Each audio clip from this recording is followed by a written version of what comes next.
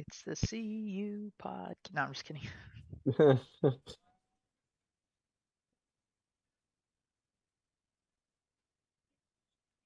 Hello, everyone. Welcome to Dad Level Podcast. This is going to be episode 106. Today, we're going to be talking about our favorite top 5 Christmas movies. And with me, I'm going to go ahead and go through my guests. Thumb, who's going to be brand new to the podcast. If you want to introduce yourself and go through what you do and where they can find you. Oh, hey everyone. I'm short known as Thumb or the Thumb Bros. Uh, this is my first time appearing on the podcast. I've known DLP for I think 2 or 3 years, and we have a lot of similar interests or like love for movies. Like I know DLP is a huge Star Wars fan and whatnot. Like he loves Akira. I love Akira. And also video games like Final Fantasy or Chrono Trigger. So I'm happy to be here. Movies and video games are probably two of my favorite things. I'll never get old. I'll never get tired of those two. And no matter how old I get, I'm always going to be a kid. I know that sounds kind of cheesy, but I just love movies and video games. And I'm big. I would say with video games, I like to do races or speed runs or go for like your personal best. I'm mostly 8-bit or 16-bit. The furthest I'll go is like PS1 or N64. I do love current games, like maybe casually I'll play for fun, but like it's really the old 80s to like mid 96 is my cutoff line with video games. And yeah, you can find me on my channel, Thumb Bros. And hope everyone will have a thumbs up podcast. Thanks again for having me. Yeah, definitely. Ryan? What's up, guys? I'm Richard Ryan. I have a YouTube channel. I live stream every Tuesday night, 10:30 p.m. Eastern Standard, taking your 80s, 90s video game requests and playing 80s, 90s footage of video games and toys that you grew up with. I will be having a Christmas special, my own compilation coming out pretty soon, so be on the lookout for that. But yeah, excited to be here, talk movies with you guys. Zombie? Hey everybody, glad to be back. Zombie JLT1, your supernatural gamer and patient zero, as I used to say. Y'all know I'm still recuperating from my leg injury, but I am still planning to come back to YouTube, going back to my 8+ hour streams again, and of course, love being here chatting movies and video games with all my bros. So definitely looking forward to this episode. All right, and Tyler? Hi, Tyler here. Glad to be here once again. Always honored when Dad Level Podcast invites me on. Big fan of movies and video games, just like him and all my other friends here. Sorry I have no light here.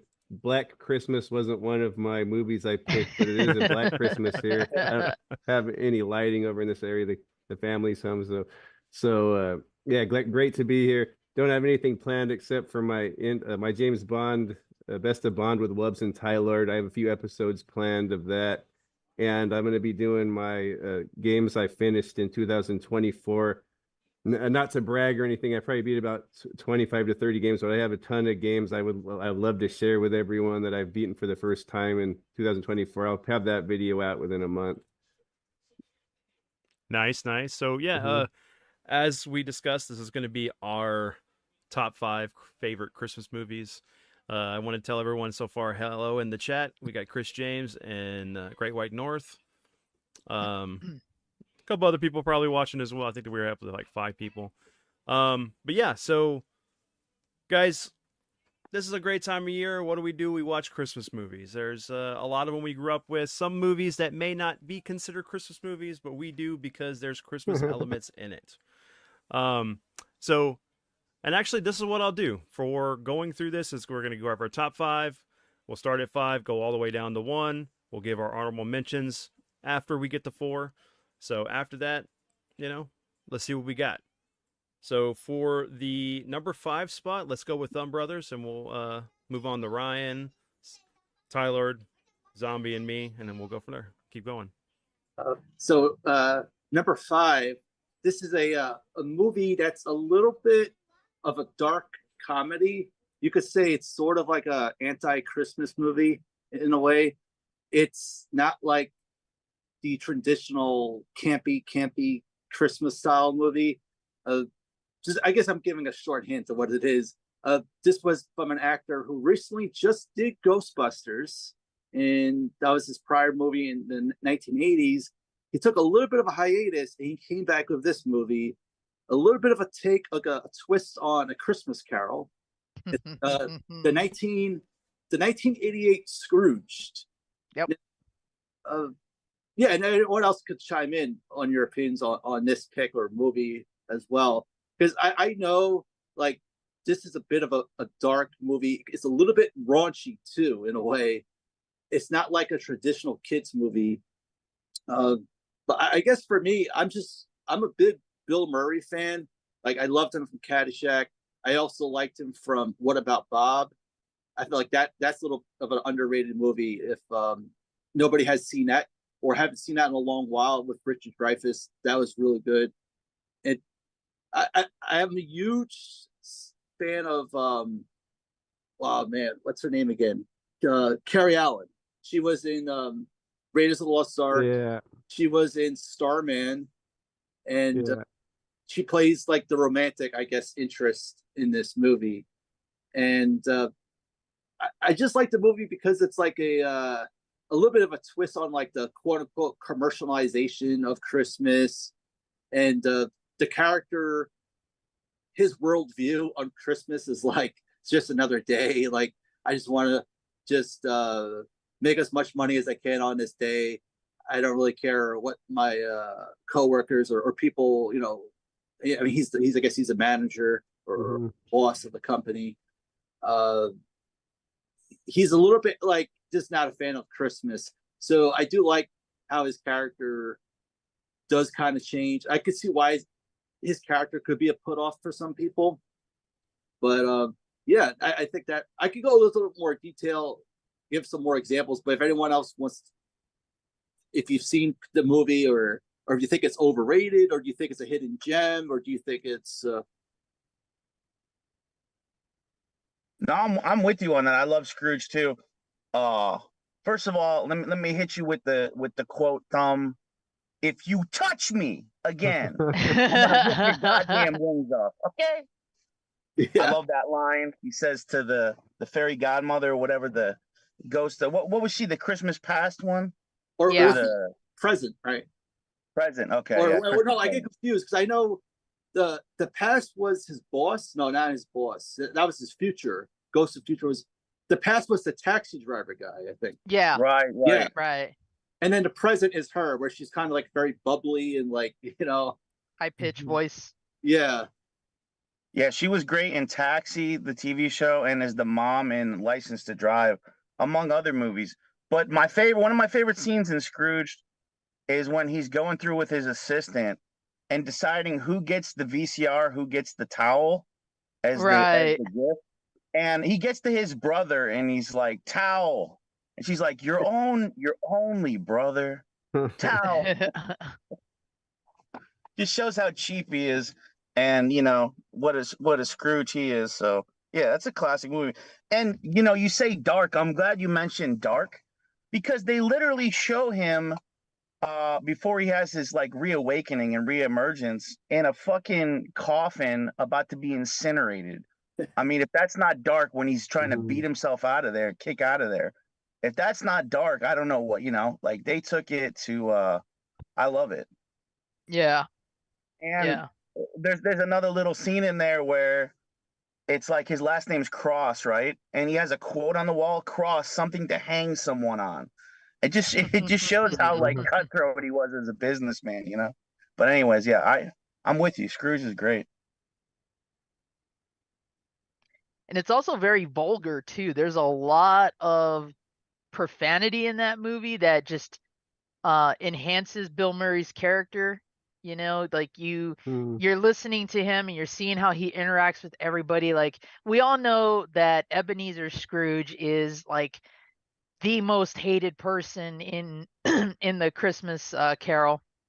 But I mean, Bill Murray's portrayal of a modern day Scrooge just elevates that to a 10. And I mean, he's rude to everybody. He's cussing everybody out. And it's just like, does this guy really have any redeeming qualities? And do we want him to be redeemed? Like, does he even want that?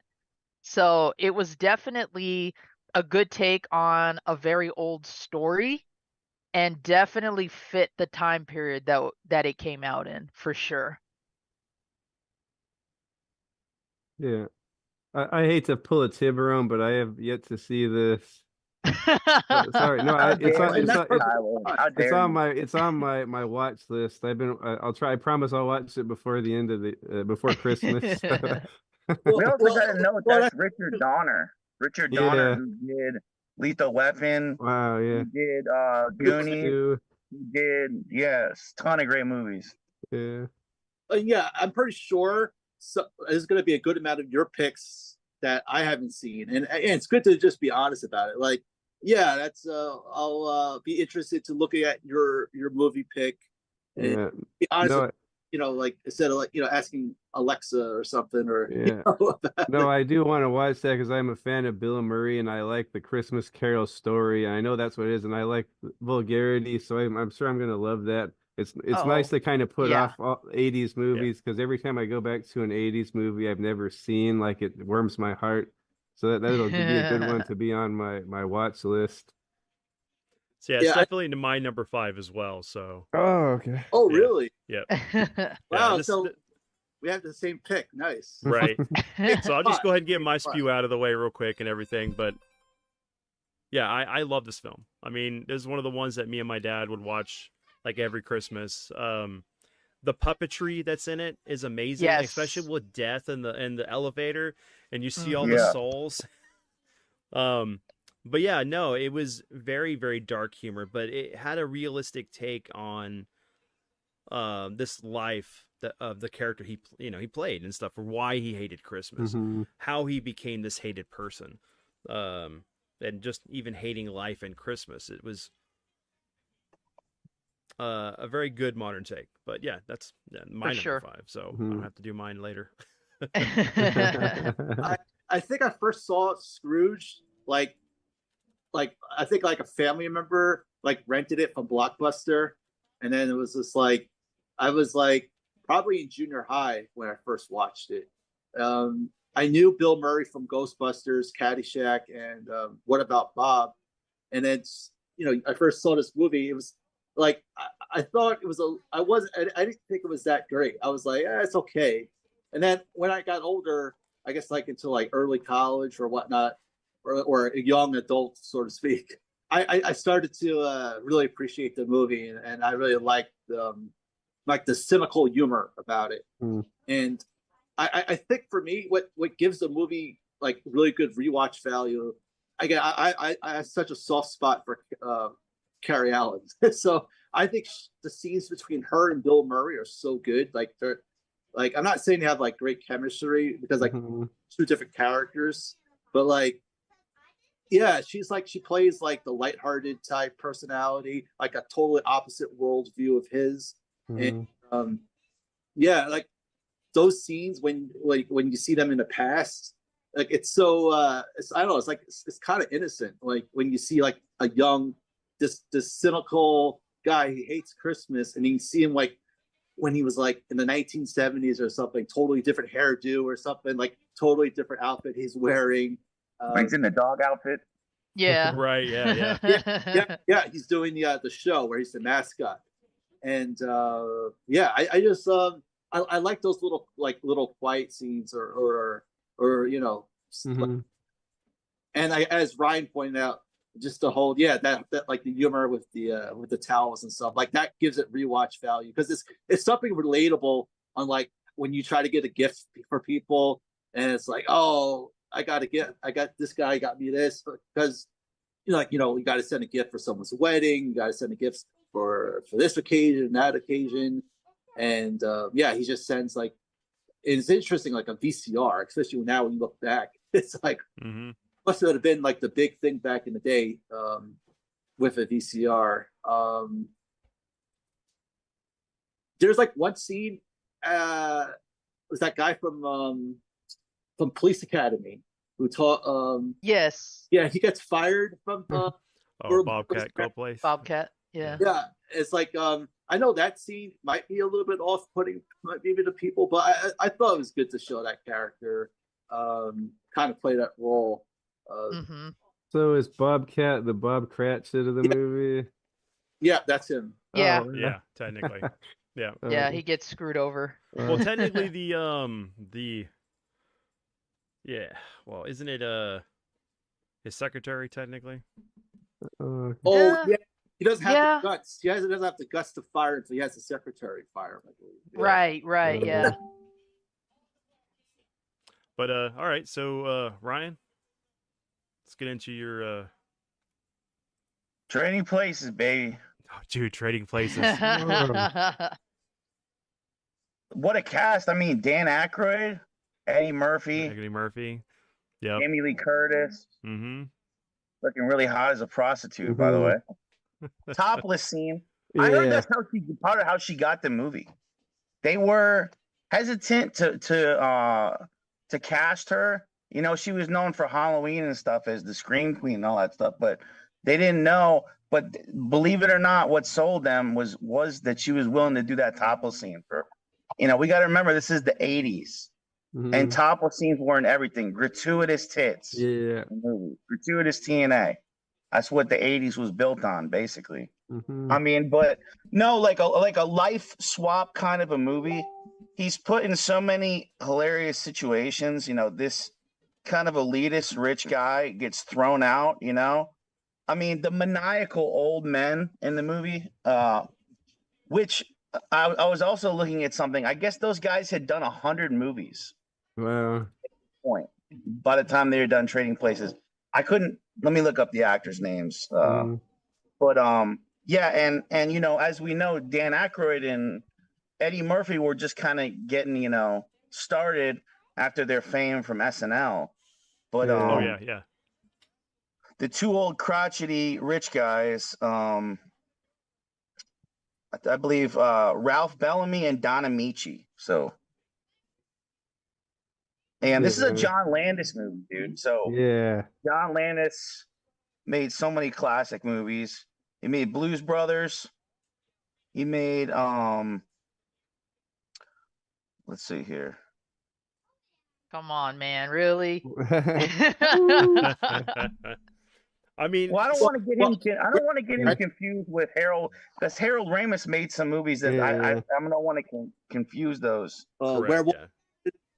Mhm. American wanted to Werewolf say, in London. Mhm. Did he direct the Thriller video? Yeah. Yes, he did. All right. Which he did after he directed American Werewolf. Mhm. So So I Pull mean, up- yeah, the whole movie just revolves around the fact of a bet, $1 bet, Mhm.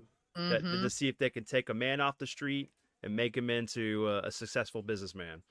Pretty Mhm. Woman, basically, but from a male Yeah. perspective. Yeah. Taming of the I Shrew. think of the kind scene of when Yeah. Eddie Murphy pretends to be paralyzed to get tips, Yeah, it's a you miracle. know, and then he's like, "I can walk. It's a miracle." Now, let me raise the question. Do you think a movie like that could be made nowadays? It That's it a hard could be, question. but not that good. I'll say it. Yeah. I'll pose the question. Yeah. Could we get away with a movie like that nowadays? So, what do you think are the most would be the most scenes that would be push the envelope right now? The race stuff. There's some race stuff with Eddie Murphy, Uh-huh. you know, that we laughed at then, but people would be like, "This is kind of racist about his character, like the way he was treated in it, Mhm. you know, by the rich elites." Also, how about the gorilla rape scene, bro? The gorilla rape scene is not going to fly. No, No, I mean, not at all. It's not sad within the beca- last yeah. 5 years. Yeah, not it's at sad all. because up until about maybe 12 years ago, all that was good to go, but something happened. Hmm. Yeah. Definitely a great Also, film. I love Yeah. I love like little stupid scenes. So like in the train. Hmm. So the actor that is known for you don't mess with the bull's son, you get the horns, which Yes. I'd have to look up to get his name. Paul Gleason. But- Yeah. Paul Yeah. Gleason. Hmm. And he's correcting Eddie Murphy when he comes in, like messing up how he's saying like Merry Christmas or something. And Jamie Lee Curtis is in her hot little Swedish Yeah. mountaineer costume. There's so many funny little things in there, you know, Yeah. Yeah. that make it memorable. It's definitely one of the me and Tombstone watch that movie all the time. So yeah, we love that film. Can't go Yeah. Yeah, wrong. same here. I classic. love it. Oh, go ahead. No, I like the movie a lot too. I think my aunt or my grandmother, they love to watch comedies, so I think they were the ones who introduced me to Scrooge, and they introduced me to movies like Happy Gilmore, Yeah. like movies like this, like Trading Places. Like I still have like the DVD that they gave me. Yeah. So are you our age, Thumb, nearing 40? I'm getting there, yeah, So you're mid 30s. upper 30s, yeah. Okay. Okay. Yeah. I was born in the 80s, and I don't really remember the 80s because I was like 5 years old or something. But yeah, I mostly know the 90s well. But I had a nostalgia for the 80s, like Breakfast Club, like that actor you just mentioned, that line, and he really fitted that role because like in Breakfast Club, he's just like so angry, and then Yes. Yeah. in places he's just so angry as well, and then in Again. Die Hard he's angry as well. So, He's just typecast as an authority figure. And you see that Right? a lot with a lot of 80s actors. They're typecast. And for those of you who are familiar with that concept, especially if you've ever done theater, being typecast is one of those things that most actors and actresses kind of fear and dread.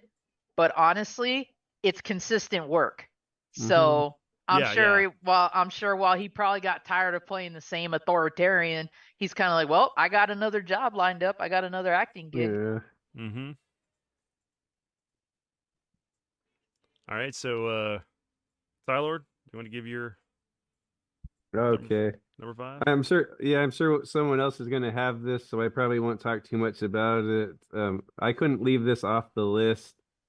I was going to choose something else because I know someone else on here, maybe multiple guests will choose this one, but I couldn't leave it off the list. Home Alone, Nice. Chris Columbus movie from 1990. Like I first saw this when I was very young, and my grandmother loved it, and all my whole family loved it, and I liked it, but I was more into like, oh, I want to watch Batman or James Bond. So I thought it was a fun little movie, but like then the more I watched it, like I noticed like what a great movie it was, and like how good the Absolutely. acting is, and how little Macaulay Culkin is like such charisma for like a little kid, like 12 or whatever he was, and so many characters in this and stuff with there'd be little seeds planted towards the beginning of the movie and they'd pay off at the end. Like there's so much in this movie that like you don't catch the first time, and this the more and more you watch this movie, the more like you appreciate it. And there's so much, and it's a Christmas movie. I don't think this is an unconventional or a non-conventional. This is a Christmas movie, right? Right. Yeah. Yeah, Yeah. this is a Christmas movie. Like this like the first movie I want to watch. My little girls, it's a timeless movie. My little 7-year-old Sarah loves it. My 12-year-old, 11-year-old Iris loved this movie. Yeah, Home Alone. I can't get enough of this one. Now, do we want to group 1 and 2 into this, or just keep 1 Yeah, and 2 separate? we could put that one in there too. It's pretty much the same thing, but in New York, like usually like if like you see the same movie twice, like oh this has been done already. But something with those two movies, like it's kind of like Terminator 1 and 2, like they're so similar, but Mm-hmm. but I love them both. Right, because that's Yeah. often the great debate, especially Yeah. when it comes to sequelitis. What Yeah. is the better film? Is it the first or the second? Yeah. Mm-hmm. So, I Yeah. always tend to discuss that with anybody Yeah. who's a fan of either film, really. Yeah, yeah, and it is kind of like Terminator 1 and 2 because I think the second one is probably has like a grander scale and it's probably more a higher budget, but it's almost like the same movie. Yeah, Yeah, but for sure. I love both of them. There's so much mystique to the house too. Yeah, the Yes. house. Yeah, there's so much going on. You can know your way around that house just from watching the movie. Well, you got him in And the attic. You Yeah, got yeah. Buzzy's room. Yeah. You got the Mhm. scary furnace Yeah. In the that basement. makes the Yeah. crazy noises. Mhm. shut They- up. Yeah, even like some lore with the neighborhood, like the neighbor who he thinks is scary. Yeah, Dude, even the Yeah. kitchen was iconic. Yeah. 'Cause he's everything putting the about BB that. Yeah. gun, the BB Yeah. gun through the dog door. Yeah. Hmm. The Shooting starting them in the lineup nut. figures he's shooting. Yeah. Yeah. Yeah, one of my good friends grew up in like the rural part of Chicago and he knows that neighborhood. So Oh, wow. we've talked Nice. about that. He's actually been by the house and every Yeah. time we watch it, he always like reflects on that. He's like his family had to be really loaded to Yeah. live in that neighborhood. So Yeah. it's Well, no with that surprise many that the house is that kids- big. Yeah. Yeah. I mean, he had to have a Exactly. good job. I mean, like, Yeah. it's hard enough having one, let alone like Mhm. what, 10? Yeah. Right. Uh, And then of course the ever glorious cost of 10 pizzas, $120. Come on, take me back to Oh, that. no Yeah, kidding. right? Maybe I can get two of them like that now. you order Pizza Hut now, and you get like 3 pizzas, Yeah. and that's almost. Like Yeah. $40, $60. Yeah. Yeah. And the slapstick comedy duo, Yes. the villains, like yeah, they're so iconic. Like that's like a perfect comedy duo right there. And you always think of Joe Pesci as the little angry gangster guy, and he's a little angry jewelry or a house robber in this, but not really as refined. Yeah. Yeah. I Yeah. still think the best comedy piece Yeah. is that moment when Kevin leaves the tarantula on Daniel Stern's face. Yeah. Yeah. That shrill scream cracks me up every time. Even though I know he's gonna do it, it makes Yeah. me laugh so hard. And then when he's Uh-huh. like shaking his leg and he's like, ah! He's just like flailing. Nowadays when you watch it on a Blu-ray or HD DVD, you can Mhm. see the plexiglass Oh, that they really? put on Put up, Daniel yes. Stern's face because they were afraid that his scream was going to startle the tarantula and Oh, cause it to okay. bite him. Or to shoot So- the hairs in the. Yeah. How about Yeah. when he's like, Yeah. did I get him? Did I Yeah. get him? As he's crawling off. Mm-hmm. Well, have y'all seen the short he did where he's like, for all those fans out there, and he puts that thing by his face, the spider by his face, and he's like, he makes the scream again. In his, Yeah. In his, in his 70s. Mhm. Yeah. No, such But- an iconic film. Such an iconic film.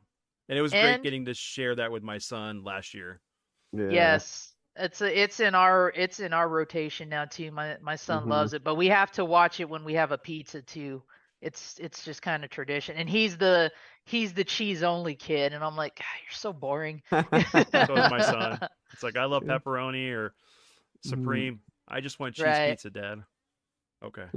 But before we move on- It's like, who doesn't know a line from Home Alone? Look what you did, you little jerk. Yeah. I made Right. my family disappear. It's so Yeah. quotable. You know, Yeah, the little movie he's watching. It's like I thought it was when I was a kid. I thought that was a real movie. He was playing it all black and white. Didn't we all? Yeah. I went looking for those Angels Yeah. with Filthy Souls movie. Yeah, Even yeah. though that's based off of a real film title, Yeah. it's something else though. Yeah. It's like a And- Cagney movie or something. Yeah. Yeah.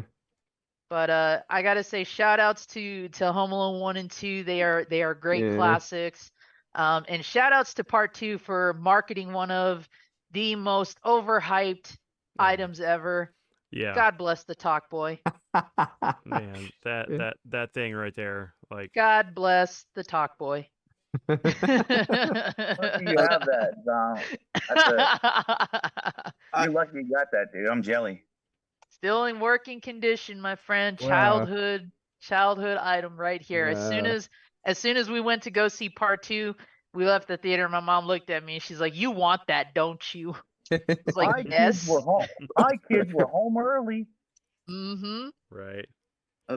I'll add more about the movie because it is on my list. I'm not gonna say where, Yeah. yeah, it is. It is on my list, and you know, as you pointed out, Zombie, like it is rare to have, especially in the comedy genre. Yeah. Comedy. I can't think of that many comedy movies where the first movie and the sequel were really good back to back because Mm-hmm. it's very hit or miss, and yeah, it's just like I know, like yeah, Star Wars, Empire Strikes Back, then you got like Godfather. to Alien, Yeah. no, but like comedy, it's very rare. Very. Yeah. Right. Mm-hmm. Absolutely. All right. If you want to go with your guys, I guess Zombie. Yeah, Zombie be next. Yeah. Number Yes, 5. sir. Well, I'm gonna kick this one off real quick since it hasn't been said, and my goblet is getting room temperature. National Lampoon's Christmas Vacation, number 5. Nice.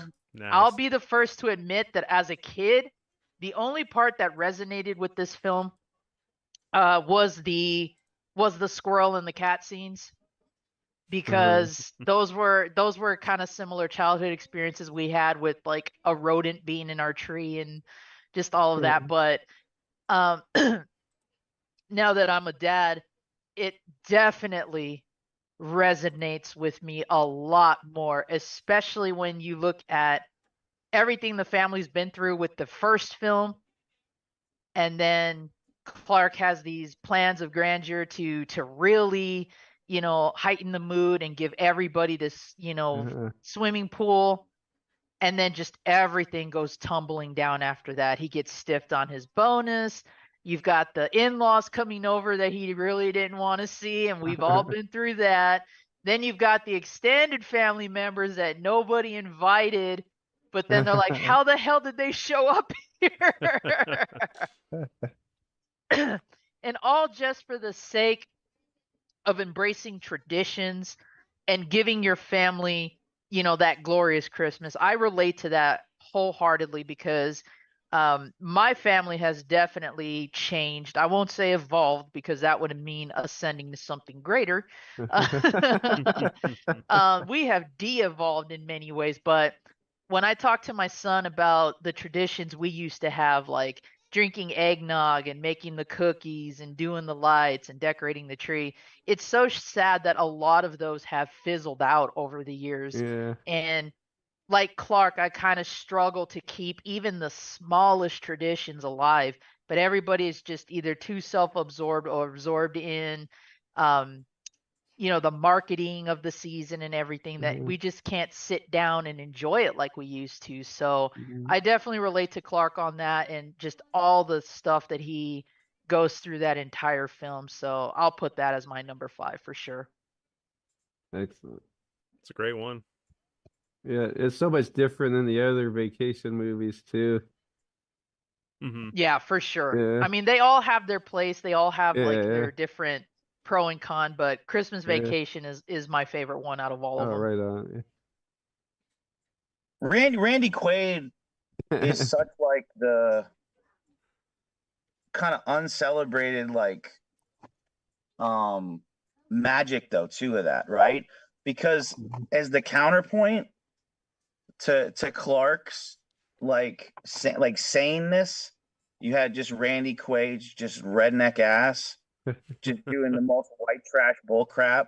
The whole movie being such a con artist, and it's just like testing Clark's patience even more than the grandparents do, and like that adds so much like tension but comedic relief in it too. That's kind of like I feel like that's kind of like the unspoken. Well, I mean, he gets his credit in doing all those movies, but I think it's kind of understated performance how good of a con man he is in that role. And it's like relatable in like everybody's family. There's some fuck up like that, There's There some definitely is. Everybody's That family is that's true. like that. Always wants money, right? Mm-hmm. It's like so. Yeah. But I mean, is it really because he's just down on his luck, or is it just because that's the environment that he was kind of shaped from, because you get that idea of them being kind of like this backwater family in the very first film. Yeah, he might be a little bit embarrassing because you've got Clark that's highly successful, rich and everything, and then you've got his extended family there. And there's no real animosity, but you can kind of see that there's a clashing of universes there. Mm-hmm. But you kind of empathize a little bit with Randy Quaid's character too, because we've all know what it's like to kind of struggle that way as well. And he does try to earn Clark's good graces, especially towards the end of the film.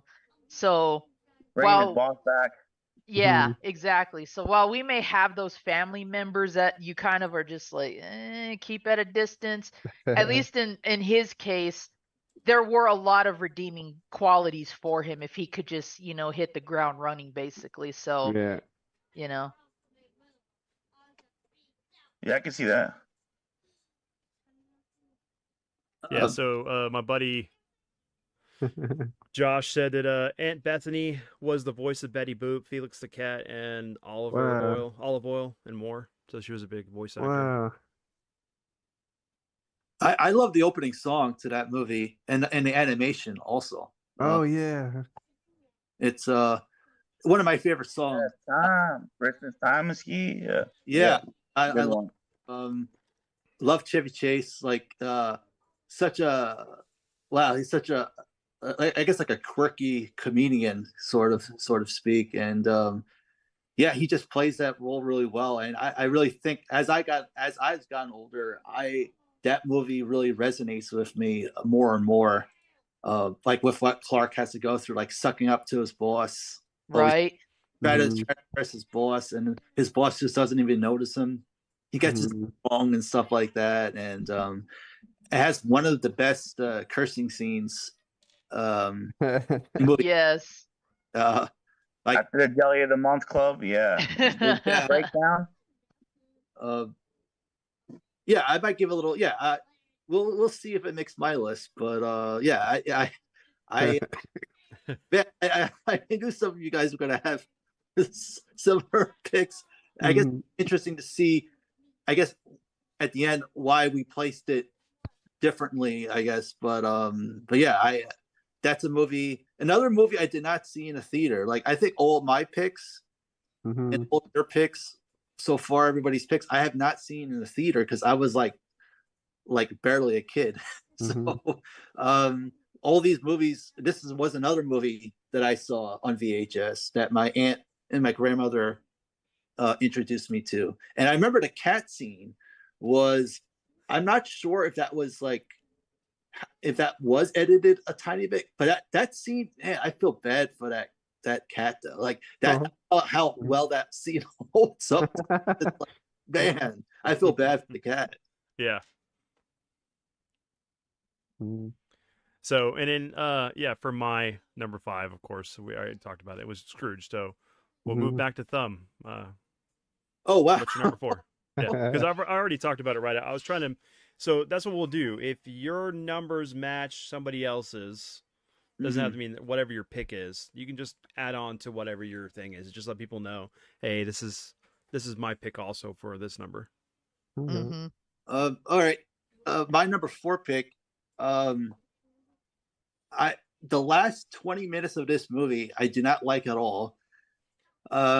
I think the last 20 minutes is like so boring, so cut by the numbers. But I love the first like 70 or 60 minutes of this movie. The actor, he's known for, again, I'm kind of giving it away here, but he's known for the iconic sci-fi roles like Terminator, Predator, and Total Recall. And obviously, yeah, it's Jingle All the Way is my number 4 pick. All right. Fantastic. I first saw this movie actually when I was, funny enough, I was it was like those old not old VHS. It was like when VHS and DVD was like sort of merging, so like, or DVD was kind of coming into old. And it was on Suncoast. I don't know if anyone remembers Suncoast. Mhm. Oh, of Mhm. course. Us Oh, anime nerds lived by Suncoast. And it's one of those things where like Suncoast they would have like a TV, or this particular Suncoast would have a TV, and it was always Christmas time. I was go to the shopping mall, do some last minute Christmas shopping for a family, and then my brother looked at the TV and he was like, "Oh, this movie looks pretty funny. How about, hey Thumb, how about you give me that movie for Christmas and get you the Jingle All the Way DVD?" And I was very surprised. Like Arnold Schwarzenegger, like, yeah, okay, it's not this is not Shakespeare or anything, but you know, he does put his full effort into this movie. Like, and the most iconic line, and I think it's because of his accent and his mannerism, it really makes it, like, I'm not gonna try to impersonate it, but like, you know, like it's just so bizarre. Like, how could, like, I could imagine like an actor like Daniel Day-Lewis or something saying, like, Yeah.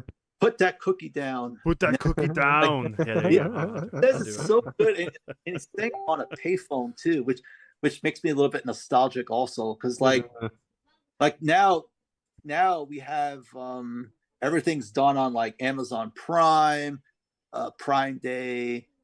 You could do all your shopping online. You know, back then in this movie Jingle All the Way, there was really no online.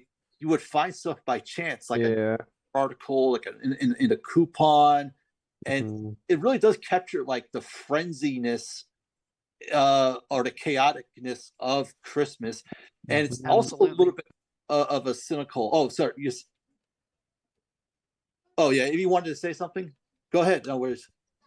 Oh no, I was just agreeing with you. Oh yeah, it's a little bit similar to like Scrooge, like the commercialization of Jingle All the Way. Like there's a couple scenes of Sinbad where he goes on a rant and saying like, "This Christmas is just designed us to," like, you know, he's just going on a whole time. I love the run-ins when he hit with the police officer. I just love that. Like there's like 5 different occasions where he runs into the police officer, and yeah, it's just like I don't know. There's something about that movie, especially Phil Hartman. I really like that. Yeah. It was his last film besides Kiki's Delivery Service. Yeah, it's kind of sad. Like, and he did such a great job in that role too. And it ended up in Star Wars: Phantom Menace, actually, right? Is that someone else? I think. Oh yeah, I think it was that kid, huh? Yeah, Jake Lloyd. Yeah. He became Anakin. I know I could go more and more, but I guess for me, the reason why I didn't like the last 20 minutes is because like I just think it stretches out too long. That scene with Turbo Man at the parade, it just gets to like play by play. Like you have the commentators go, "Oh look, it's Turbo Man," like, and they're like saying everything word for word. I gotta cut that scene in half, and this movie would actually have been higher on my list. Wow. But yeah, this movie, it's a fun movie. I was surprised. I watched it again recently, and I just had a fun time watching it. So it's one of those. I actually love that scene because it's like this. He goes all out to get this one item that he completely botched to get for his son, right? And then he ends up donning this suit, which goes to show you how much money toy manufacturers have, that they're going to actually make a real life suit from this show. It's like that flies and everything. Like he could become the next Iron Man. But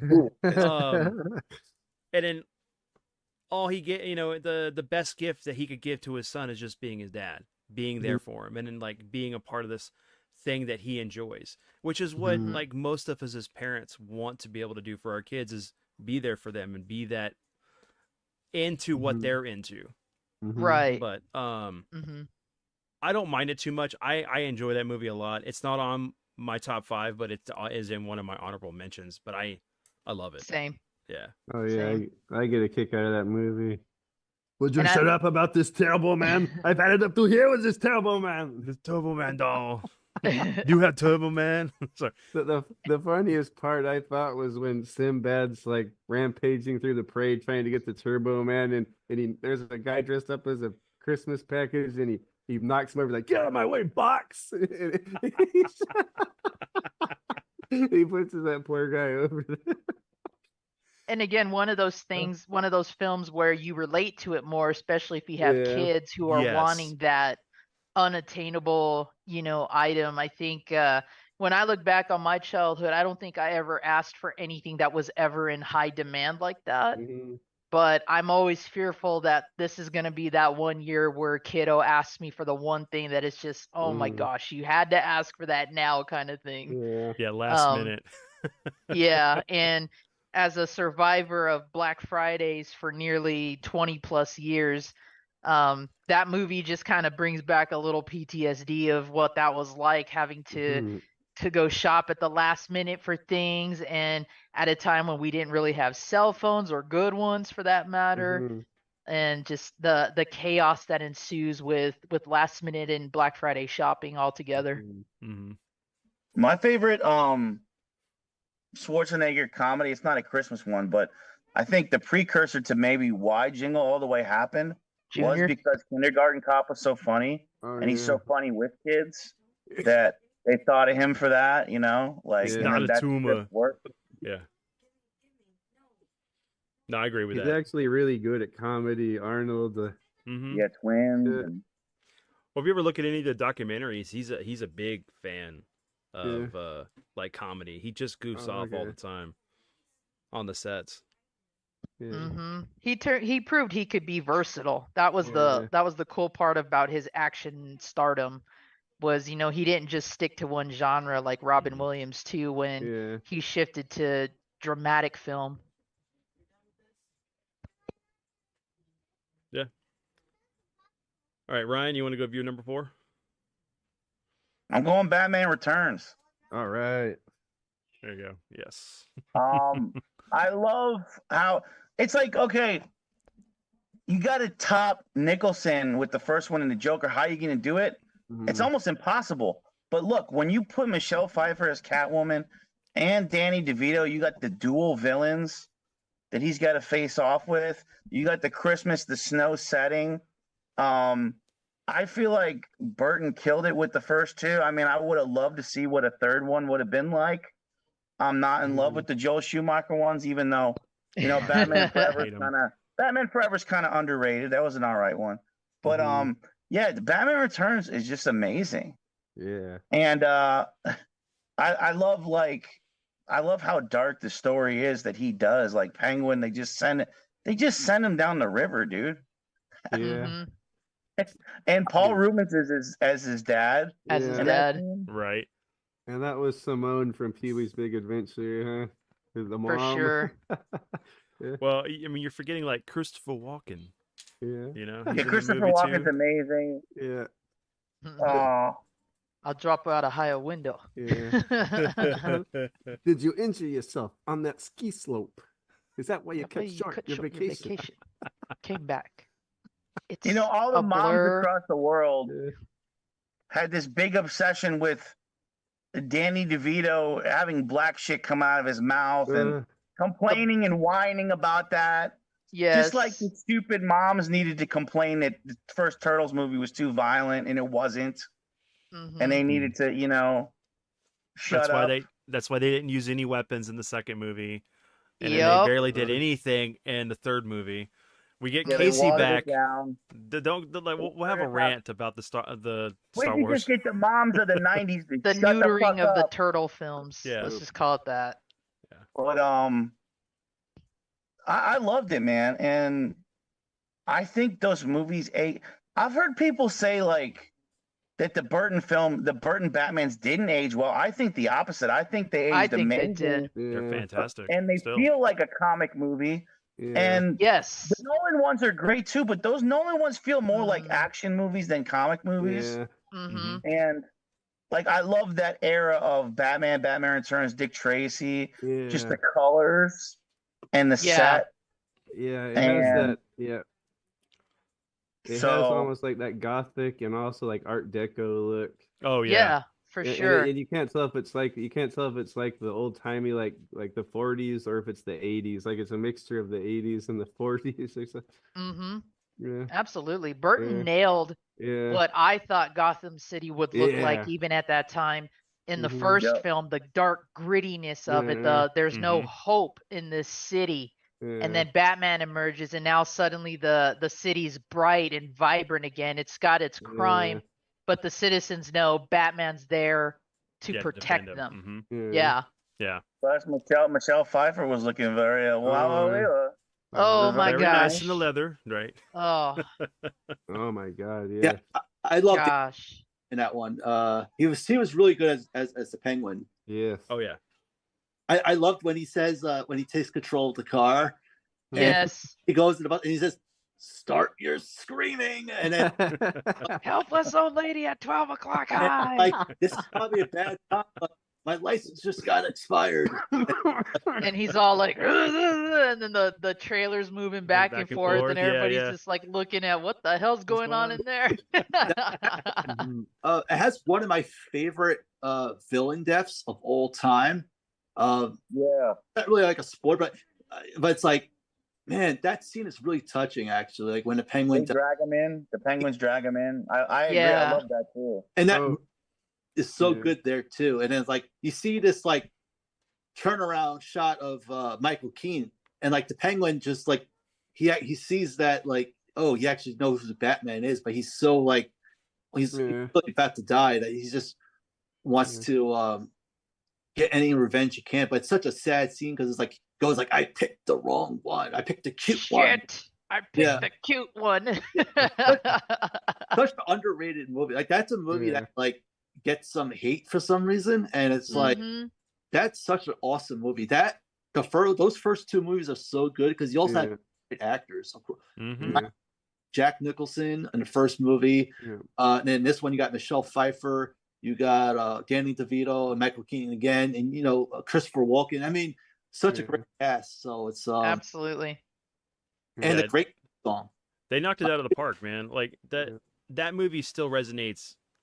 Like I remember the hype for it Yeah. back then. Oh yeah. And then Oh yeah. the like you think about like playing the NES game, the Super Nintendo game, and how like man. or the PC version, and then you're fighting clowns and everything on the streets of Gotham, and there's all the Christmas stuff. It's like yeah, it's great. But I mean, it was really dark too. I mean, he went after all the firstborn children and was gonna go kill them and everything. And but yeah, it was great.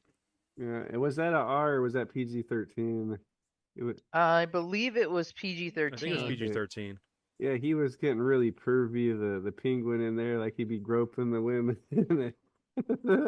Oh yeah, he had Yeah. to because that was something that the Yeah. Batman the animated series kind of missed with their Yeah. portrayal of the Penguin. He was more of like an aristocrat rather Yeah. than kind of like a ladies' man and a flirt, which he was. Yeah. Mm-hmm. Which is So, what's great about the Penguin show, man. It's great. Yeah. If you guys haven't watched it, Oh wow. mhm. I have to watch it. he's very much a ladies' So man. season Very one much. done. Was that season one's done? I guess I'm Yeah, gonna season finish- one's done. They did Yes. one episode per week. And I think it wrapped last month, but it was fantastic. Really, really good. Mhm. And here's a little piece of random trivia since, we've talked about the cast. What blows my mind, especially if you know who he is, Yeah. we get introduced to Shrek's son Chip, Yeah. okay? Looks like a little kind of pushover weenie kid, Mhm. That is the same actor who a year or two later shaved his head, gave us Zangief Yeah. for the Street Fighter movie, Oh wow. and then also years later gave us Leatherface Yeah. in the Texas Chainsaw remake. Yeah. Andrew Wow. Byronarski. Yeah. Wow. Mhm. Crazy. What and a dramatic change he know. went from in those few Yeah. years. Yeah. And he did a pretty good Christopher Walken. Like, Dad, go save yourself. Dad. Yeah. Dad, go. In the duck.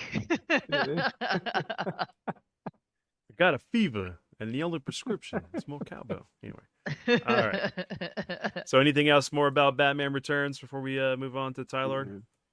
Yeah. No, and I just loved obviously they had I think Burger King had Oh, the the cups. license Those The Yeah. cups with the lids, plastic cups with the lids. Yeah. Yeah. the frisbee lids. Mm-hmm. and they had some good cool toys, some vehicle Oh toys. yes. The ride was cool. Oh yes.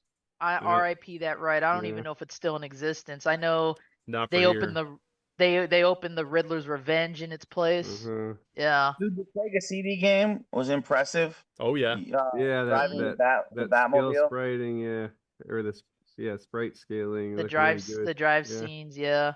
Man, that Super Nintendo game is probably one of my top 5 like Super Nintendo games. I Yeah. love that beat 'em up. Mhm. It's affordable too. It's like a Yeah, $15 it is. game. Yeah, I think it might it's be like pretty decent 25. Yeah. still for how popular it is, surprisingly. Yeah. All right, Tyler, go for Okay, it. so on to my number. We're on to 4 already. Yep. Okay, here's one, a horror movie, and I think we may have watched it once on a stream. Silent Night, Deadly Night from Yes. 1984. Great Did we one. watch that together? I think we did. Yeah, Which we one? did. Yeah. Okay. Yeah. Okay. yeah, Silent this is- Night, Deadly Night. Oh yeah. Yeah, but really a lot of uncomfortable situations in that movie. Probably one of the darkest Christmas movies there are, and it spawned many silly sequels, and I kind of enjoy all the sequels too. But this one's kind of more down to earth. It's about a kid who many terrible things lead up to him becoming like a slasher killer halfway through the movie. His crazy old grandpa gives him a terrifying message at the mental home or wherever he lives, and then on top of that, the worst thing of all is parents get killed. His mom gets raped in front of him. He ends up going to a Catholic like an orphanage where the head nun is very strict. And one night he sneaks out. I don't want to give the whole thing away, but he sneaks out and he sees a couple of young lovers getting it on, and the nun really punishes him for that.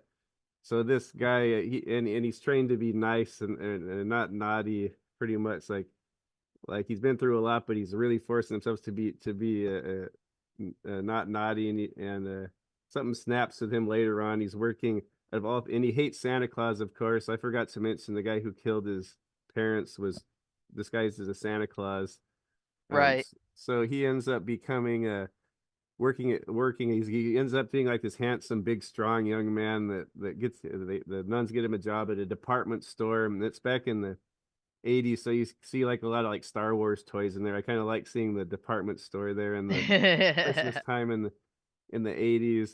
But he ends up having to do the gig or the Santa Claus sit on your lap gig, and that kind of triggers him. And then the rest of the movie pretty much is like a slasher movie, and I think it holds up with like the Nightmare on Elm Street or the Friday the 13th at the time. It's a pretty good slasher, and kind of corny, kind of campy, but also kind of there's like a serious edge to it as well. I always like this movie, and you get to see Linnea Quigley topless as usual. So yeah, Silent Night, Deadly Night, the Killer Santa, one of the first Killer Santa movies. I know there was the Christmas Evil and a few other ones, but this is the one I like Right. the most. Yeah. And they just released a collector's edition Blu-ray and I think 4K Oh, excellent. within the Yeah. last year or two. I actually picked up the Blu-ray at one of my local Oh, haunts okay. here. I Yeah. had to go get that film. Yeah, because even the DVD was kind of expensive. Yes. Yeah. hmm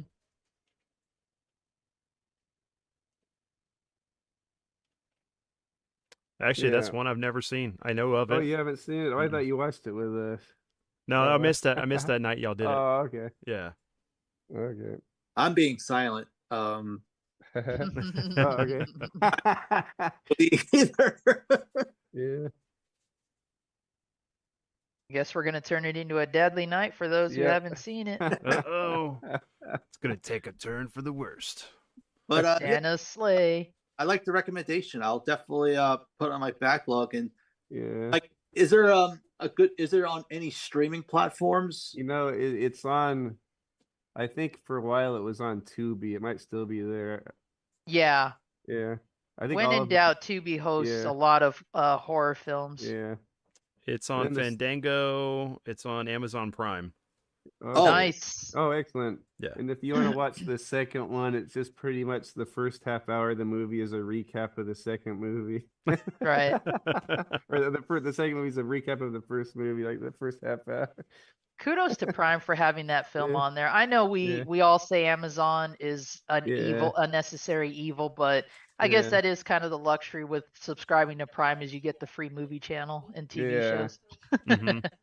Yeah. Oh, another thing crazy about that movie is the director. His name is Charles E. Sellier Jr. I guess you think of this movie as like very sacrilegious and very evil. Like who would make this type of movie? That guy who made it was an acting Christian, and it wasn't like he was like a born again. He was like active Christian and still was up until the day he dies. I just thought it was crazy that the director was a Christian. Yeah, Yeah. yeah, No, I mean, I say, hey, look, you can make a story any way you Yeah. want to. It doesn't matter Yeah. what your religious preferences are. yeah, You know, people make stuff all the time. If the film's right, Yeah. the film's right. yeah, It can definitely be a motivational factor too. Like yeah, if it's for those wrestling fans out there, if you know Nikolai Volkov, he was against communist Yeah. Russia. That's why he left. But yeah, the idea to play a communist Russian as a wrestler was marketed to him by Vince McMahon and saying, you hate it so much, present it yeah, in the way that you hate so the fans will hate it too. So I Yeah. can kind of see how that could work, honestly. yeah. Could He play did to a your really, strengths. he did a really good job. Or I was just a gullible little kid. I go, oh man, that guy's a commie Russian guy. Oh, of course. Yeah. Yeah. And we all thought Yeah. saying our prayers and taking our Yeah. vitamins was gonna help us. Well, you know, as Josh said, who says Amazon's evil? We love it, right? It's a necessary Yeah. evil. Yes, it is. Saves me having to go to Walmart at freaking on a weekend when I don't Yeah. want to be there. Hey, I miss going to like whenever you would go there when they were stocking stuff, and like you could Mhm. find all the toys in the boxes before people picked out the good stuff. Oh wow. Maybe. Not here. Yeah. That's why I got to live vicariously through all you collectors because there's no hope of me going there trying to find like all these Transformers and GI Joes and Turtles that you guys all find because by the time I do get there, they're gone, if at all. You know, I got to hope that what I'm looking for is not on everybody's radar that day. Mhm. I see him sometimes here. I just that guy. I gotta have self control. Carla thought that your Krampus hand is a chair. Like the Krampus hand throne. I mean, I it may can't be show- cramping. It's cramping, right? Mhm. It can't. Right. Mhm. I mean, I do have elongated fingers and, you know, I've got odd joints. Of course, I Alright, can't so, show y'all let's- what I really look like. Right? Yeah. All right, zombie. Let's get on to your number 4, brother. Yeah. All right. Well, I don't know. We kind of skipped ahead in the orders here. Are you sure? Oh, did we? Did we? I Yeah. think- Well, I'm last. Yeah, we kind of did. We That's kind of okay. did. That's all right. Okay. All right. Well, for my number 4, I'm gonna say, ooh, to coincide with the parental side of things of National Lampoon, I'm gonna say A Christmas Story. All right. I have loved this movie since I was a kid. I still love it to this day. My mom loathes this film. But it has always resonated with me because I think whether you like Ralphie or not, or you like his brother, or you don't like any of the kids, I think the most relatable aspect to it is we all have been kids. We Mhm. all have had that fear of, are we going to get what we really want for Christmas that year? Mhm.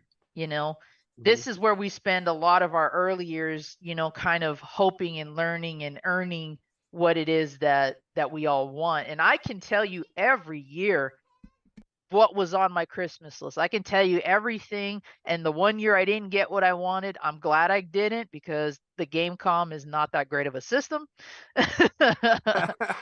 But I know for a fact, whenever I asked for whatever was going to be the hot video game of the year, or what I thought was going to be the hot toy that year, I remember doing everything I could to bring that to my mom's attention and say, you know, Mom, if this is all I get from Santa, I'll be fine with that.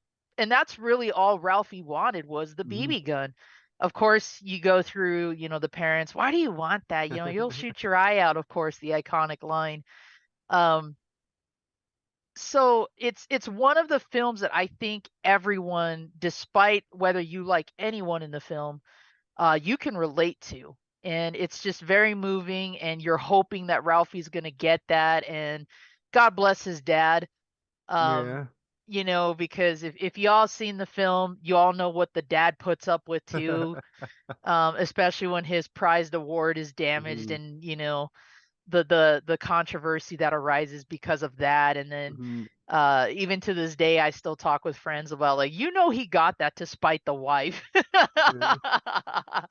If Ralphie could count on anybody, it was going to be his dad. So and the real sequel, does it justice. I'm not talking A Christmas Story 2, because I hated that sequel. That was garbage. But the one that they made where Ralphie was now an adult, and unfortunately his dad has passed away, and he's going through the struggles of, now he gets why his dad tried so hard to give the family the Christmas they always wanted every year. Again, great story, great continuation, and we get a lot of the original cast back, which is an added plus. wow. So highly recommend the original. Recommend the sequel if you can find it, but not the one that's A Christmas Story 2, because that's just trash. Is that the one with Charles Grodin? I don't like the movie so much, I don't even remember if he's in that. Okay, it was like from the 90s or so, or Yeah, Ralphie's a teenager, and yeah. they brought back the kids, but it's not the same as the original film. Like, the overall vibe and the emotion and all of that's just not there. It's you can tell it's a cash grab. Whereas the new sequel that came out on what was it, Netflix? Max, or one of those streaming channels? Yeah, I think it was Max. I mean, that really reconnects you to the original, and it's so well done. It really pays homage to what the original film did, and how we feel about these characters. So I highly recommend both, but if not, at least the first one.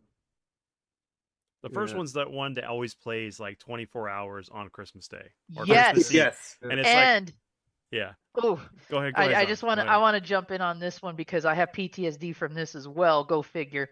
Yeah. So yes, TNT would do the 24 hours of A Christmas Story movie marathon with commercials. This is how bad my mom hates the film. She made an effort to keep me routinely busy so I could never watch that movie at any time of night. And in fact, the only way I got to watch it was because in my home, my grandmother and I, we were the Christmas chefs. We did the baking, we did the cooking, we did everything. So I was always busy with that. Then when I could sit down and watch the film, my mom's like, "Oh, I have all this wrapping I need you to do."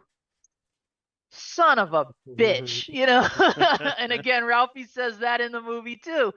So I'm like, okay, fine. Now I've got to wrap this stack of presents, watch every so often, looking up and whatever. By the time I could sit down and watch it, it was like 3, 4 in the morning. And by then I'm so burnt out. I don't even, want to try. So the year I came back, I showed up to her house and I said, "Mom, you don't have to worry about the 24-hour marathon." And she goes, "Why? You're not going to watch that movie?" And I said, "The hell I'm not." And I showed up with the special edition Blu-ray or DVD that I got from Best Buy when I was working that year. So now, just to be a stickler, I put it on when I'm visiting them. Yes. I was in your mom's camp for a while. I couldn't stand this movie. Like, it was on so much. I didn't get it though. Like, can you imagine like we have all these 80s movies that are nostalgic for us. Can you imagine like our parents watching this because it was like set in like the 50s, right? Yes. So it's probably Mhm. like a pretty accurate depiction of the 50s around Christmas time. So I can imagine like what a great nostalgic trip that would be to watch that. And I kind of appreciate it a lot now. Now I like it, but like when I was a kid or a teenager, like, oh, not this movie again. Right. And Yeah, I yeah, can't say I blame her because again, yeah, I can see why some people might not like Ralphie or might not like yeah. the kids. But when she's trying Mhm. to sell me on Hallmark movies versus A Christmas Oh Story, get no, that crap yeah, out of here. yeah, Those are all cookie cutter yeah, anyway, you know. yeah. And have you seen how much those lamps are online? Oh yeah. Yeah, Wow. it's crazy. We were just discussing this movie at work, and we go, we want to get one of those lamps. And one of my buddies, oh, they're expensive. I go, oh, they can't be that much more than $100. Yeah, they certainly are by a lot. Yes, they are. Yeah. And Walmart started selling reissues of the Red Ryder BB gun, and Oh every year yeah, I miss out on getting one. So I think I might buy it for yeah, myself just one year. yeah, But sorry, Vince, I had to jump in No, on you're that because yeah. that has always irked me to this day. 24 hours and you're telling me I can't sit down just once to watch it. Well, and I think that's probably why they did it was because it's like, most people want to watch that film and it's like Mhm. they got cooking, they got to wrap, they got to do Yeah. stuff with their family. Mhm. So they're hoping at one point within those 24 hours that you'd be able to sit down and watch it. But I got one year, like I remember watching it, enjoying it, but it's just like I didn't even realize that it was like it came out in the 80s, when I was younger. And Yeah. it felt like it was like made in the 70s or 60s Yeah. or something. Like a Yeah. period piece. Yeah, Mhm. Yeah. and which goes to show you how well that movie was shot. Yeah. But there was a one year I was like, it was on, and I was like, I don't want to watch this. It's on every channel. What's going on? Right. So Yeah, I that- understand where Tyler's coming from. Mm. Oh Go yeah, ahead, that's another movie where I kind of got sick of it. 'Cause it was like, all the time. Yeah, and that confused TBS with TNT. But Mm.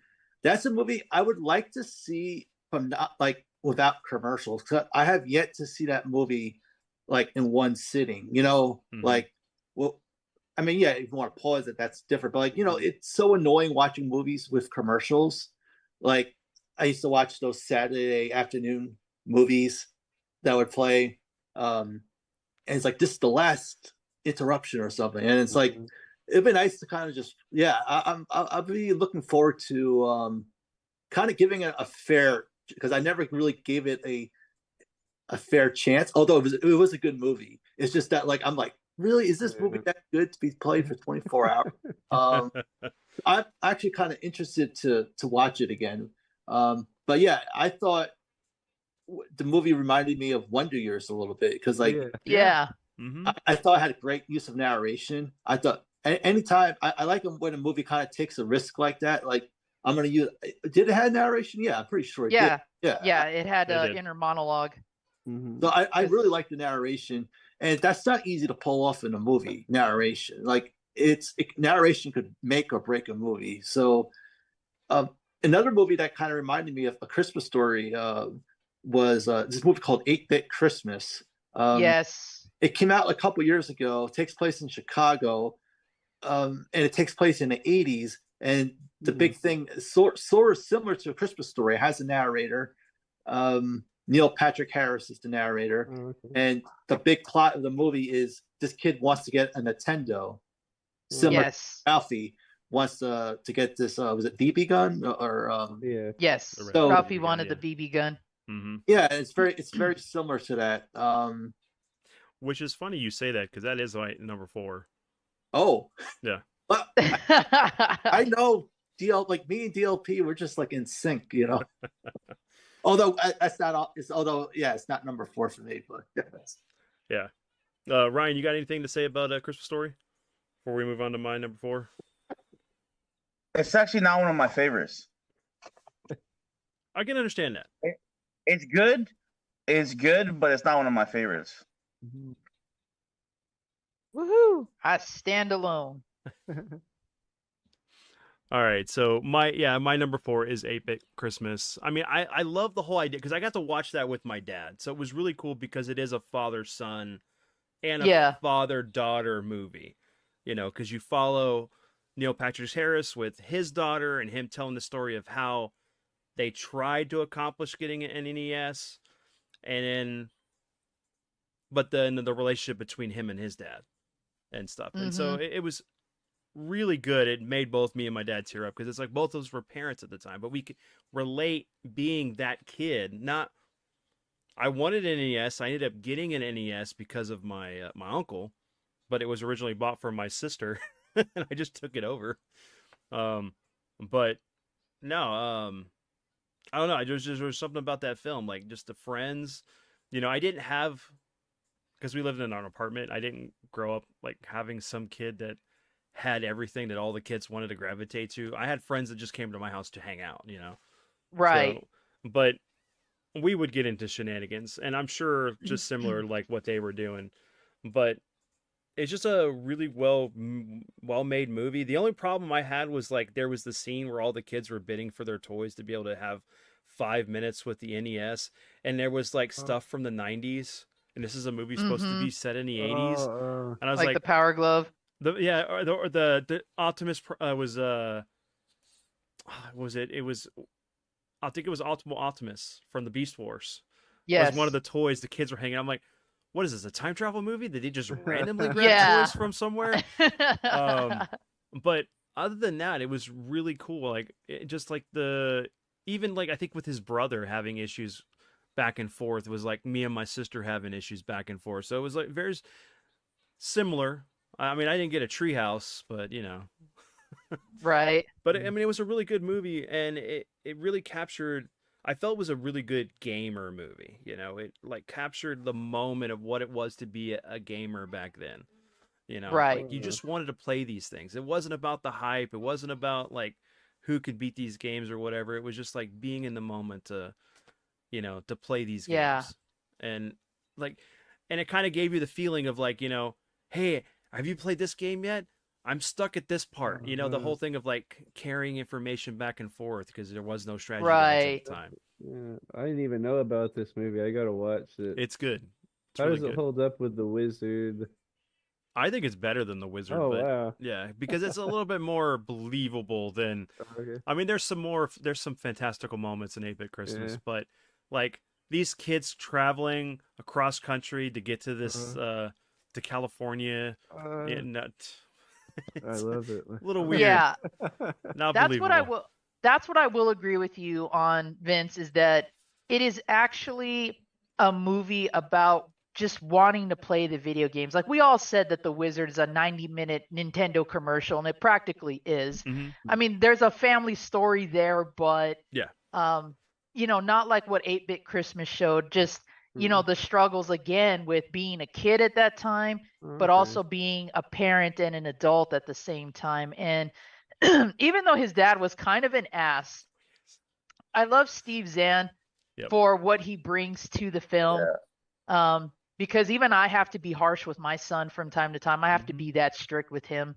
And I liked that what overall he was trying to teach his son was just, you know, to be appreciative without, you know, the commercialism, I guess you could say, like, you know, to appreciate the simpler, finer things, because there is going to be a time where you won't have that to spend with your old man or with your mom or whomever you grew up with.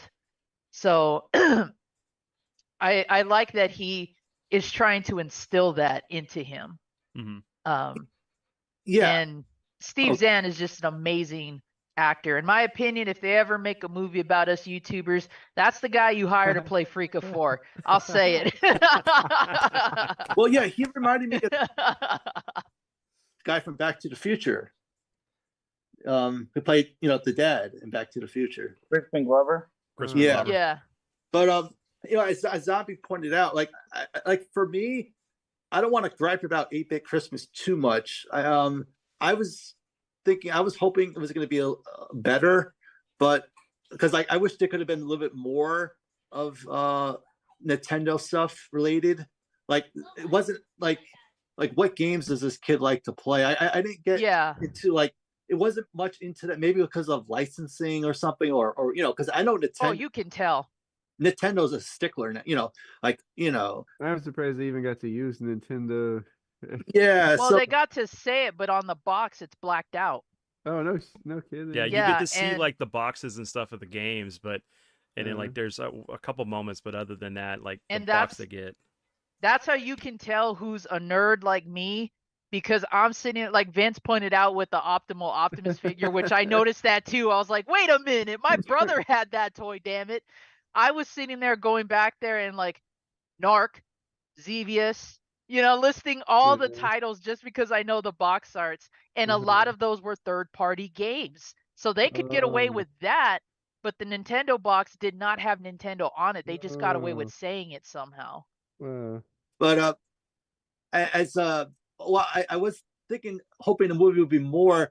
I felt like the last 10 minutes was really touching. As Zombie pointed out, like it kind of hits home a little bit too. It's like I don't want to spoil too much, but like that message was kind of touching. Like it's hard to talk about it because you don't want to spoil anything, but yeah, that theme does resonate, and I thought that elevated the movie.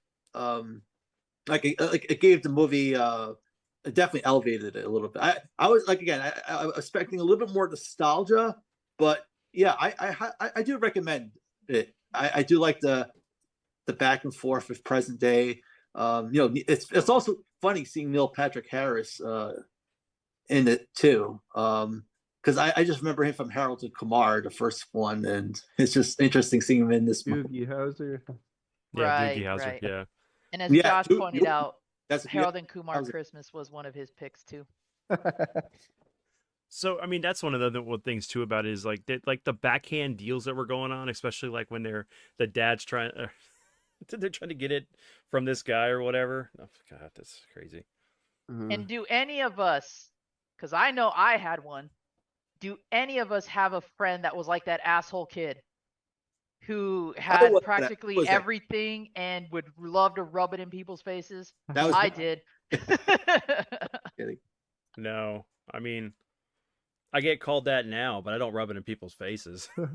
I mean, but if you think about it though, the Nintendo sold so many systems. It had like over 100 million sold, I think. Even back then, with the population not that much, like the population was a lot fewer in the 80s than it is now. But I just find a little bit like weird that like one kid has a Nintendo and like 100 kids don't. Like, Right. that kind of that part I get a little bit nitpicky on. Like I'm not trying to come off as a downer here, but I was like, really, just one kid? Like, and I understand. Yeah. $1, it's like $500 today, so it's definitely not cheap. Because you've adjusted for inflation. But Mhm. I think it could have been. I don't know. That's I don't know, maybe I'm being too nitpicky. No, I can agree with you on that, though, because again, I like the film for what it was, but that's where it kind of took me out of the film a little bit, because when we got the Nintendo, my uncle got his first, and then I got mine. But growing up in the poorest part of Phoenix, I mean, a lot of people on our street had one. Yeah. So, that must have been the one thing that everybody just kind of put their money in and got the kids, the Nintendo, so it shuts them all up kind of thing.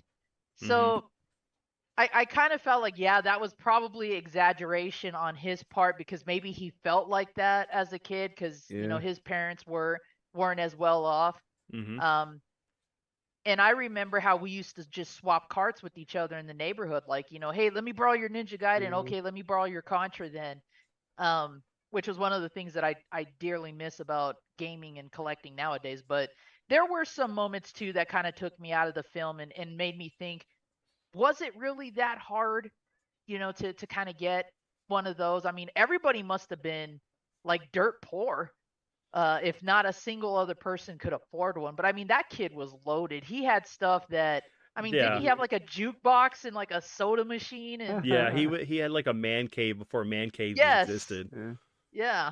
And I mean, in my neighborhood, just to even have a Nintendo console and a Sega console was a big deal. Yeah. Mhm. People looked at you like you must have been rich, or heaven forbid I be harsh with this, you must Mhm. have both parents at home that work. So Mhm. there were some times where I was watching it going, it wasn't like that with me, but okay. I think I kind of see what you're going with. Well, and it's cool because you're seeing a different perspective. Yes. Maybe the director or the writer actually experienced that. Like we didn't get one. My uncle and my dad were doing construction work, so when you do construction, you made good money back then. So that's how, and he wanted to make sure we had a good Christmas that year. That was the only reason when we got one, and then we rented everything. So, yeah. But I had friends who had NES. I had friends that had the Genesis. When that came out. I didn't know too many people who had both. I know a we lot would of have been people great would friends. switch them out, or you'd have to sell one to get the other one. Yeah, you traded it in to get the Super Nintendo or whatever. Yeah. I didn't know anything about the Sega Master System. First thing I ever heard of a Sega Master System, and I did it. Like I know Sega fans are going to come after me. Was really like in the 2000s. Sorry guys, I got to go find where Thumb lives right now. One of my friends did have a Master System, and I thought it was something. He wasn't rich, but he lived in a 2-story house. So I go, oh, my friend, he's rich, so that's why he has a Master System. I thought it was something rich kids have, but it's not. And he wasn't rich. He just lived in an area where the houses were like little 2-story. let me tell you a little bit about that too, because I thought that way too. Yeah. As a kid, Tyler, because my uncle got his Nintendo first. Yeah. And my uncle is kind of like the bully uncle, not the cool one like Uncle Ted from Bobby's World. Like this guy would love to pick on us because he knew he could pick us and slam us around and throw us everywhere. So he had a tight grip on that and was like, well, until you get games or you get your own, you're not touching mine. Lo and behold, Friday the 13th, first game ever. God bless it. He got the Master System the Christmas after he got the Nintendo. Ooh. And so I thought, oh, this is, something new that I guess Nintendo made. Nope, it's Sega. It's a whole other console. No one in my neighborhood until the Genesis came out even knew who Sega was. Yeah. They had no idea what the 8-bit system was. None of that. Like Sega only boomed in my neighborhood when Genesis and Game Gear came. So I honestly thought we had something that was pretty rare or pretty expensive. Nope. It's just because we happened to go to Toys R Us one year and my uncle pointed it out. And that's really who you went to for Sega Master System items was Toys R Us. But to kind of highlight who was the richest person we knew, our friend Fred, who had a Neo Geo. Oh my God! When they had that I'm jealous, man. Like I only knew one person that had a TurboGrafx. That was it. Like no one I knew had one, and it was in high school. That was the first time. Like I remember seeing it at Babbage's and EB, but like to actually sit down and play it was my buddy Jeff's house. Wow. Oh, the TurboGrafx. I think the first time I heard of that was when the Wii Shop came out. No lie. That was a good Wii Shop. It had everything. I'm going to cardiac arrest here, bro. Yeah. Well, like I had at least heard of Sega because I went to the arcades, so I played Sega arcade machines, Space Harrier. Yeah. But that was about it. Afterburner. Yeah. Yeah, I hear you, and that's kind of why I was so shocked that nobody really knew who Sega was, because I'm sitting here going, I went to the arcades, I played Shinobi and Afterburner. How do people not know this? But again, Master System was not marketed the way that Nintendo was out here, and it's no surprise. So, it hurts me to hear you say these things, Thumb, but I understand. Don't break my thumb. Don't break my thumb. Yeah. I am a forgiving Christmas deity. I'm thankful. I was lucky Christmas season. Otherwise, any other season, Yeah. I mean, what? Some of us can't be Tyler, right? Where his dad found stuff at the clearance and was able to buy stuff for bulk. Hey, and I live in the same city he lives in. What? Yeah, credit to my mom for, working at Dillard's when they had an electronics department. And I knew the guy who ran it, so I got to see all the cool stuff. And cool. yeah. Ryan, you got anything for 8-Bit Christmas before we move on to number threes? It was straight to Netflix, wasn't it? Yes. Yeah. Was It it felt like Netflix? it. It was either Netflix or it was Amazon, one of the two. Yeah, one of the two. Yeah, it felt like it. You know, because that's a good point. Because I felt like the production value of the movie could have been a little bit better. Like Yeah. like going to the art museum of Chicago, and I was like, man, that would have been a cool scene to see that museum. Because like I've been to that museum in Chicago, the Ferris Bueller Museum, the museum in Ferris Bueller, the Art Institute of Chicago, and I thought that would have been kind of cool, but it's like they don't show it. And I was like, that would have been. It was on Max. Okay. Yeah. I know But, it had to be Yeah, one I of thought, those. I thought it had a lot of potential. And I like Steve Zahn. Yeah. Steve Zahn, there was that period of 2000s where they put him in everything, and I didn't mind because he's funny. Oh, he's so it's great kinda- in it's Daddy kinda like- Daycare. It's kind of good to see him kind of coming back. But yeah, I felt like it had some potential and it just didn't reach it. But you know, it had its moments, like you were saying, it had its sentimental moments. Yeah. I think it's worth a watch. And again, it is a Christmas movie rather than a Nintendo commercial. No, that's a good point. Yeah. I will say that. Yeah, Again. it was very much better structured than The Wizard. I mean, I love The Wizard, but it's not my favorite video game movie. Well, And- The Yeah. Wizard was 60 minutes, Nintendo commercial in 30 minutes, Universal Studios Universal movie. Studios Or commercial. Yeah. yeah. Like everything was just marketed up the wazoo in that film. All right. So Thumb, we're back to you for number three. All right. Number three. Yeah, this is a movie where a little bit like Ace Ventura, Pet Detective, with Jim, a little bit like, because like I know how Jim Carrey kind of has his catchphrases. His character sort of has his trademark outfit, and this character is sort of like a character, Ernest. Oh, Ernest Saves Christmas. yes. I know, look, I totally get it. Like, see, these lists are like subjective, like the Yes. keeper's favorite. So I get like, all right, Ernest Saves Christmas. If someone watches this and see, and they say, oh, I thought this was Thumb's number three, and then they watch it like Thumb liked this movie a lot. Like, it's because I'm kind of sentimental and biased towards it. I just watched this movie recently, and you know, yeah, it's a little bit sappy, but it does hold up pretty well, actually. This is the second Ernest movie. The first one was Ernest Goes to Camp, which I thought was really good. This movie, I think for me, it has four catchphrases that are so good from Ernest. Like when he goes, like does it Yeah. sort of like how Jim Carrey does, Yeah. Right. or like already then, and then you know Ernest goes, know what I mean? Like know what I mean? you Yeah. definitely see inspiration there. And then like he would play like skits of like other characters, like Yeah. dresses up as this like fancy politician, and it's so hilarious. Like Oh, that's that's- funny. he's got the suit, and then like just the mannerisms down, and then the second costume he dresses as that old lady, the old woman, Yeah. which was probably more famous in Ernest Goes to Jail, but he just does that so well, like that Mhm. playing that old lady where the sun just does, you know, like oh Yeah. man.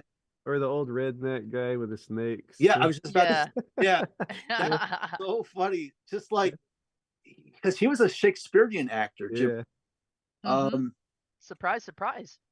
And you know he could have been in more, I guess, dramatic roles if he wanted to, but his commercials really hit off because it wasn't just the movies. Like Ernest would do like a lot of short commercial skits Yeah. or Hey, whatnot. Vern.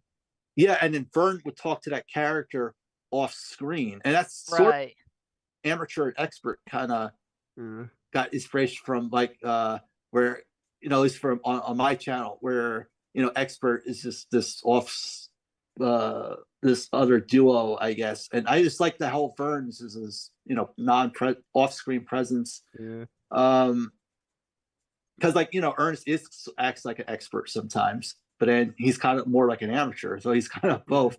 There's something about this character. He drives a taxi, and that opening scene was I just found it funny. Like the passenger is just scared to death.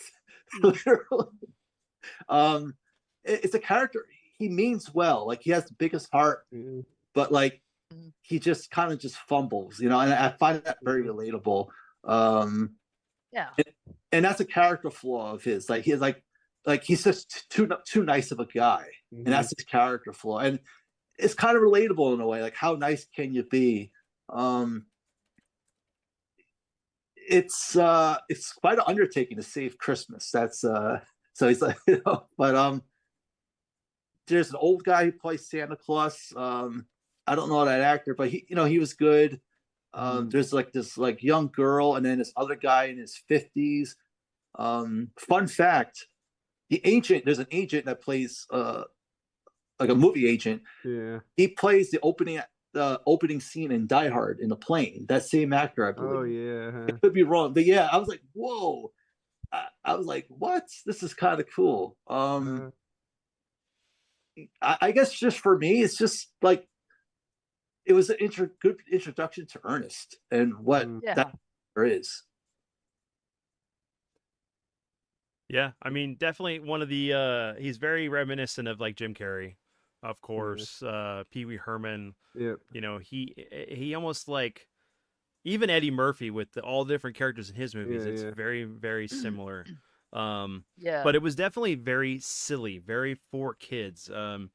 It's one of the things I just mentioned in the chat. Like, I need to actually show my son these films. I know he would get a kick out of them. Yeah, he's almost like SpongeBob. Like before SpongeBob, he has that same like he's always out to go do something, and he's really kind of stupid, but and he's easily fooled, but he's always gung ho and trying to do.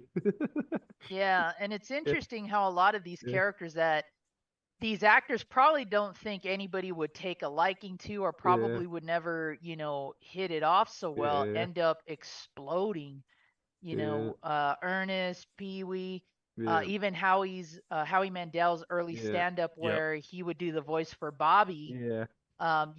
We end up getting Bobby's World, the cartoon. So it's just interesting how they managed to really market these characters that were probably going to be one and done things. Yeah. And then next thing you know, they're kind of everywhere. Yeah. This was going to be my number 2. I'll just talk about it now. You want me to? Yeah, go for it. Yeah, I'm so glad that Thumb picked this one. I love this is my Christmas movie. This is like the first movie I watched at Christmas time. I love this movie. I love Ernest. This just really has that Christmas vibe though, or the silly typical story where like they need a new Santa Claus and Ernest is helping the original Santa find a new Santa. And like Thumb was saying, the Santa guy is really good. Like whenever I think of movie Santa, I think of this guy in Ernest Saves Christmas. Like he's a really good Santa, but I guess he's old and he's gonna retire and pass it down to another guy for another 100 years or whatever. But yeah, just a funny movie. You get to see all the best of Ernest's little his little characters he plays. Like you were saying, the politician guy, that part was hilarious where they're trying to get Santa out of jail. And the little girl in this is a really good actress. I didn't write down her name. Her name is Harmony in the movie, but she's like this little runaway, kind of spunky little girl. And I think she's hilarious. I think she's like kind of an underrated actress because she does some of the comedy roles too. Like she puts on a fake voice and acts like she's the governor's daughter or something. And they go get Santa Claus out of jail. And then like the old lady he plays and he even barges into Vern's house at one point and is like destroying his house trying to put up a Christmas tree or something. You always see from Vern's perspective, you just see Ernest just like destroying his house, not unintentionally. He's trying to help out, but he's just destroying Vern's house. No, I love this one. I'm glad Thumb picked it. Yeah, it's wow. So our picks were kind of close. Yeah, interesting. Yep. Ryan, you got something to add about the Ernest movies? Yeah, the Ernest Saves Christmas. They were always on TV. Yes. I think they must have been cheap to get the rights for because they were always on TV. Those movies. They were funny. That's like one of those that really resonated with kids our age. And I'm gonna say not so much with adults. It Yeah. resonated more with us kids. You know, the slapstick, the humor. You know, he was a chain smoker, right? That's why he died pretty Oh, young. wow. Yeah, I think so. Yeah. Like I think what was his last movie was what, the Toy Story 3, I think. Yeah. Oh, wow. Yeah, and Ernest Saves Christmas and like Ernest Goes to Jail. Like I think Ernest Goes to Jail was like the last one that came out in the theater. Yeah. All the other Ernest movies would be like Direct to straight. video. Oh, you know what? I think Rides Again may have had limited run. Yeah. Yeah. Could have. Slam Yeah. Dunk Ernest. I know we rented the hell Yeah, out I of. know. Yeah, all the rest of them were just on VHS. Yeah. I think Goes to Yeah. Jail is my favorite Ernest movie. Oh, I think it's my good. favorite too. Yeah. No, this is my favorite, and I like the Family Album, his first one. I just laugh at the jail one where his evil version is just him with slick back hair. Yeah, it's so funny. Yeah. Like, Yeah, it was They weird made- to see. they Yeah, I made- remember they my made, mom was like sad. $5 go a long way in those movies. You know? Right. Yeah, for sure. Yeah, I remember my mom was sad. I don't like to see Ernest, the mean guy, like that. He's so nice. Well, the good thing about Ernest, he doesn't have to worry about what to wear every day. Yeah, Right? You Make know, sure it's clean all the time, or he's probably got a whole closet filled with yeah. that outfit. I yeah, think movies they might have made fun of that. I think Ernest Goes to Jail. There's like a quick scene of that where yeah, it just has the same hat, the same Yep. shirt, the same. kind of like Batman. All right. Well, Ryan, let's get your number 3. Muppets Christmas Carol. Oh, Oh, Nice. yes. This, like, if I want like a transport back to like feeling like a kid, I put this on. The music, Michael Caine's performance, the puppetry, which I mean, it was his son at this point, Brian Henson, taking the reins, because once again, somebody that died young, just like Jim Varney was Jim Henson. I guess he went in his 50s. He had pneumonia that he could have, you know, potentially. He was working so hard. He's a workaholic, and that put him out. You know, he could have. he could have got another 30 years. Huh? Oh, absolutely. Yeah. And but yeah, just everything about this was so well done. You know, what do you say? You know, and it's like I feel like the ghosts were memorable in this. You know, the Mhm. ghosts of present, future, and past, and you know, you got the Grim Reaper one looked pretty cool in this one too, Vince. You know, we don't open up the looking like a Freddy Krueger scene in this one. Yeah. But and I love the little side characters too. Like one of them's a cat, right? There's a cat that kind of goes around or is with the little mouse or the rat. I'm bad with kind of the character names, but this was one I watched a ton as a kid, Mhm. Mhm. you know? And it was actually between this and Family Christmas, which Henson did direct. But Oh. Family Christmas was more like kind of just simple. Like they're going like to their grandmother's house and all the characters were in it. And they're singing like kind of classic Christmas songs. That was another one that I think a lot of people forget, the Muppets Family Christmas from 87, which was another fun one. Mm-hmm. I'm not even sure if that's on Disney Plus, by the way, because I downloaded it recently to watch it again. But Christmas Carol is, but I don't think Family Christmas is yet. yeah, I don't think it Yeah. is. And it's like I download that and I hadn't seen it since I was a kid. And I was like, Jesus, this is still so good. You know? But you know, that's of course because he was behind that one, you know. But his Mhm. son did a great job with Christmas Carol. Michael Caine's such an iconic actor. Like, you guys ever see him in like the original Get Carter, which Stallone did a Yeah. remake on? Yeah. Yeah. The original Get Carter, he's like a badass Yeah. mofo in that, dude. Oh yeah, he's one of my favorite actors. Yeah, you love him in Dirty Rotten Scoundrels, right? Oh yes, that's I love another that. Yeah. one. Love Yeah. the movie. That's a good one. Steve Martin's in that one. Yeah. That's a great one. Yeah, because Yeah. because Michael Caine was supposed to be, I'm not 100% sure, but he was supposed to be like a James Bond. Yeah, I think at one point he was up for that. Yeah, he was originally going to be. And that's Yeah. why Powers kind of spoofs on that. Like, Yeah. Right. He was in the Harry Palmer. He was in the Harry Mhm. Palmer spy series too from the 60s. And he had the glasses like that. He kind of looked like how he did in Goldmember. Right. Yeah. Was he in What's your in Kermit? like Flint? Oh no, Who was that the- was Coburn. That was Coburn, right, right. Yeah.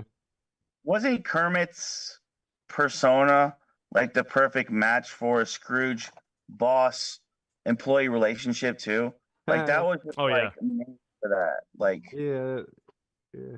you know, Michael Caine was kind of, and I get it because it is, you know, a kids movie. But he was kind of downplayed a little bit. Like my number one pick is definitely A Christmas Carol, but which version, you know, I have yet to talk about. I kind of feel like if he had upped it a little bit more, I think Yeah. it would have hashed together really well. But I get it, you know, it is a kids movie, so he probably Yeah. was told to, you know, tone it down a bit. But yes, Mhm. he and Kermit were definitely good. Were good together in that way, and I wonder how hard it must have been to kind of take on that, you know, my partner's a puppet. Yeah. Yeah, You yeah, know, yeah. I'm not working with another Yeah. actor really. I mean, aside from the human characters like Mhm. his nephew and all that, but you know, he has to work Mhm. with these puppets, and I wonder like what that must have been like for him.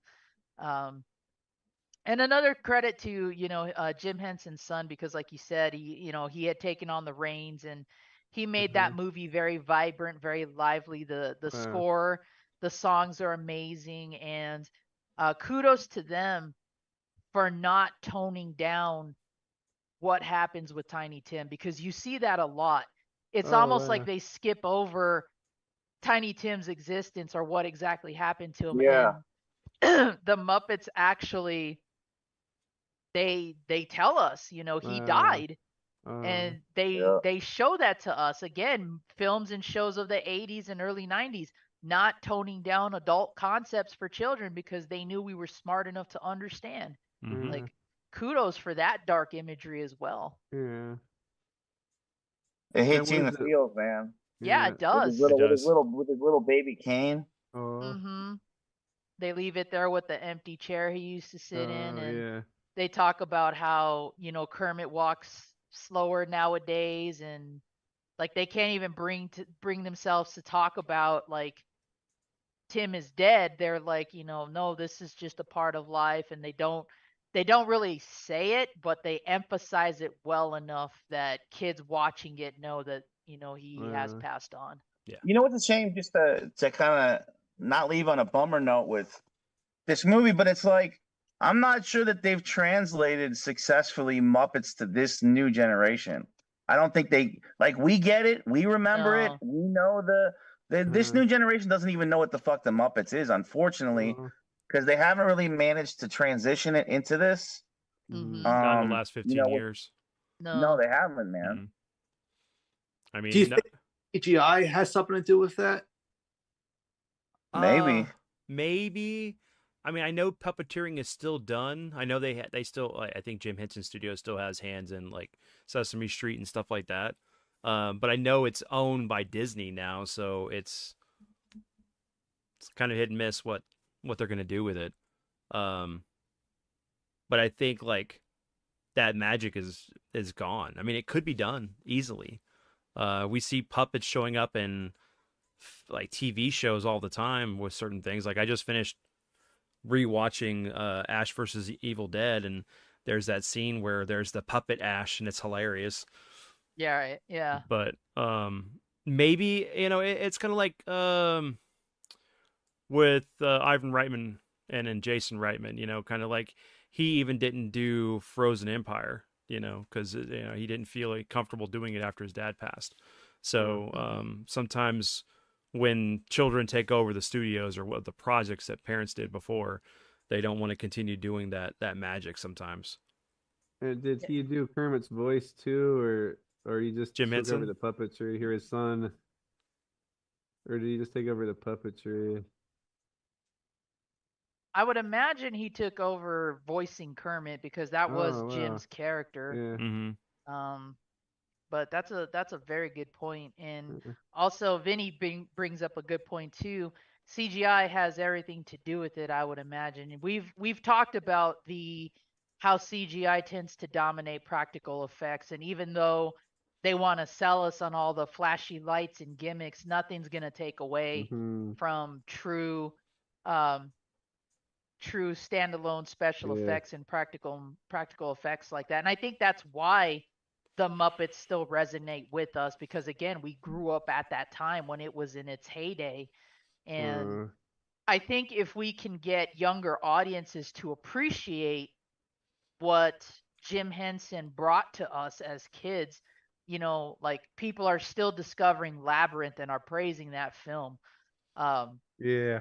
I think if we teach them the same appreciation that we had for it as kids and help them to see that even though they're puppets, when you're watching them, you almost forget that. You almost forget that these are not living things because Yeah. they mesh Yeah. so well. Mm-hmm. We were trained at a young age, and it's sad too. Like, we still haven't gotten the Muppet Babies on any kind of digital No. or physical way at all. And it's like, I want to watch those episodes. I want to watch Kermit and them, doing the Star Wars stuff because they use You too. footage from the show. Yes. From the movies. Mhm. Gonzalo, best parody yes. character. Yeah. So it's been years since I've seen a Muppet Carol, and when Ryan said that pick, I was kind of like, oh man, if I had time to rewatch this movie now, which I really want to rewatch it again, a part of me was like, that's gonna bump Scrooge off the list. It's gonna bump. Honestly, now I think about it, that movie is like, I'm like, as soon as I watch it again, I'm gonna be like, yeah, that's probably gonna be my top 5. Like, that's a really good movie. I can't talk. I can't really mention anything in detail. I saw it like way back when, but I just love the Muppet movies, and I just love Frank Oz and all the work that he does too, and just Yeah. like, yeah, that's it might be interesting to revisit this list when I think about it. Yeah, for sure. And Vin mentions it too, and I think you did too. But I would love to see a sequel to Labyrinth. Oh, You know. yeah. I Isn't know one David in development hell. Yeah, I know. I mean, I know David Bowie's gone, but you could get somebody to You could get become the new Goblin King. It doesn't have to be him. Or just, pay homage to what David Bowie did and, like have a statue or have something with his likeness as the Goblin King and it introduce someone else entirely. Mm-hmm. Yep.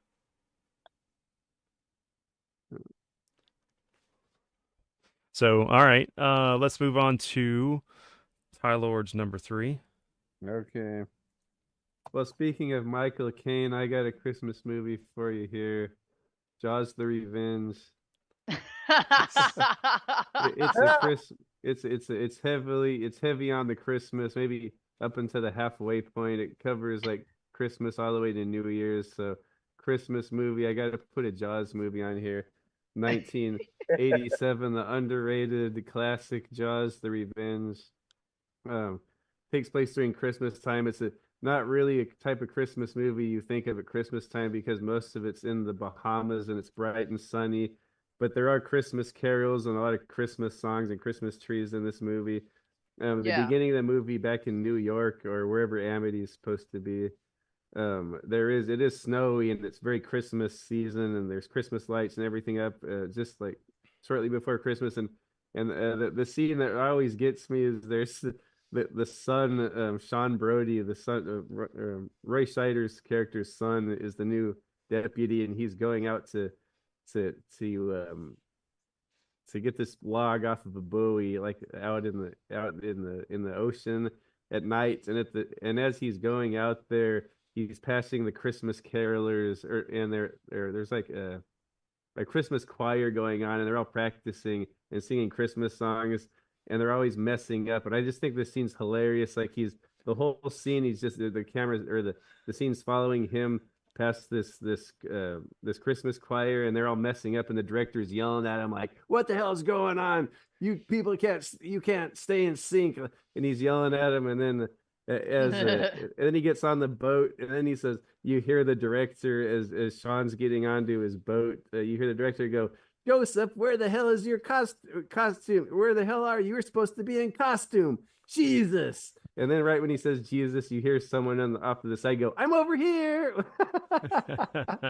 There's little. This movie's super underrated. It has a lot of those little ambient like lines off in the background that are pretty funny. Like stuff going on in the background. But and then of course Sean goes out on the boat as they're Noel, Noel, or other Christmas songs are being sung in the distance as he's going out on the ocean. It's a black, quiet, still water night, and then the shark pretty much just picks him apart and he starts eating him, and he's screaming for help, and all you hear is the Christmas caroling, and the shark starts tearing up the boat, and eventually rips his. He's on the log. He went out there for the log. He's hanging on the log by his one remaining arm. He's screaming for help, and all you hear is the Christmas carolers in the background, and then the shark pulls him under, and then the boat sinks. So that's probably one of the most disturbing Christmas scenes. But yeah. So I gotta show some respect to Jaws: The Revenge. I would have never guessed they would be on this list. Tyler. You got me with that one. I never seen it coming. Yeah, I mean, like Vinny said, well, neither did Martin Brody. We had to get a Jaws film in here somewhere, right? Yeah. I don't think you'll be surprised at my number one either.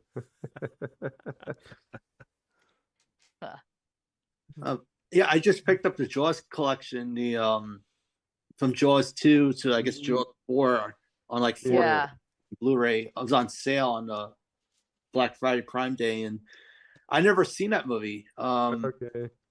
I may have seen it like on TV, just like on. Oh, there you go. Because I remember there was.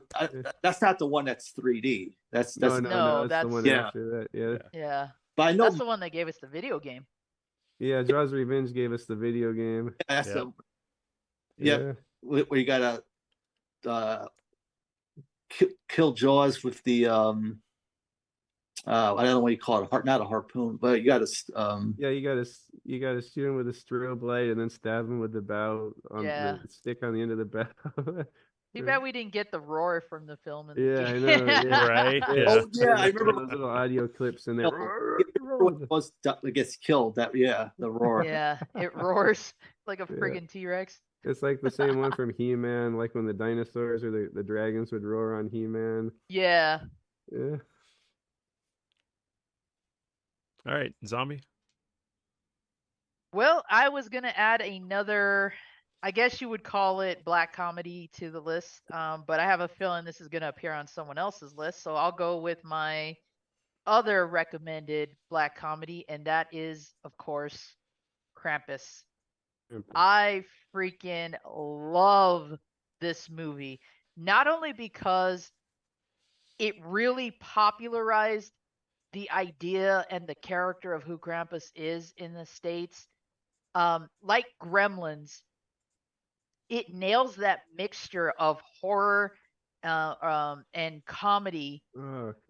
And it's got a mixture of the National Lampoon's comedy in it too. You've got the family that's the main focus. Everyone's just kind of bitter. Everybody is losing sight of the holidays. They're losing sight of each other. The family unit is not the well-knit family unit. And then you've got like the grandmother who's trying to keep the peace and the traditions going, pretty much like Clark Griswold. And then you've got the youngest child who's also trying to do that, but is kind of getting shunned because he believes in Santa. He believes in what the holiday really means. And it's got the elements of, well, here comes the family we didn't want to see on the holidays, all rolled into this idea of what happens when you truly lose the spirit of Christmas. And we get this really like awesome, hugely demonic portrayal of Krampus and what he represents. Um, and I love what they did with the film. I love what they brought to it, because ever since that came out, there have been budget remakes and titles of, Mm. you know, Krampus Comes to Town and Lady Krampus and all these horrid that you would think Full Moon did these Right. movies, but It they're was so Charles bad. Band. Yeah, they're worse than Full Moon films. Um, and just recently they released what's called the Naughty Cut, which is Uh-oh. more of the director's cut. It's got more foul language in it and rewritten dialogue to make it less kid friendly. Mhm. And it's just about this family's attempt to survive the night while they've got this big hulking anti-Claus demon after them, and he's sending his minions in to kind of get the family. And you know, the entire time you don't know who's going to make it. Is Krampus going to forgive everybody? It's just an overall a really good film. It's got its mixture of horror, it's got its mixture of comedy. If all you can see is the original, go for it. But if you can definitely watch the naughty version, highly recommend that too, because it's got some really great jokes that they took out. Mhm. No, I gotta watch this. I've never seen it. We But actually streamed really it sold in me. Yeah, I Discord don't- one day. yeah, I don't think I was there. I wish I was. It was good. Mhm. I gotta watch it with the wife or just by myself. Sounds really good. It is. It really makes you think a lot about, like, well, you know, this concept of good and evil. You can't have one without the other.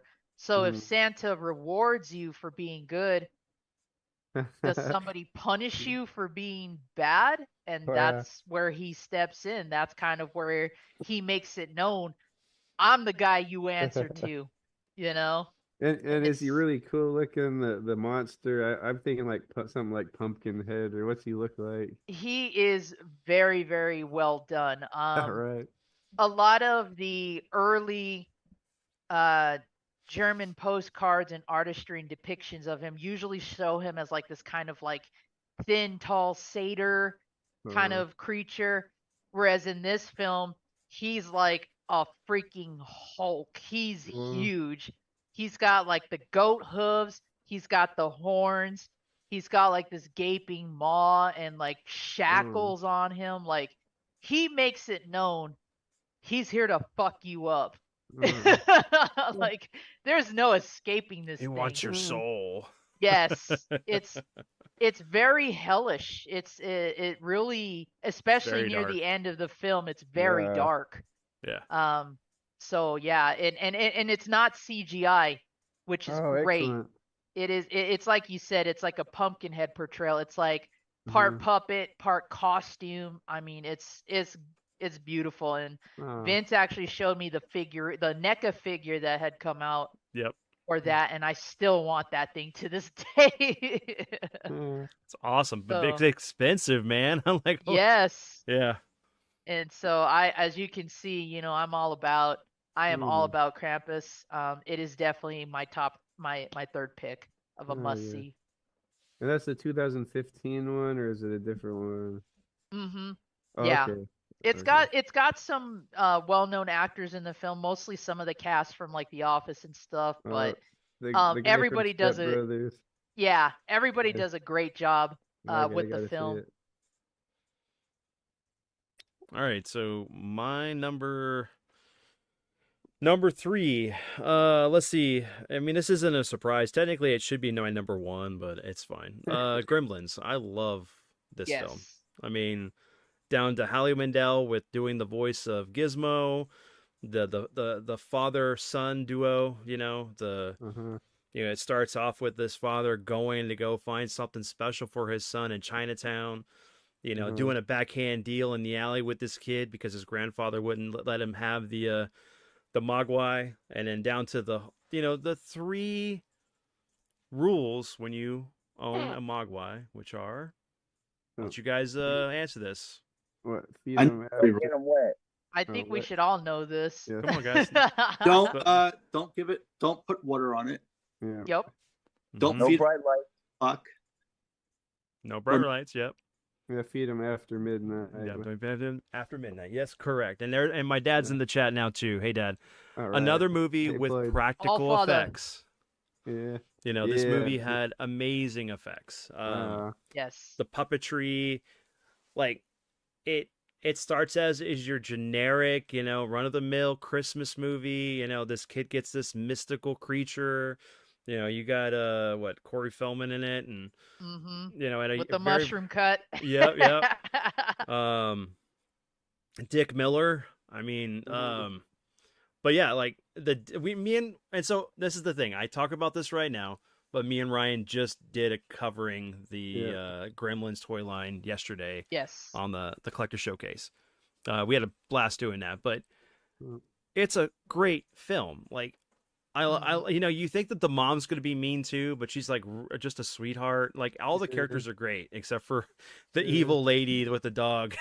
Yes, Mrs. Deagle. Yeah, Dude, Mrs. Deagle, Mrs. Peltzer is a freaking beast. Yep. With the exception of what happens at the very end, she kills the most gremlins in that whole movie. Mm-hmm.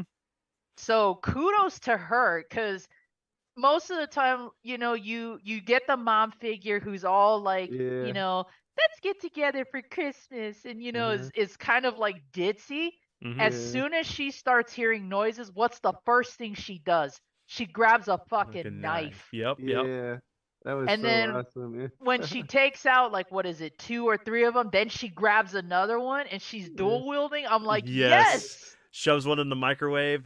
Yeah. Yeah, that was awesome. I thought Mom was gonna die when I first saw that when I was a kid. Like, oh, I don't want Mom to die. And then she like blending them up in the blender, and like, come on. Yeah, that kitchen scene is kind of gruesome when you think, like, because like that could be like rated R, but it was like PG-13. Like the first movie, I think it was the first movie to be classified PG-13.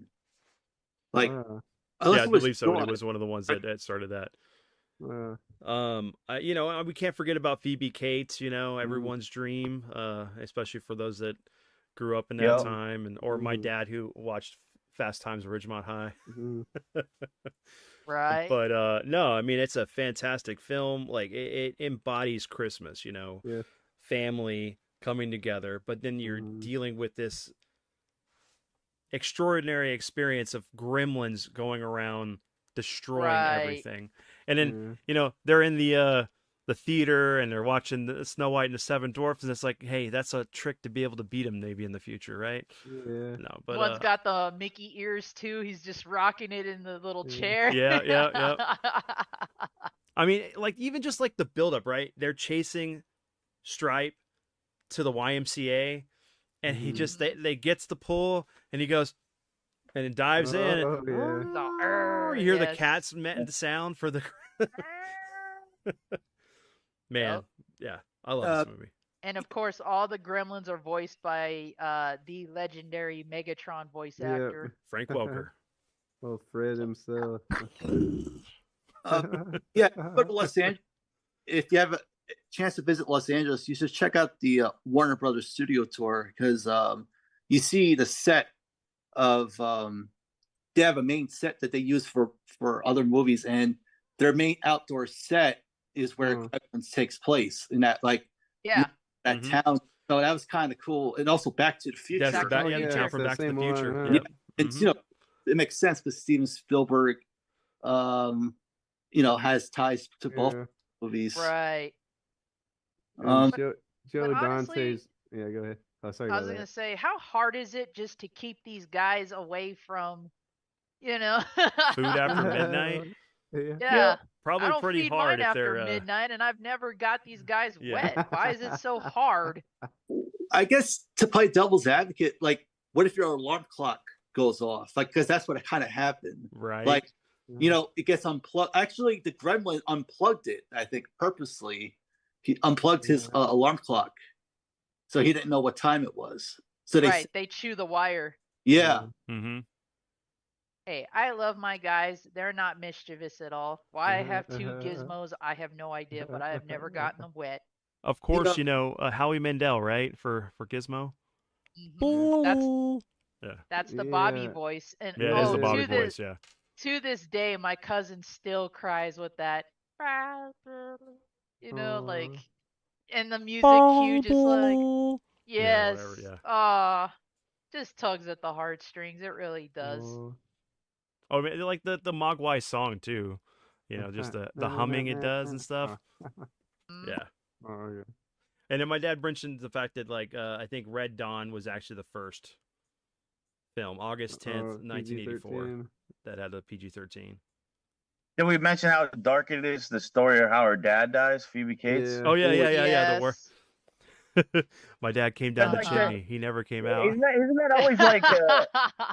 Isn't that always kind of like a surprise when you Yeah. see it? Because it's like you wouldn't have seen that coming. That script No.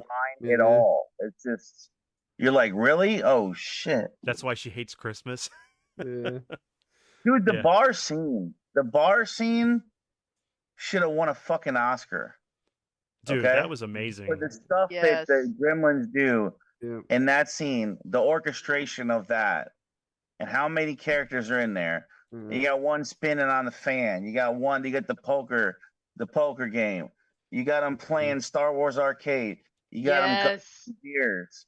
You got them, yeah. Like, Well, it's- remember we got the Flasher phenomenal. Gremlin. That Yes. Yeah, the Flasher Gremlin. My favorite is the one that's kind of like the gangster one. He's got the shoot them? fedora on and he's got the Jack Daniels and he's like, "Badoo." Like he's just yeah. the laid jazz. back like gangster one. I Mhm. love that guy because he's just so chill compared to everybody Mhm. else. Doesn't Stripe have like a hooker gremlin with the lipstick next to him? yeah. He has a Yeah, female like a gremlin little next to him. flapper. Yeah. Yeah. Yeah. Because she tells him that one of them's cheating when he pulls the ace out and he shoots. Right? Yes. And this wasn't Jim Henson. Like, who did the little creatures? I puppetry. think it was. I mean, I think Jim Henson did. Oh, help it with was? it. I think so. Oh, okay. Let me look. Yeah, this was gonna be my number one, Vince. So I agree with you. This definitely needs to be on Yeah, there. this would have been either my number one or here because like I had a couple other ones that were honorable mentions that are like that were really close. Mm. Oh, and this is Chris Columbus. Yep. Oh yeah, huh? Yeah, yeah. Mm-hmm. I was thinking it was Joe Dante. He had a hand in it. Okay. He had something to do with it. Yeah, Okay. Was it produce or? I think he was part of the script writing process, and I think he did. Oh produce no, it. Joe Dante was the writer or was the director. Yeah. Chris Columbus was the writer. Okay. Because yeah, that's yeah, how we so, get yeah. Dick Miller in there. Because Yeah, yeah. again, Okay, Yeah, he's all about the gremlins. We set up the gremlins. Those foreign cars Yeah. got gremlins. It's got to get American made. Yeah. And speaking of Dick Miller, I was shocked when I got to see the new batch and he and his wife appeared. Yeah, they were Because still I alive. always thought that they were killed. I know. But if you listen to the phone call that the sheriff takes when he says that, and you if you miss it, you completely misunderstand Yeah. how they survived. When he says it was the Futtermans, something about a snowplow. Yeah. Yep. So they actually called the sheriff's station and Yeah. reported it. And for years, I never caught that part. Yeah. Oh yeah, there was the Flashdance. Yeah, there was the Jazz Gremlin, and then there was the Flashdance Gremlin too. Yeah. Yeah. Yeah, the one in the 80s attire Yeah. Yeah. doing the breakdancing. Some of these are movies that Gremlins, Home Alone, like Ghostbusters. These are movies that they have no business being this good. Yeah. Like no shit, the yeah. magic had to come together Yeah. for these to be so good on every level, from the script to the Mhm. cast to the acting to the effects in it to like the makeup design, the creature Mhm. feature stuff, and just like you look at even how iconic the house. Like what other house is like embedded in your mind, like the house from Home Alone, Yeah. and what other like character or creature is like in your mind more than like Gizmo or Stripe. Like Mhm. they're so iconic that Mhm. it's like try to make something like that these days. Like Mhm. it's so Yeah. hard. There's just something so special and imaginative and creative. Yeah. They capture Well, the magic in a bottle like it that. goes with what we talked about with the Muppets Christmas Carol. There is something about just making these things that we know are dolls and puppets just come Mm, to life, and you believe it when you see them. Yeah. mhm. They were firing on all cylinders. Because Yeah. it's like you look at the attention to detail in every scene, even like the Carol or Gremlins, and just like when Feldman's like fighting them off the roof and they're hanging off like the Christmas lights, or there's so much ingenuity like in every little scene Mhm. that Mhm. a lesser movie would have missed all those details Mhm. and wouldn't have had a lesser movie wouldn't have and I mean like cut to the Snow White scene, right? In the theater, the amount of like stuff they were pulling in that with just the amount of different gremlins and what they were doing with the popcorn boxes and the Mhm. personality they had. Mhm. And then like when they're ripping through the screen, Ha ho. Yeah, that whole you them know, singing. raiding the candy display case, just and then eventually into the store, into the toy store with Gizmo on the Barbie car. There's so much, dude. It's just unbelievable, the innovation. You know, Yeah. That whole fight scene at the end, like where they're in the superstore or whatever, with the Yeah. chainsaw and the baseball pitcher and the chainsaw blades or the saw blades and stuff. Yeah. Yeah, very very iconic. All right, so let's move on to our number twos. Thumb. Now, yeah, so I know you guys mentioned this is like if you had the same movie, I guess it was kind of like number 5. Like I know it was Zombies number 5, and I kind of forgot to. I think we did it after. I think you mentioned after, like if somebody. So yeah, my number 2 pick is the.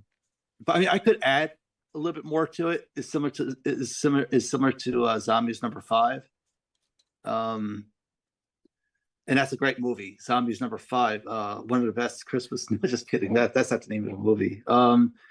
I guess, and I Zombie guess by number 5. mentioning this, I kind of already revealed my number 1 movie. So, but I guess if I had to cheat a little bit, let's see, could I cheat a little bit? Okay, so all the movies I picked were, I guess I call them Christmassy movies, like Mhm.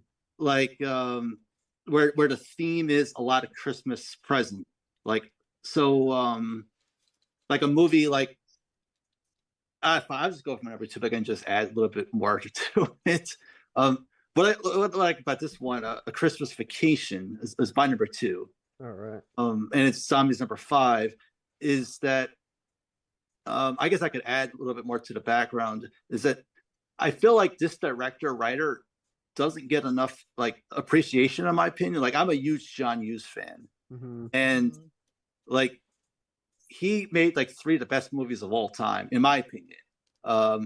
Again, it's just all subjective, like Ferris Bueller's Day Off, Breakfast Club, and Plane, Trains, and Automobiles. Yes. Yes. Oh my And- boy. Yeah. Now, Plane, Trains, and Automobiles is a Thanksgiving movie, so Yeah. but it's interesting though, because John Hughes, the writer director, he was kind of pigeonholed or typecasted a little bit Mhm. as like, oh, he's the voice of the teenage generation. Mhm. And I know his first movie was Lampoon Vacation, where John Candy makes a cameo at the end. Mhm.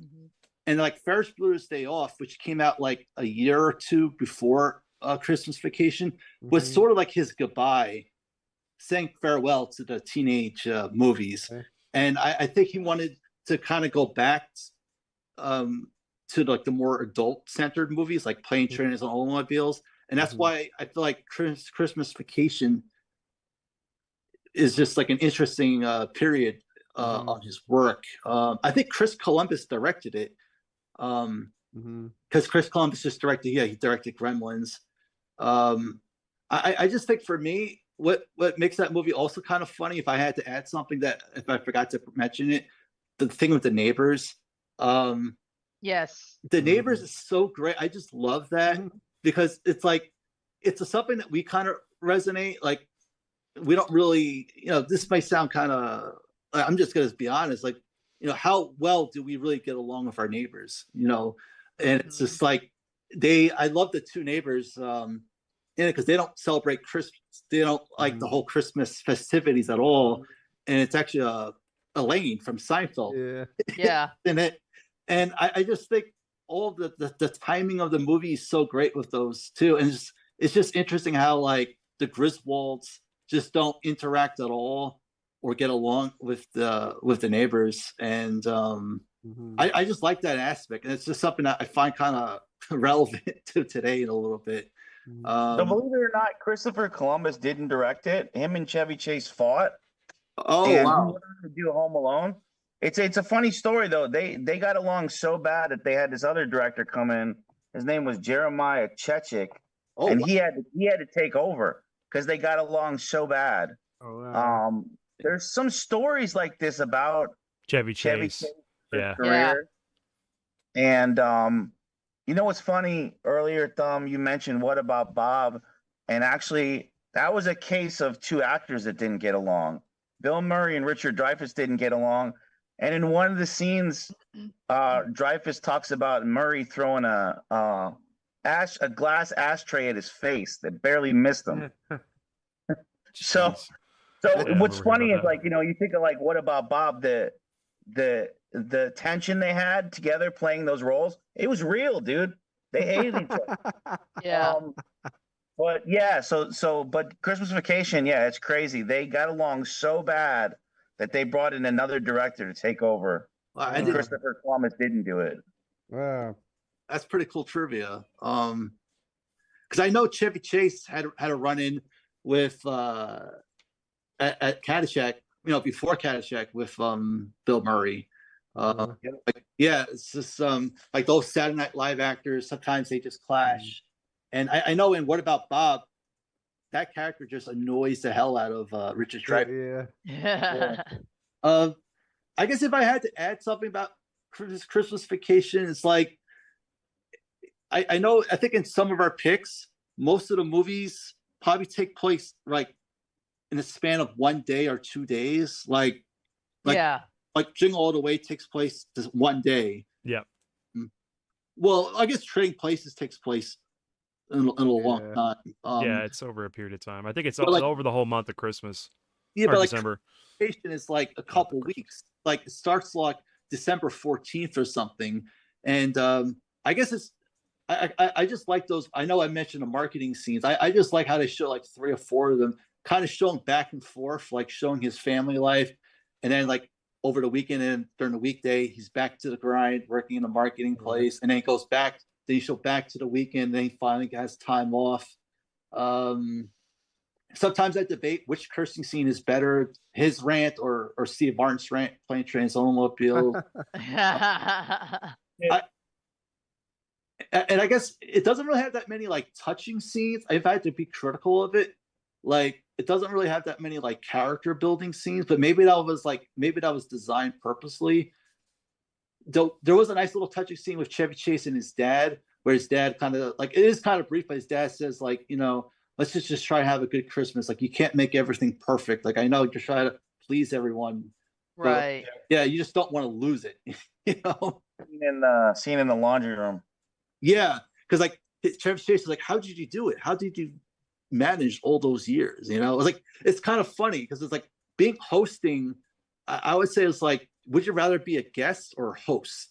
Like I think both are very tricky. It is hard to. The other touching scene is the attic scene with the projector and the home videos. Oh yeah.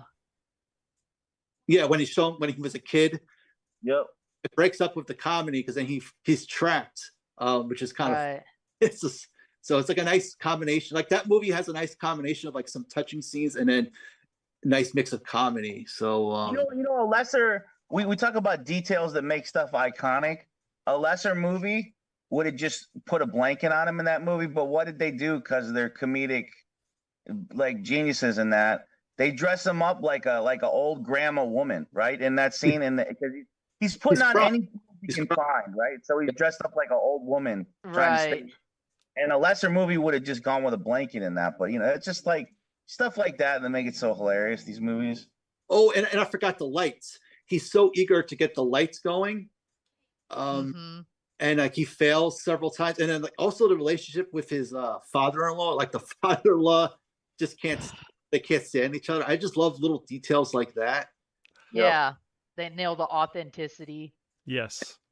Yeah, I love things like when Grace, not Grace, the aunt does like recites the Pledge of Allegiance and like just little things like that just gives us so much rewatch value. I've seen this movie like 5 or 6 times. I probably should have seen it 10 times. It's just it's a well-paced movie. It's really Chevy Chase at his best with a great supporting cast, They want That you to say Chevy Chase could do grace. no wrong in the 80s, man. And how about we had the improv lines, like this had to be improv when they're like, where are you gonna put a tree that big, Griswold? Bend over and I'll show you. And then he says, I wasn't talking to you, and he's looking at Julia Louis-Dreyfus. Yeah. Like that's stuff like that. It had to be improv. I mean, you're not writing that in the scripts. Oh, and Like- then with the lady, the sales lady, and the selling the perfume was Oh yeah. funny too, because it's like, because he has these temptations, and then it ends with his kid. He says to his kid like Rusty. She's like showing her. I know it's a little bit raunchy, I guess, by today, but it just ends with a nice little thing where he talks to his son, and it's like, whoa, his son should be seeing this, So Right.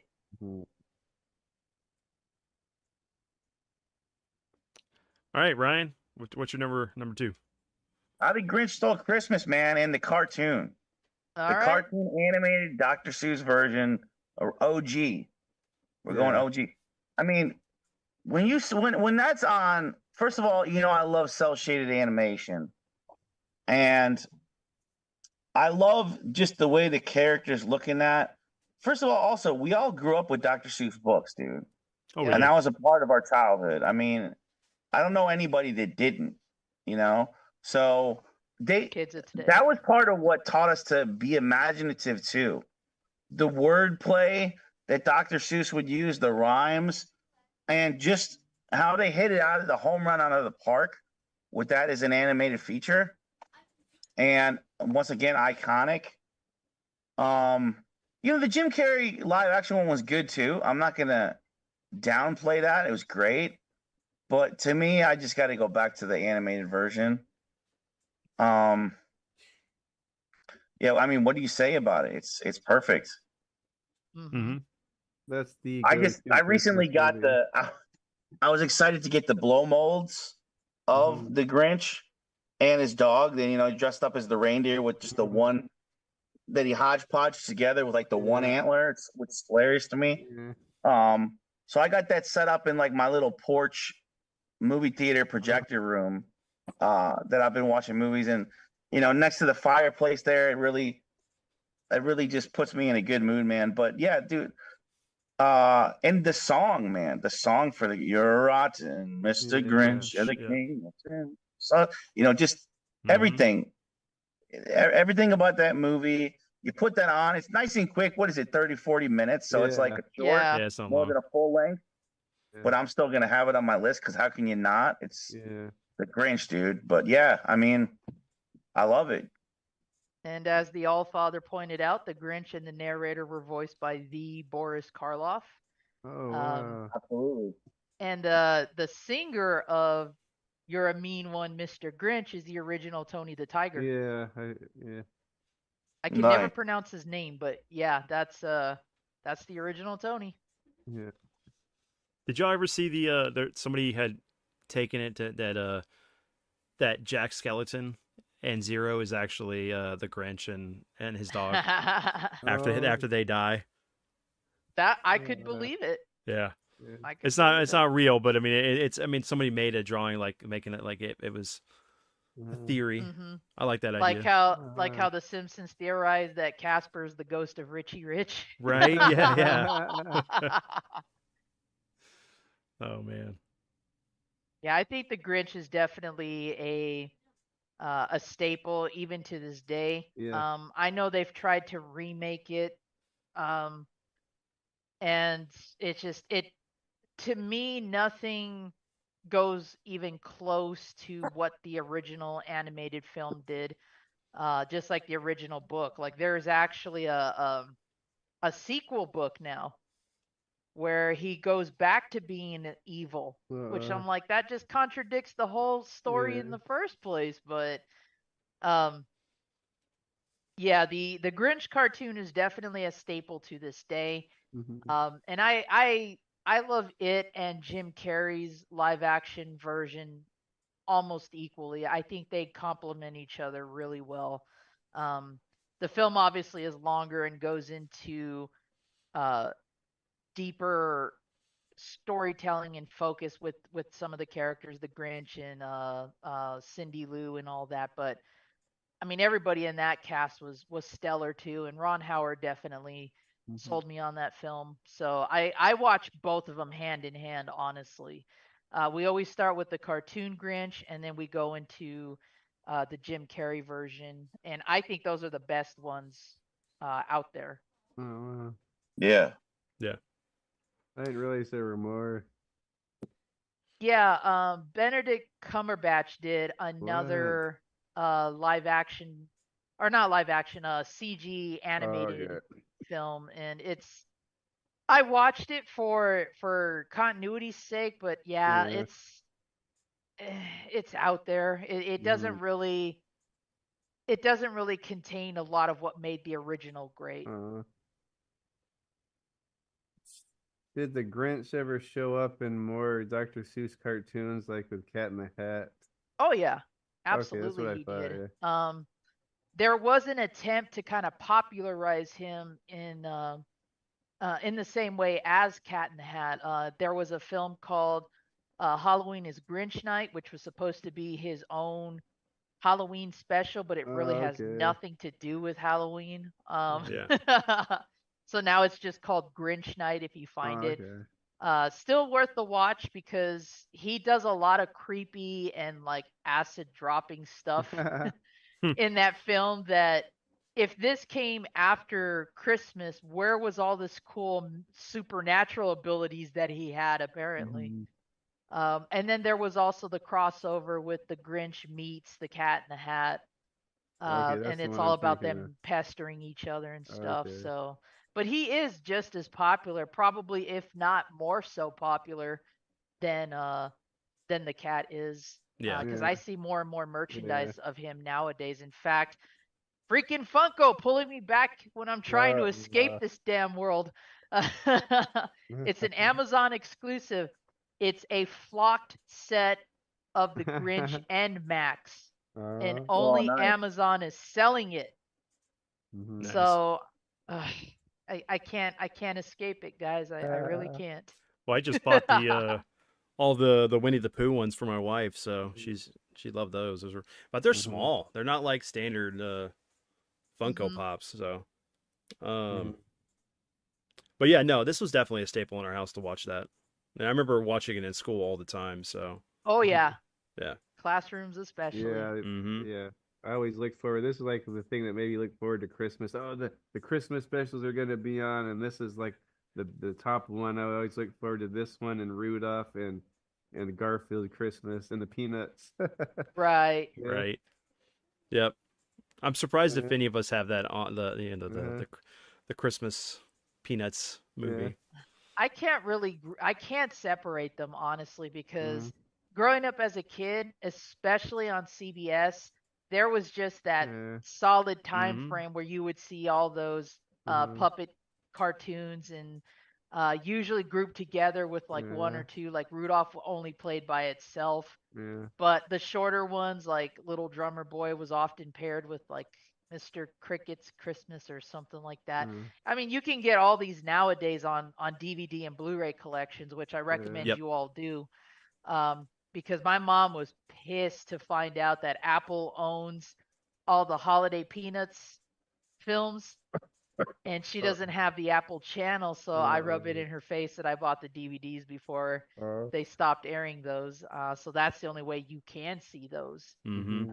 Charlie Brown Christmas and all that. But I would group all of those together, honestly. I mean, we Yeah. probably have our favorites of what we thought was the best ones, but I think that goes as like one solid vote, in my opinion. Mm-hmm.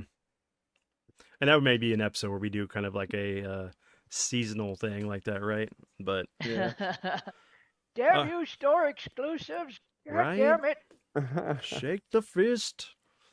All right, What Tyler. the hell, Funko? How you got mine? It was. Oh yeah, yeah. Ernest- yeah. Yep.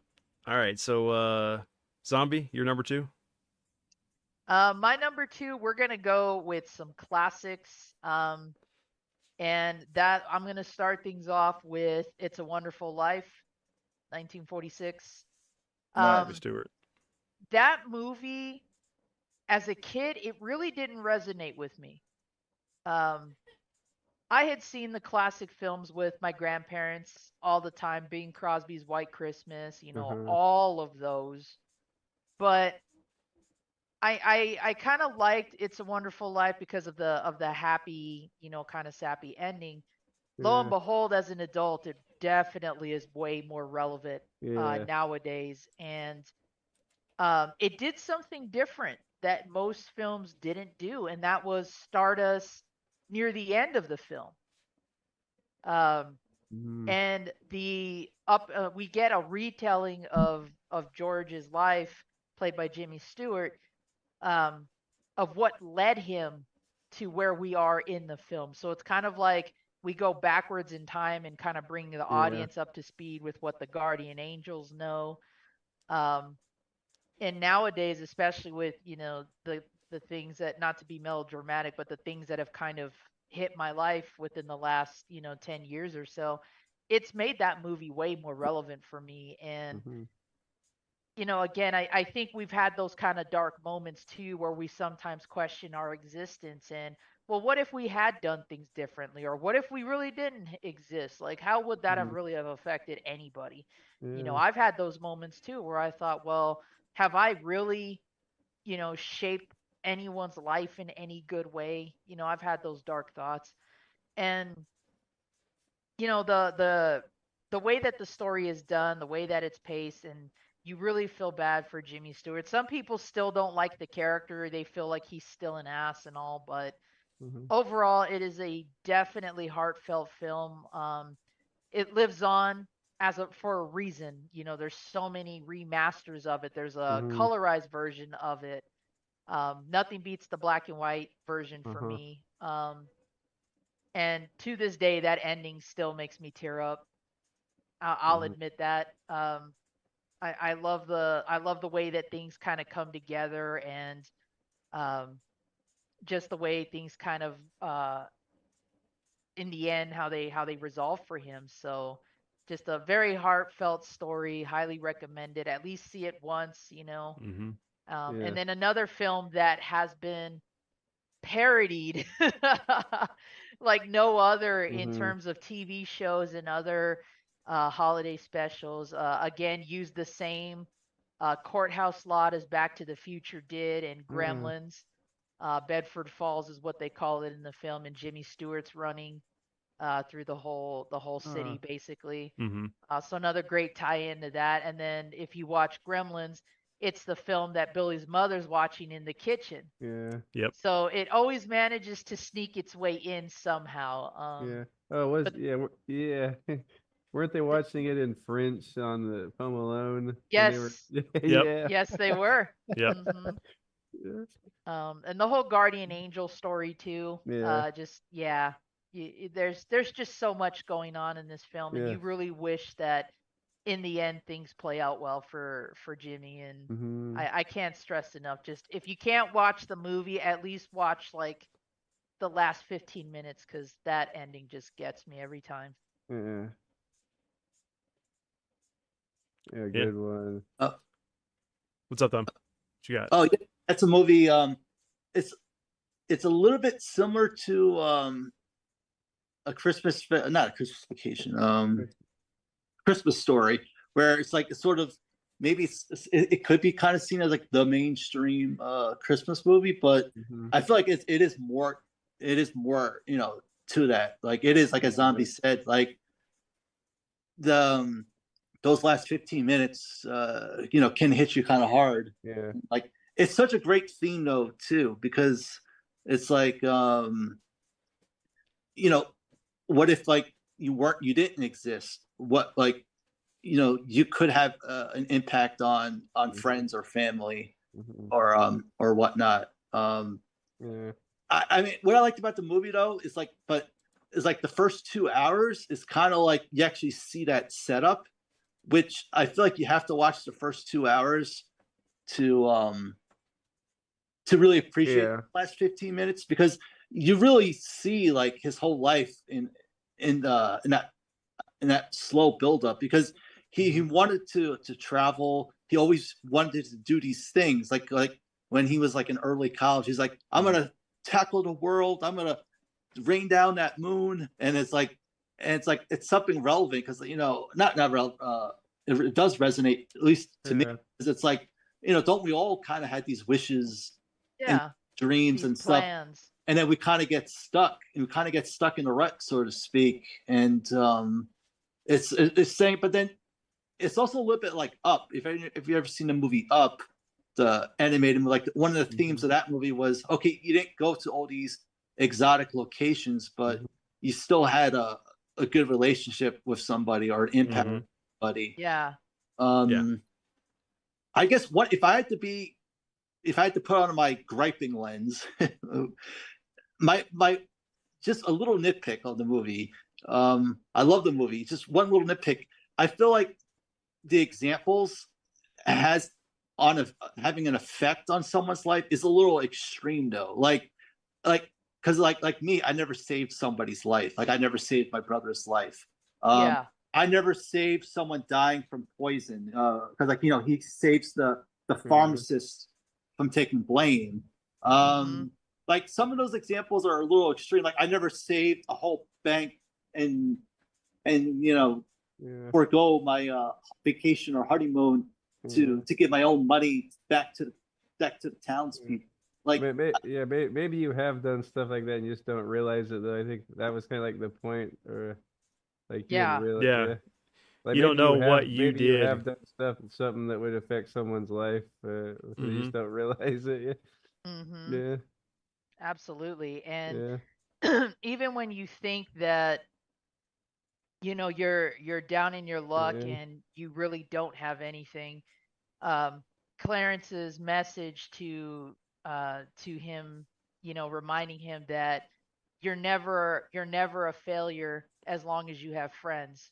Ooh, yeah, that's great. Yeah. That message alone just it hits me when he sees that again. And a similar thing is under his father's painting or portrait, there's like a quote that the father said. Something, I don't know what's word for word. It says like, you are what you give, or something, like, or something. That was really touching. I love the whole dynamic between Mr. Potter and what's the character? It's not Jimmy. It's John. No. Oh man, I feel terrible. But because I don't want to say, but just the whole, like, the Mr. Potter character is really good. That actor did a really good job portraying that, Mr. Grinch-esque character. He even offers him like $20,000 a year, which back then, a lot of money. And he stuck to his values. I guess the main character, I guess I'm saying. George. Yeah, George. Because like he stuck up for his dad. There was a nice little scene where his dad kind of had to save face, just take the insults from Mr. Potter, and sticks up to his dad, and then he kind of sees, and it's kind of like a Superman moment, because it's kind of sad, like, because in Superman there was a nice little touching scene. he had of his dad. Then his dad passes away, and then this scene kind of has like a little touching scene with his dad. And then after the dance, he finds out that his dad passed away. It's like little things like that when I get older, just kind of hit home a little bit. Yeah. Yeah. It's a movie that I think has more an effect on you, like Christmas Vacation, as you get older and you find yourself in those, Those situations, moments. which is why I mentioned that the movie, although I didn't hate it as a kid, didn't resonate with me that well. I just saw it for what it was. Like my grandparents loved watching it. So, it's on. So we got to watch it, because they watch my Rudolph and my Grinch and all my other, things like that. But again, as I got older, started clicking with it more and kind of seeing how, excuse me, how I had those thoughts too, and those moments like, this is not where I thought I was going to be in life. I wanted to do this and I wanted to be able to do that. And there's just so much about it that if you stop and watch the film and you have those moments of reflection, I think it has a potential to click with you more. Yeah. I was gonna say, if you guys can look, you can find it. Look for the SNL skit that's the alternate ending of with Dana Carvey as Jimmy Stewart. It's hilarious. The alternate ending of it's a Wonderful Life. I don't know where you would find that, but it's hilarious. Yeah, and there's dozens of parodies out there too. Like, one of my favorite Family Matters Christmas specials is a take on "It's a Wonderful Life," where Laura gets to feel what it's like to be Urkel, and Urkel gets to be the popular one. Yeah. And there are just so many other takes on just that story altogether. So. Ryan, you got anything for that one? It's a Wonderful Life. Every time a bell rings, an angel gets its wings. Oh, you gotta love Jimmy Stewart, man. Oh yeah, definitely. That's right. I mean, he was in most of Alfred Hitchcock's movies, right? Mary, Mr. Potter, Mr. Potter. Played by the Lionel Barrymore, who was also I don't know why Jimmy Stewart. I always feel like somebody that exudes him a little bit was Dick Van Dyke. Kind of that I can see you know what that. I mean? They have like that kind of upbeat, kind of similar physique. All skinny, I don't know. Yeah. Yeah, I mean, this is one of the ones that my dad loves watching all the time. I mean, it's like he said, it's the movie he's got to see for him to feel like it's Christmas. Yeah. So I had to buy that. I had to buy that DVD. Mine, I actually rushed out to, I think it was Target, that had this this flocked box art that has the silver bell on it.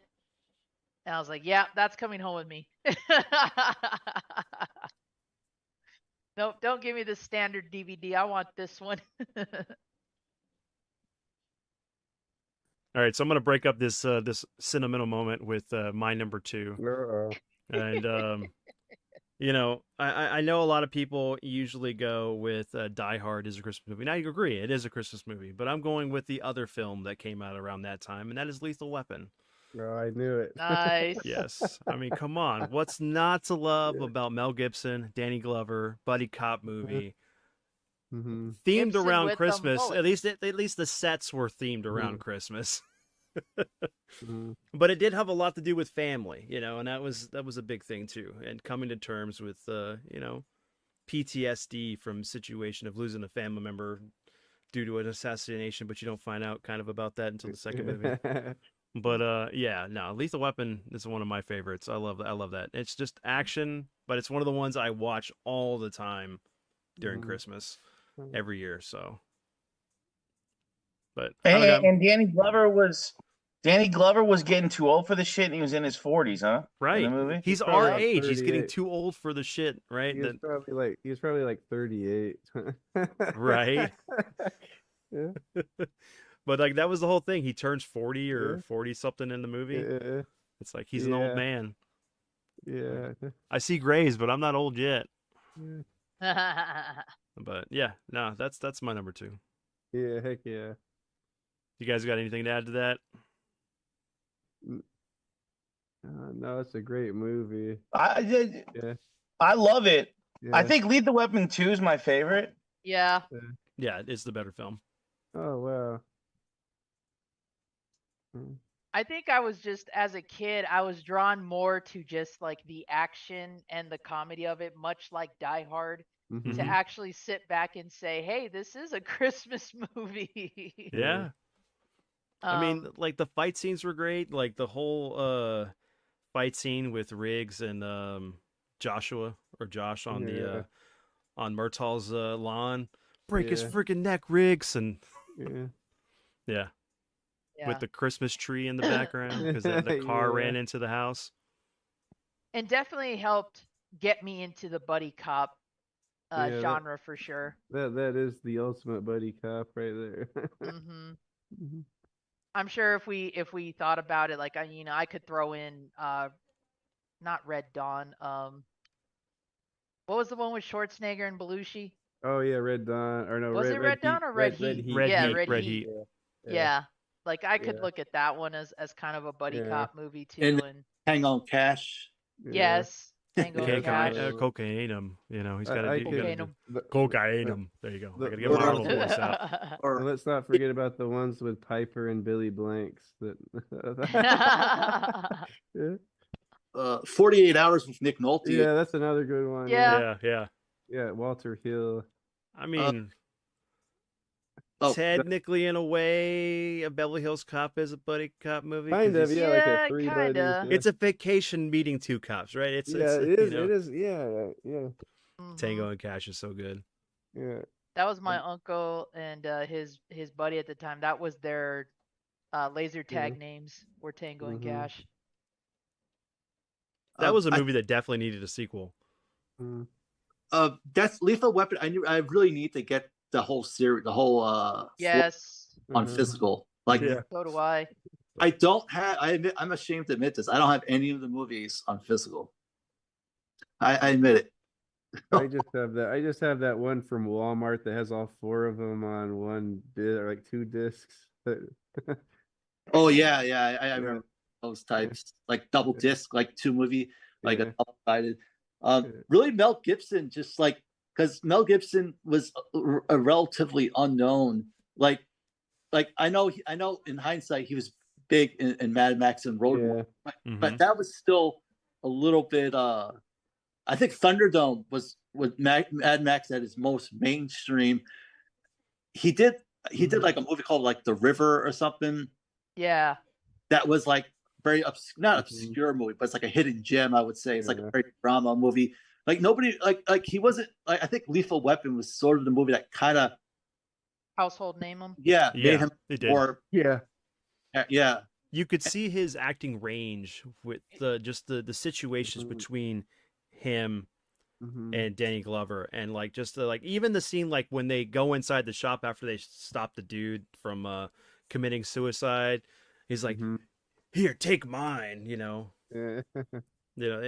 Just the 'Cause the animosity between the two of them, Mhm. and then they becoming like brothers Mhm. through it. It's a little bit of a dark movie too because like he's like ready to commit suicide. Mm-hmm. Mel Gibson's character. And then, part of his act, I guess a little bit of his act is that, yeah, he just has this like manic personality, but there's definitely Mhm. something, there's a tragic backstory to that. Mhm. Yeah, It's just another example of, you have like a touching scene in a movie. It's like, where do you place it? And it's just like, I just love like, and that's a big theme for me in this whole list is like, I just love these little touching scenes. Like I'm not like big into action or this, but I just love those quiet, like touching. Mhm. And I love character relationships. Like anytime characters could kind of get each other's nerves, but then they just kind of like fight through it Yeah. Mhm. and then just overcome everything. I love that too. Yeah. Well, then the fact that they became like it's his family that helps Mhm. Riggs out of his funk, Mhm. and Yeah. it gives him something to live for outside of the tragedy and everything he was dealing with before. But I mean, the movie opens up with them selling Christmas trees, right, at the drug bust. Mhm. But yeah, that's Hideo Kojima's one of his favorite movies. Oh yes, yes. Yeah. Yeah. What Mhm. is that Yeah. one? Police Knots. It's just like a blatant ripoff. yeah. of Please that. not, man. I want to play that game so bad. Yeah, me too. You know how we can play that, or how, We can get it. like a modded PS? I think it's on the Sega Mini. Oh no! Oh yeah, Snatcher but is- it's not. I don't think it's Oh, no, that's the- translated. I think it's the Oh, no, Japanese that's the- version. Oh yeah, you're right. yeah.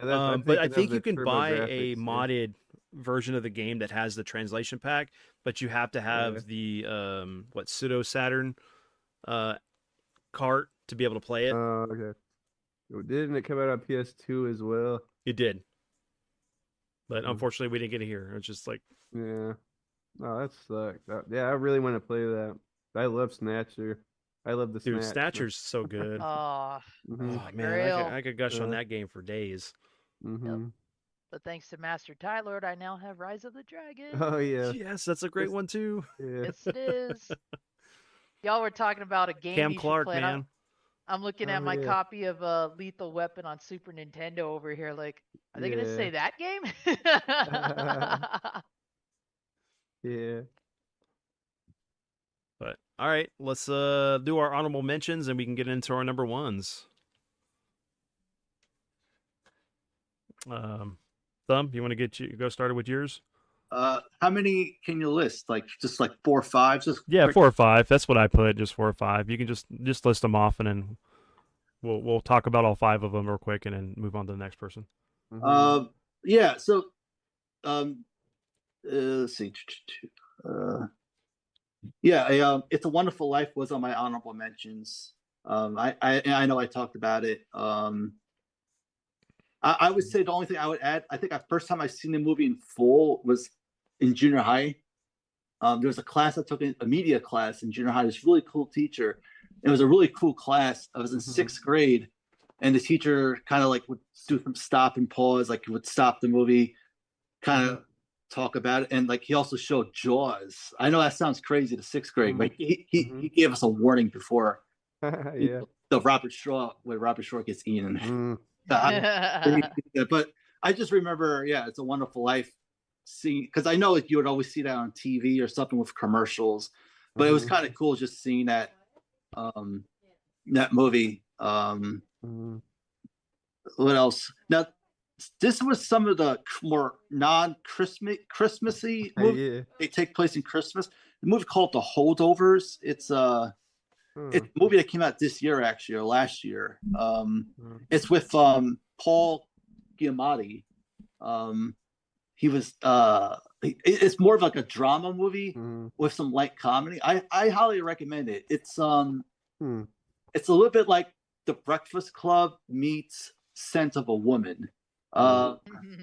Because it's like The Breakfast Club takes place in a library, where these two characters or multiple characters don't get along or opposites, and that's what makes the movie is a little bit heavy. It's I would say it's a drama with some light comedy. Mhm. Takes place in the 1970s, Mhm. and it's not like a campy movie. Like, if you're into like more of like I guess a serious kind of movie, no, it's not like that serious. It's a little bit lighthearted. I give it a strong recommendation. I love the ending. I love bittersweet endings. And like something like what this character, Paul Giamatti's character, kind of goes through. It's just I don't want to spoil anything, but he kind of goes through some character progression, and it's just interesting because he's stuck with this. It's called The Holdovers because he's held over. He has to watch these kids for 2 weeks because somehow the Christmas plans changed. So yeah, that's a movie I actually I like. It was a movie just I saw recently. Let's see. Okay, Die Hard. Mhm. This was another like Die Hard blows all the movies on my list away, but like it's not like a Christmas. It's like a movie. I do consider it a Christmas movie, but it's not like a Christmas movie. Yes. But the movie is so darn good. If I could quickly talk about Die Hard, so the touching scenes, I just love these like quiet character moment scenes where his wife uses a different name, and then she kind of says to him, you could come over, and I miss you, and then Glenn goes, why are you doing a different name? And then they argue. She leaves to make a speech, and he goes, "Oh, great job, John." Like that's just kind of cool. Like when a character kind of talks to himself and like criticizes himself and kind of Do does it all that. the time. Yeah, he kind of does throughout the movie. The movies, it's just a great example of great writing, witty dialogue. I mean, I could go on and on about Die Hard, but like there's a nice little scene at the end where he's talking to the guy from Family Matters, the guy from Yes, Carl Winslow. Yeah, and he kind of goes, I don't think I'm going to make it, but just tell my wife, I'm sorry. Yeah. And I acted like you could tell her yourself. Yeah, like, yeah. Like you could see, I just love scenes like that. Like that's my favorite scene in the movie. It's not the action, although the glass kind of got edited. Like that glass scene, I don't think it's the same as the theatrical. Like I remember that glass scene was kind of gruesome, but it seemed like they kind of cut that. But it's I just don't place it as the same league there. Elf, I did like Elf. Will Ferrell and the guy from that horror movie with Kathy Bates. James Caan. Yeah, James Caan. Yeah, I just love the dynamics of those two. It's been a long time since I've seen that movie, but I like Will Ferrell. I know some people don't like Will Ferrell, but I just think he's done like several really good movies, and I know he kind of plays like this adult in a kid's body, but I think that's what I like about it. It also takes place in New York. Let's see. Gremlins was on my list. Batman Returns was on my list. Edward Scissorhands. Nice. I like that one a lot. Love the ending. Don't want to spoil it. Just love that music. And it's sort of like a silent movie where but it does have more somber moments in it, like or just orchestral. Yeah. So a quick rundown. It's The Holdovers, Die Hard, It's a Wonderful Life, Gremlins, Elf, Edward Scissorhands, and I did not see Little Woman yet. I do want to see that movie, but that's on my list.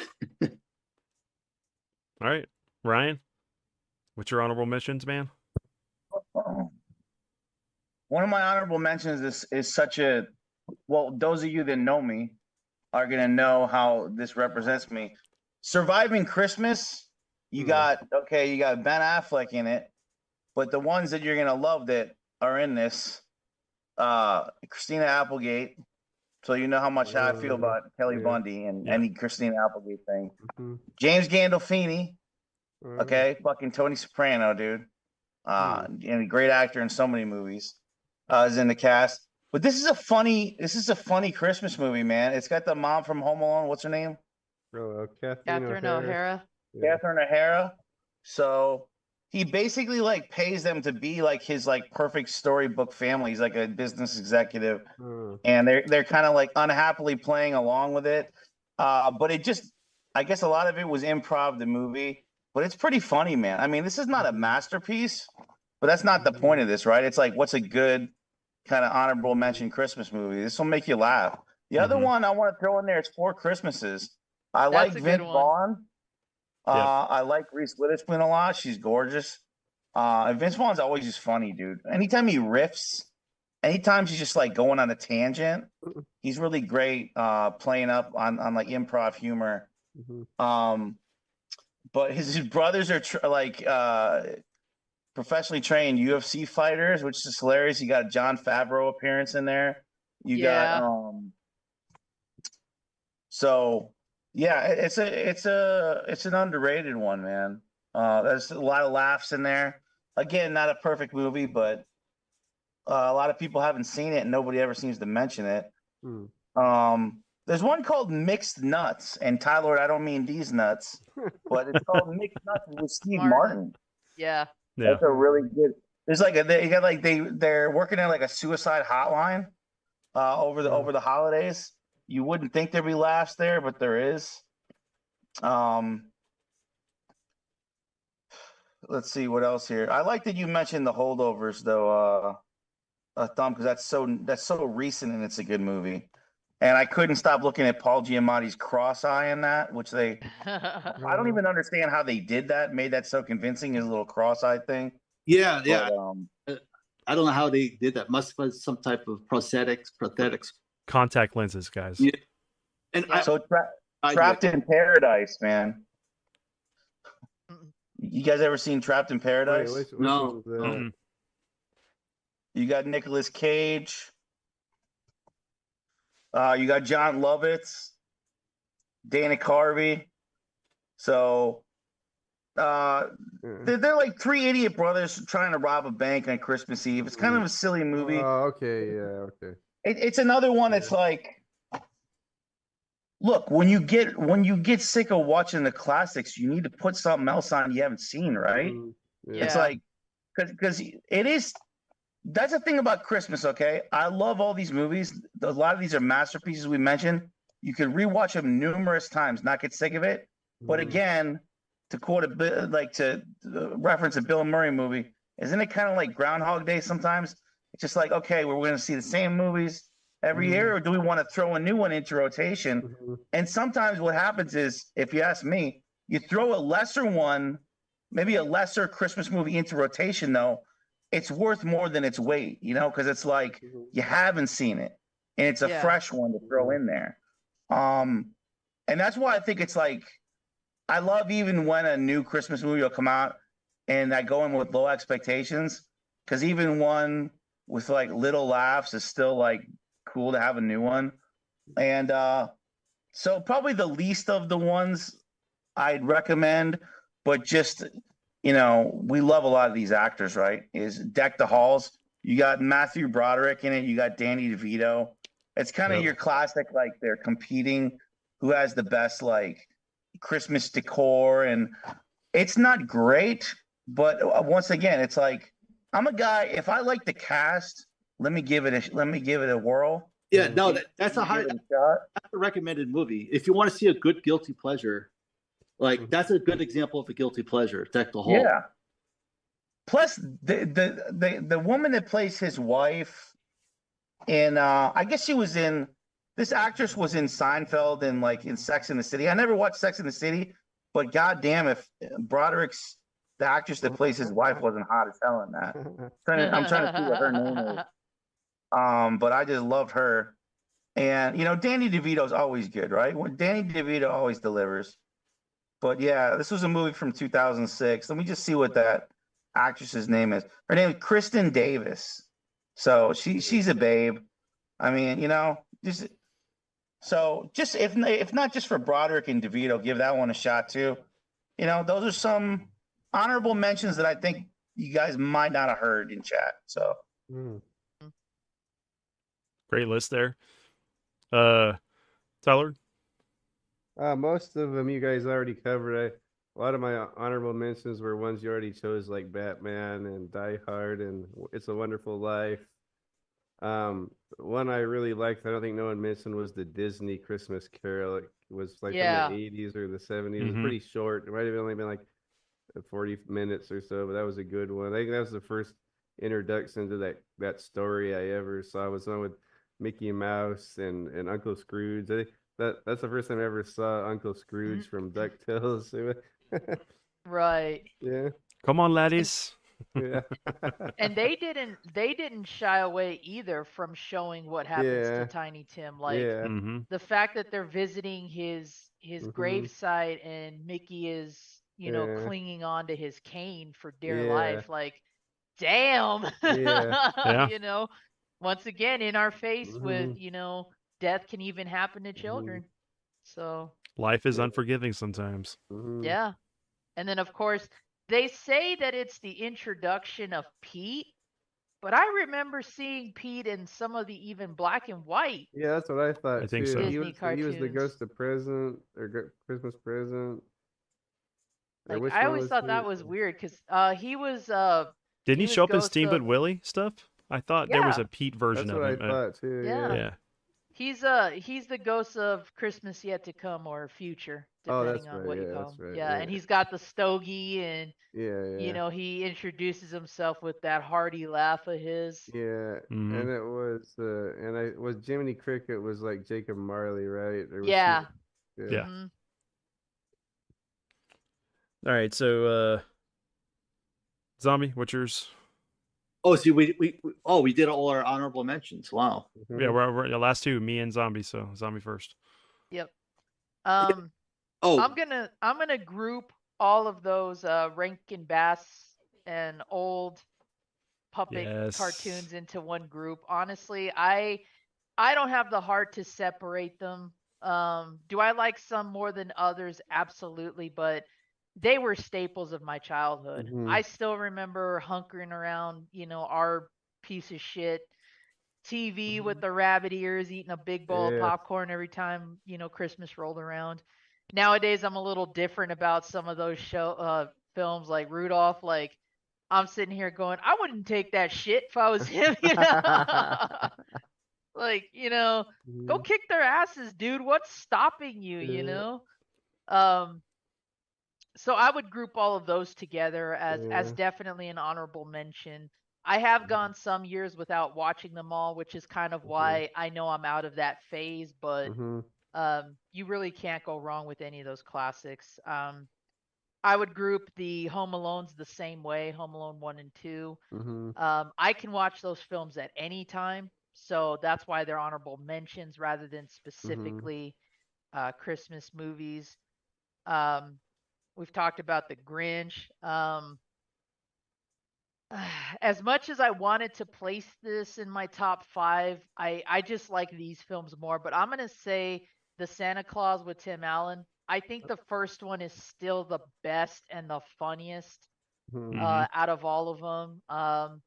I do like the second one, especially when he brings all those childhood toys to the teachers, and it just rekindles their love for the holiday. Like, I guess it's supposed to be the toys either they never got as Mhm. kids or toys that they loved as kids and kind of miss. Because I've Mhm. seen that happen with giving away uh, gaming consoles and helping people, reconnect to those childhood games Mhm. that they had to give up. So I relate to that a lot, Mhm. but part one is definitely my favorite. Well, and Um, Judge Reinhold's character has that moment too in the first one when he Yeah. gets the whistle yes, he's wanting. Yeah. Yeah. yeah, and I love the antagonism between him and Tim Allen's Alan, yeah. character. Mhm. Um, Neil doesn't believe in Santa Claus. Well, Neil's head comes to a point. Points. Right.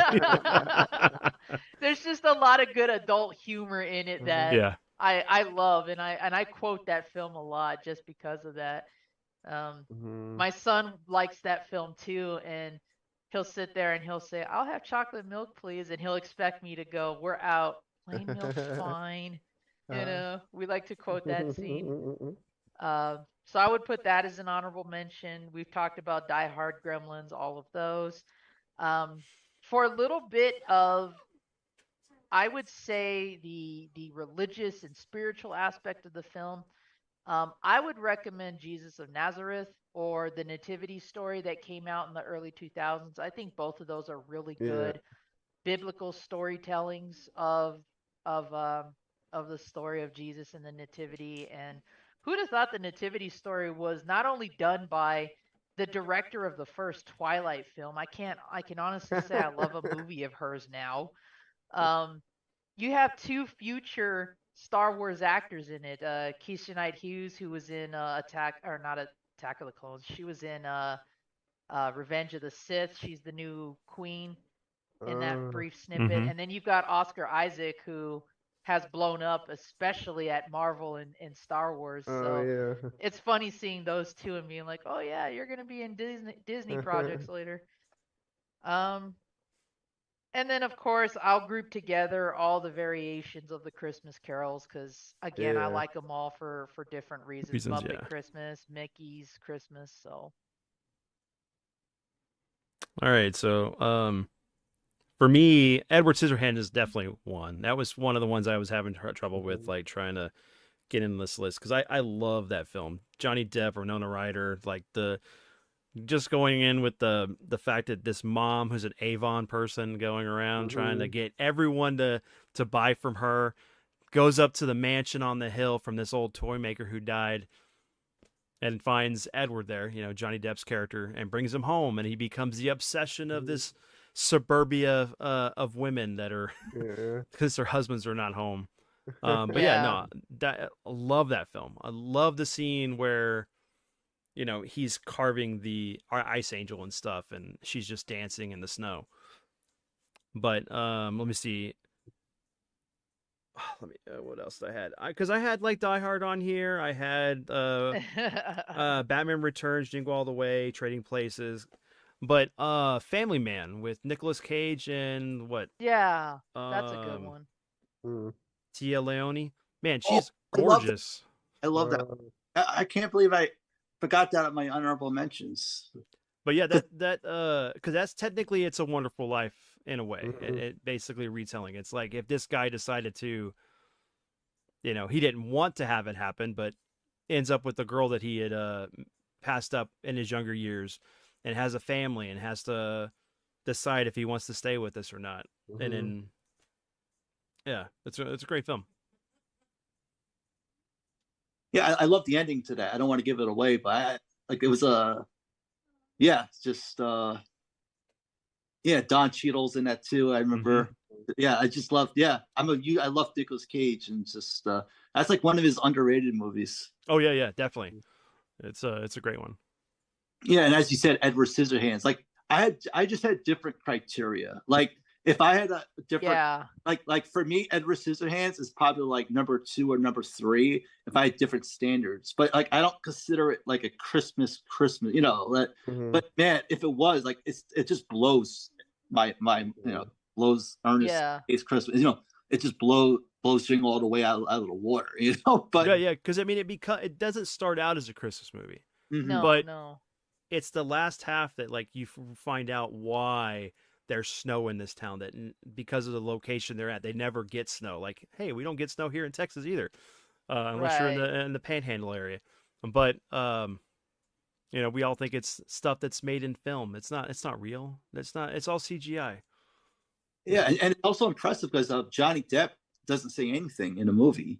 Very little, very very little. This nice little touching like flashbacks with Johnny Depp, with Scissorhands and his creator, which like Vincent Price, his last film.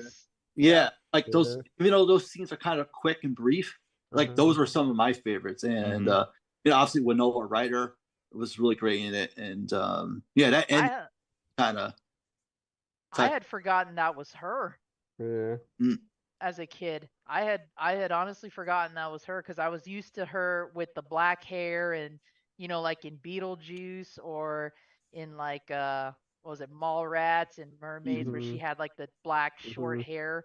So when I saw Edward Scissorhands, I had forgotten that was her because I was like, she had blonde hair in that, It was a different actress. It was the one who played. She was talking about Shannon Doherty, or no? Oh, yeah, no, Shannon Doherty. Yeah. Yeah, Shannon Doherty. But yeah, they are kind of similar. Yeah. What was the mom in there? Beetlejuice mom? Oh man, Catherine O'Hara. Yeah, she was the mom, right? Yeah. Oh yeah, wow, she's in all those. Now, is this a Christmas movie? Princess Bride. I don't know if it actually shows Christmas stuff. I know that he's just because the kid's sick, right? Fred Savage. Yeah. So, but like it could have been. It could have been around Christmas. Yeah. It doesn't because he takes off a coat. But that's kind of where we can differentiate like movies where Christmas is the focus versus films that just happen to be taking place during Christmas. Oh yeah. I was just taking that for liberty. Yeah, of course. Yeah. I know Deadpool 2 kind of did a spoof on Princess Bride. Princess Bride, yes, yeah, that's hilarious. And Rocky 4 takes place during Christmas, actually. Mm-hmm. Oh Probably. yeah. So yeah. So it's kind of interesting that we kind of we had different, you know, we stuck to that criteria, you know, or whatever. It's, Right. Yeah.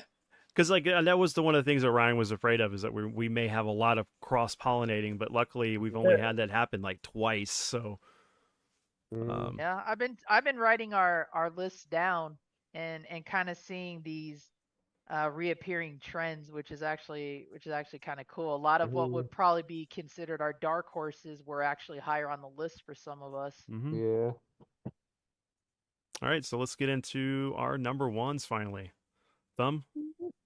Well, I did kind of give a hint of what this pick was. So, but, and I get it. I know like this pick is probably, it's a very mainstream pick. And yeah, and I think that the writer of this movie kind of got a little bit peeved by the success of this movie. Funny enough, yeah, it was just like, it was probably his biggest hit. And yeah, I know I hate to use a mainstream movie, but yeah, Home Alone. Yeah. And the reason why, like yeah, I think a movie like The Holdovers, like for me, I was kind of torn. Like that would have probably easily been top 5 but like I guess for me, why is Home Alone my favorite? So I can see why people think it's overrated. They get tired of it. You know, it's not just a kid who's just setting up traps for 90 minutes. Like that's only like the last like 20 minutes of the movie. Yeah. Like the movie's a little bit more than that. Like it's the way it's set up and just structured. I just think again, yep, I'm gonna be that. Yep, you heard it. I love those little quiet touching scenes. Yeah. So the touching scenes for me, and what gives this movie a lot of rewatch value, and I know it's kind of cheesy, and I get it, like the relationship he has with his neighbor, who he's kind of scared of. I know that kind of comes off a little bit cheesy, of the guy with the shovel, and you know they meet in a church, and it's just like nice little carol music, actually by John Williams. So that's another reason why I like this movie a lot. Because I know people know John Williams from Star Wars, Indiana Jones, Jurassic Park, but he actually did the soundtrack to Home Alone. And yeah, one of the nice little tunes is you hear it like 3 or 4 separate times in the movie. The rental. What's it called? What's the name of that song? Like Tiptoes in My Memory or something? Yeah, like something it sounds like like, that. I guess they say it vocally. Yeah. That's how it sounds instrumental. Yeah. And I know it's a lot of like talking, like Yeah. thing on his bench, and he kind of like the old guy. He's afraid to call his son because they haven't spoken in years, and you know that's a little taboo. Yeah, that's a good. Yeah. Like you know that's a little bit of a dark, not dark, but like a little bit taboo scene for a commercial movie. Yeah, that was a good scene. Right. And like you know, and then Kevin kind of, I know he says a lot of stuff on the surface, like, well, you never know if you don't try, blah blah. But then I was like, you know, it does kind of resonate in a way. It's like we are kind of afraid to sometimes reach out to someone, or maybe you feel like embarrassed to be rejected or something. And it's like, well, you never know, right? It's like, instead of worrying about it. And I know it sounds cliche, but it's like I just thought that was a really nice to have. Like it just breaks up the movie a little bit, kind of just gives a little bit more meaning. I just think the whole. Oh yeah, go ahead if anyone wants to jump in. I know we talked about Home Alone, so. Well, I mean, so he sets up these traps in like what 30 minutes. What is he like? He's MacGyver's son. You know, he wasn't actually part of that family. He was adopted. He just doesn't know it. But you know, somewhere he knows how to like rig together some stuff with some duct tape and other stuff, and he can fix any problem. That movie, though, when I look at it, it's brutal though. What he does to those two. Oh yeah. Yes. Those like it's just like I feel bad for the robbers. Like. You know, like, yeah. But then they remember they flip it. because they hang his ass up by his sweater on a hook. And Yeah. they say, "Oh, let's burn his fingers off. Let's burn like all kinds of shit." I was gonna say, "Damn!" And then old man Marley comes in clutch at the moment. But Yeah. like that's when it was gonna get really fucking. I'm like, "Oh shit!" It was gonna. Yeah, he had lost. He'd lost, man. And Yeah. had he not had that moment with his neighbor to like talk to him, to get him to like rekindle his relationship with his daughter, Kevin would have been killed. Yeah. It would have been like a completely different movie. And to this day, if I recall, Macaulay Culkin actually has a scar on his finger because Pesci actually bit him. Yeah. I think I remember reading that. Yeah. And then there's also that fan theory where they said that Kevin McAllister changed his name and grew up and became John from Jigsaw. I've heard Such that a one. hilarious theory. Yeah. I guess just a couple tiny things I'll add. It's interesting that Joe Pesci's in the movie. I think his most famous movie would be My Cousin Vinny. I mean, again, that's debatable, but I know, but it's just also interesting seeing him in, because if you watch the movie Casino, yeah, he's great now. it's kind of funny because like when you watch Casino and then you in this, it's just like, oh wow, it's just Casino's got Casino at that time at least had the record for most fucks in a movie. I think it was like 150. And Michael Mann. in Home Alone, you hear him literally inventing swear words like yeah, because he can't. Yeah, because he can't Yeah, really he say can't cuss words. swear. Yeah. It's funny if you watch certain clips of Casino on YouTube, it just gets bleeped out all the F word. You can't hear anything. Highly recommend the desert scene between him and De Niro. Ooh, love it. Dubbed over Bert and Ernie. Oh yeah. That was hilarious. I love watching that one. Leo Getz is another one of his famous characters, and that's Lethal Weapon 2 and the rest of the film. So, okay. Fuck you in the drive-through. Yeah, sorry, I had to say it. All right, we're done. That's one F here. Let's see. There's one other thing. The guy, the other bandit, is the narrator in Daniel Stern. Yeah, the Wonder Years. Yep. That's kind of cool. Yeah. And he also, if you want even more trippy presentation, if you ever go and watch Little Monsters, Daniel Stern is Fred Savage's father in that film. Oh wow. Oh, what? That's pretty cool. And you want to see another cool movie he's in? Go watch Blue Thunder with Roy Scheider and him and Malcolm McDowell. Fantastic. I like great Stern. one-liners. I was gonna say bushwhacked. Yeah. I like Stern in Diner, where he's like schooling his girlfriend on how to categorize his vinyl. He's like, you can't put this back in a. I alphabetized this. You can't mix these up. He's like the anal retentive friend in Diner, which if you guys haven't seen Diner, it's amazing. The cast in that and Mickey Rourke in that. That's a really good one. He's also in Chud and Chud. Leviathan. Oh, dude, the Leviathan, yeah. Six pack. Yeah. I guess just two more quick things. John Candy's cameo. Yep. I really liked that character because he was the one who got the mom home. So it's sort of like a 180 on like a flip on Plane Trains. Yeah. Yep. And the mom, she really despite Kevin saying some mean things to her, she really went out of her way to make sure she gets there as quickly as possible. She was the redeeming parent, right? Like the dad didn't give two shits. It was the mom who was like, I need to go fly home. I gotta save my son. Yeah, but is it because she really cares, or is it just motherly instinct? Because I have looked at both parts over and over again, and the mom doesn't help by starting shit with Kevin either. You know, if you watch their scenes together just before the mishap occurs, she really kind of gets into that antagonistic, approach with him rather than try to understand and listen to what's, it really. The way that the family is portrayed Mm. you can understand why Kevin would want to be by himself because they're all shits to him for the Oh, most yeah. part, except Yeah, they maybe one sister that actually, the blonde that actually knows all the different languages.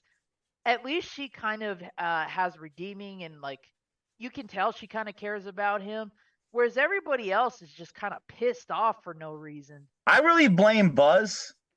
If you think Yeah. about it, though, Buzz is the tastemaker of the house. So Buzz pins shit on him, even though he ate all his pizza. You Yeah. know, and like so because Buzz is like, I wouldn't let you sleep in my room if you're growing on my ass. Because I Buzz love that constantly line. fucks with him, I feel like everybody else like kind of holds court around that. Hmm. Because Well, like, yeah, it's proven in part 2. Yeah, it carries over because, like, yeah, in the first scene in part 2, Kevin's doing like this Christmas solo, and then Buzz just totally it becomes a Buzz kill. No, just kidding. Yeah. Like Buzz just really, he pulls a prank, and it is that like older brother dynamic, which I could relate to, and I think other people can relate to. You have a sibling who kind of is older than you, could kind of take advantage or get away with things, and like Buzz just gives like a phony apology and just doesn't really mean it. Like he's a total jerk or an a-hole, Yeah. And it's like how could you not see that this guy's an a-hole, like if we want to talk about love for Home Alone, I'm right there with you because listen, I had this VHS from McDonald's. I could quote to you even the fucking commercials before the movie, and it was a kid rapping to a Pepsi commercial. All right, right after that, you had a Fern Gully trailer. And I would watch this shit even when it wasn't Christmas, dude. I would put that shit on in the summer. I love that movie so much. And also because I didn't have many movies as a kid on VHS, we were more of a rental family. We would hit up Blockbuster and rent stuff more than we'd buy it. But when we'd have those instances where Back to the Future be on VHS at McDonald's, they had the Indiana Jones trilogy at McDonald's at one point. And they were like $5 a pop. That was a steal. Yes. Yes. Yeah, that's it. I know my pick is kind of a mainstream pick, my favorite, but yeah, I you guys are really cool to giving additional insights to it, and I appreciate it. I mean, I think it's a 10 out of 10 movie. I don't know how anybody can even put a fucking score on Home Alone, dude. Yeah, no kidding. Like, dude, that's just like sacrilegious to even put a score on that. It's a masterpiece. It's a classic. Like if we're gonna be a little bit critical, I'd maybe say the second one isn't absolutely perfect.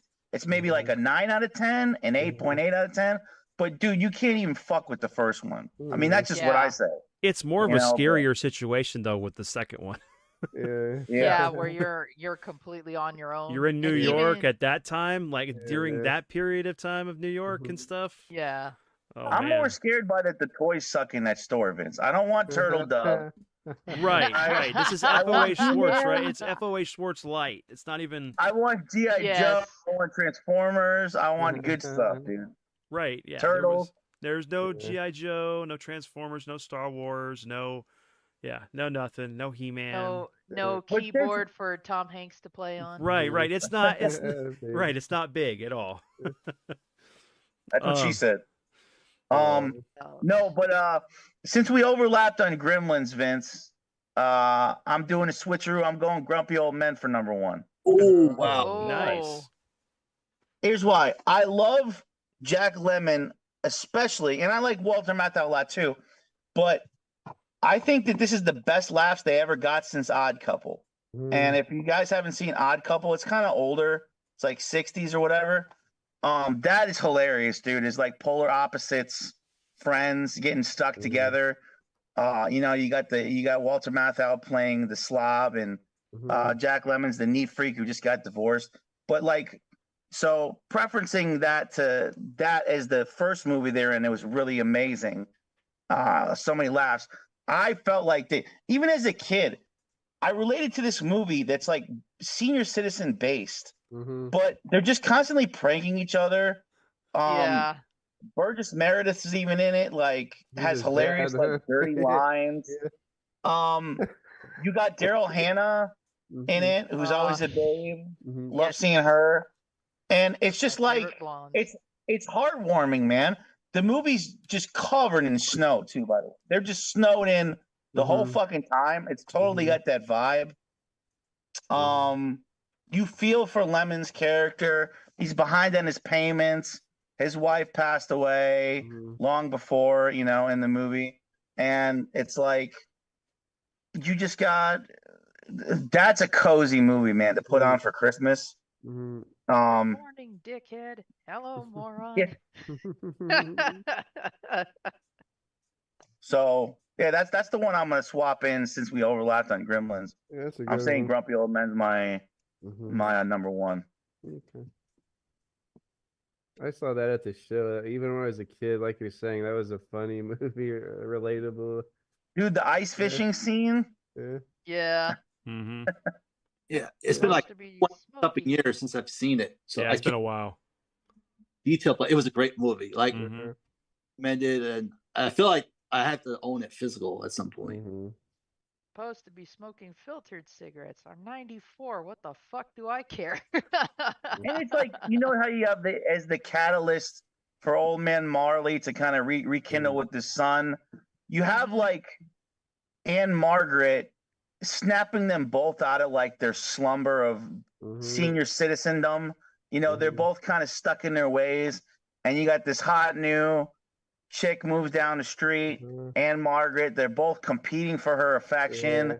You know, fighting against each other to win her over. Mhm. It's just a good time, and it's one like some people might forget also. That's oh yeah, that's a Christmas movie. Mhm. You know, so yeah, that's my number one. I totally forgot that was a Christmas movie. Good one, Ryan. Yeah. Mm-hmm. All right, Tyler. Okay, no surprise coming from me. My number one Christmas movie, On Her Majesty's Secret Service. Where's 1960. Wubbs? Yeah, I had to use this for Wubbs too. This is his favorite Bond movie. Um, yeah, probably the most Christmas of all Bond movies. I'd say it's a Christmas movie. Um, I don't want to get too much into the story. It's James Bond is looking for his arch nemesis Blofeld. He can't find him anywhere. The only man who knows where he is like the biggest mob boss in the world, and his daughter is actually the woman who falls in love with Bond, and she's suicidal, and this mobster wants him to marry his daughter to make her life better. So he pretty much just takes this to because the boss will give him information where Ernst Stavro Blofeld is, and so that pretty much sets up the plot. He ends up actually falling in love with the girl, but the whole move before that he goes off to the Swiss Alps and he goes up to this clinic where Blofeld he's incognito as like a an allergy specialist, like he's having young women um deal with their allergic reactions to food, but in reality he's building a super virus called the Omega virus to send all of his they're all beautiful women, of course. He's going to send all these beautiful he's going to brainwash them and send them out to go tamper with the livestock and crops and grains in all their countries, and so he has a big plot anyway. But Bond, it goes up here. It's Christmas time, and there's this little Swiss village down there with ice skating and everything. And Blofeld, the big baddie, doesn't have a volcano layer. He has like a nice office lounge with a Christmas tree in it, and there's a nice little Christmas song always playing in the village. Uh, it's probably one of my favorite Christmas songs. Do you know how Christmas trees are grown?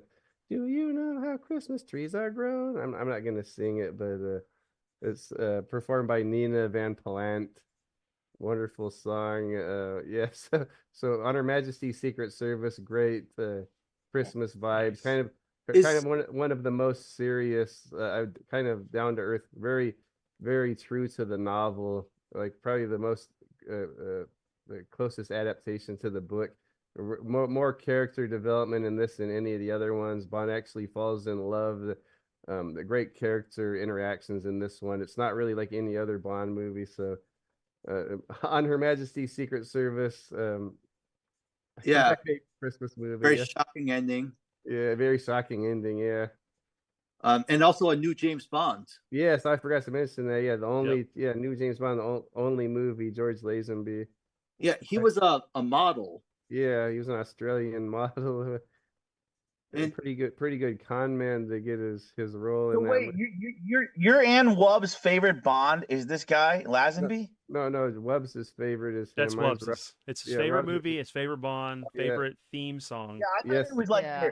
I thought it was like both your favorite Bonds, and I'm like, what the? You guys love this guy, or like? No, is I probably love him as much as Wubbs does, but my favorite's Roger Moore.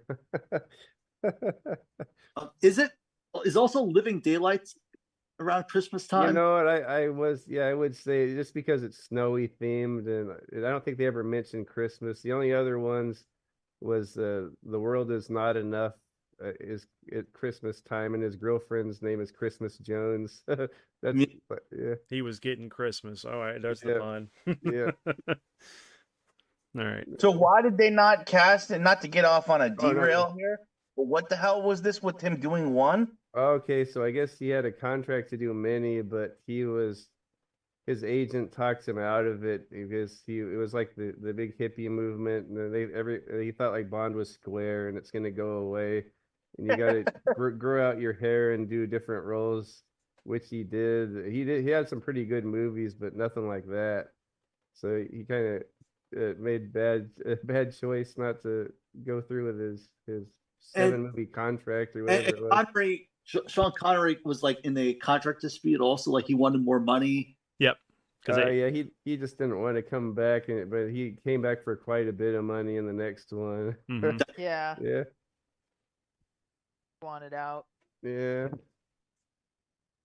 I think I remember seeing Lazenby in Tales from the Crypt as well. Yeah, I think he was in one of those, Yeah.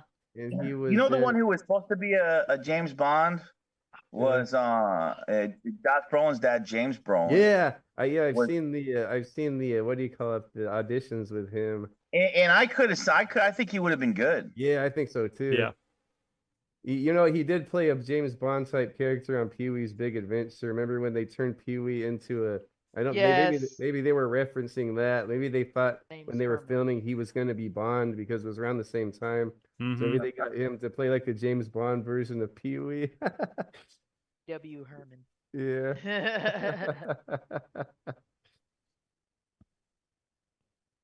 All right. Yeah. So that. Oh, go ahead. Sorry. So that's my number one. All right, Zombie. So this one was it's weird. It was a hard decision to make, but at the same time it wasn't. Because this is linked to one of my earliest memories of Christmas as a kid. I'm going to put as my number one highly recommended Christmas movie. It goes by various titles depending upon where you see it at or what Mhm. media you buy it on. But everyone knows it as Scrooge, A Christmas Carol, Oh, 1951 with Alistair Sim. uh, This one is one of the earliest Christmas movies I remember seeing as a kid. Again, I remember watching Rudolph and Frosty and all those, but I never really sat down to watch a Christmas movie until I saw this one late one night when I couldn't sleep and my grandparents were watching it together. And my grandfather, God bless his soul, and my grandmother, they were at the point in their relationship where they really didn't do much of anything together anymore. mhm. They kind of were just like, well, our kids are grown and we're still here, but at least when it came to Christmas, they really tried to keep the family together and at least try to to be happy for each other and be there for one another. And I remember waking up, still being told, why are you awake? Santa hasn't come yet. I really couldn't sleep that day or that night. And so they sat me down on this old rickety couch that we had at the time. and we Mhm. watched this movie, and I fell asleep on the couch watching it, but I just remember being blown away by everything in the film. It was early black and white, of course. There's a colorized version of it too, but again, nothing beats the black and white one. Mhm. Um, and Alistair Sim's portrayal of Scrooge is probably the best one ever, in my opinion. Again, you had an actor who was known more for theatrical productions and was known for more like comedic movie portrayals rather than a dramatic one. And I think he nails the character so well. Mhm. He embodies what it means to be a Scrooge. Like when you watch him and how he treats Cratchit and everybody else, like this guy's rotten to the core. Mhm. Hmm. Like you really don't think this guy could be redeemed, even though if you know the Christmas story, you know what happens.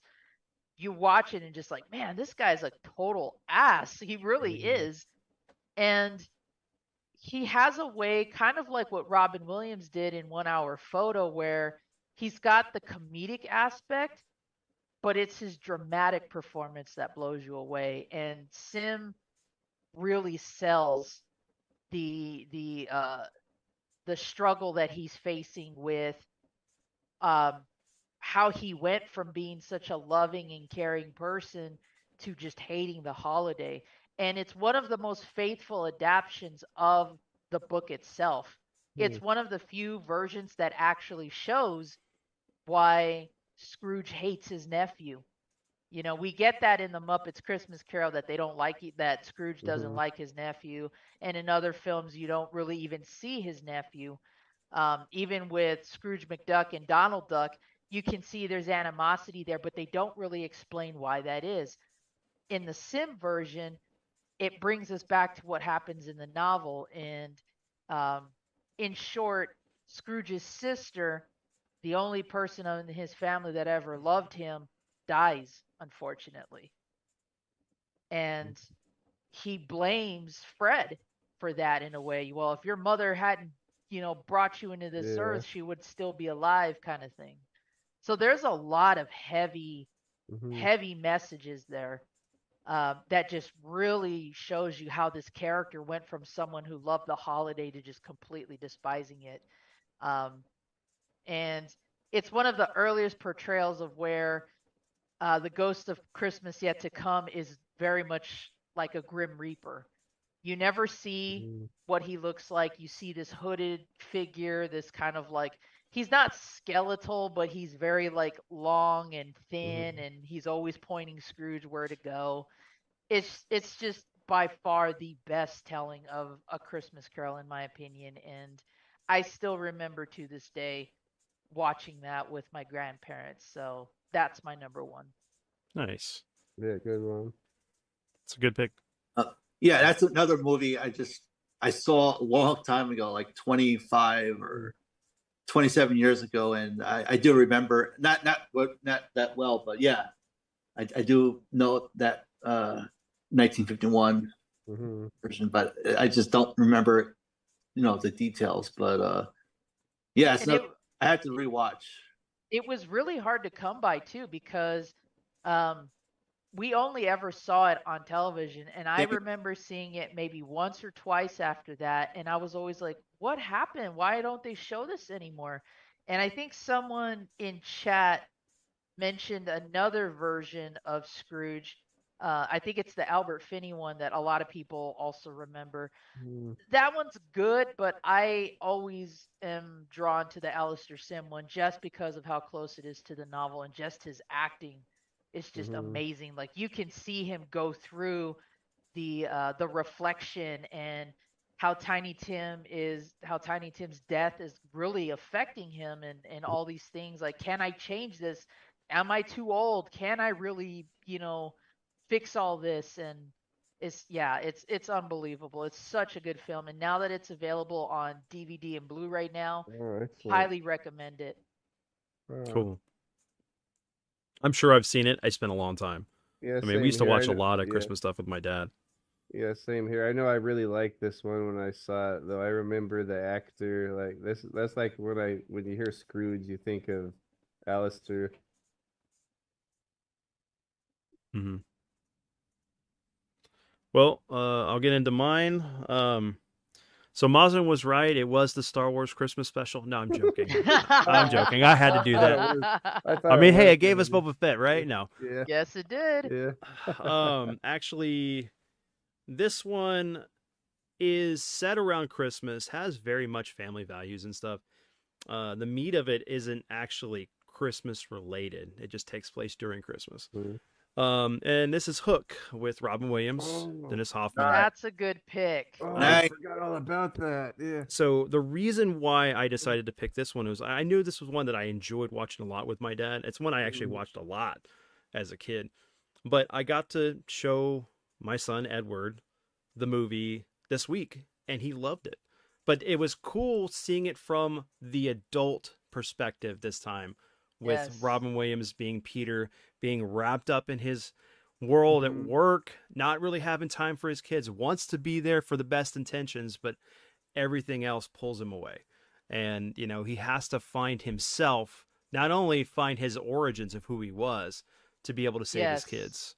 And it's just like it's got great like one-liners. I mean, the my favorite scene in the movie has always been the whole thing of the imagination of the food and stuff, and they're like, "This is Mhm. your favorite game, Peter," and then it's all the whole back and forth between Rufio and bickering, and then he shoots the stuff in his face, and it's like, man, I want everything on that table as a kid. Yeah. Yes. But Julia Roberts, Bob Hoskins, you know, Mhm. Dennis Hoffman Hoffman. as Hook. Yeah, I mean, it fantastic cast. I mean, and then what's her name? The late great Oh, Maggie. Maggie Smith.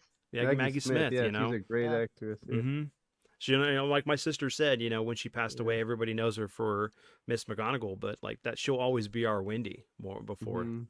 way before that. And Yeah. it's just, it captures that imagination, that fun, and it's like, if you know anything about Peter Pan and like just watching this film, like you can just easily get into it.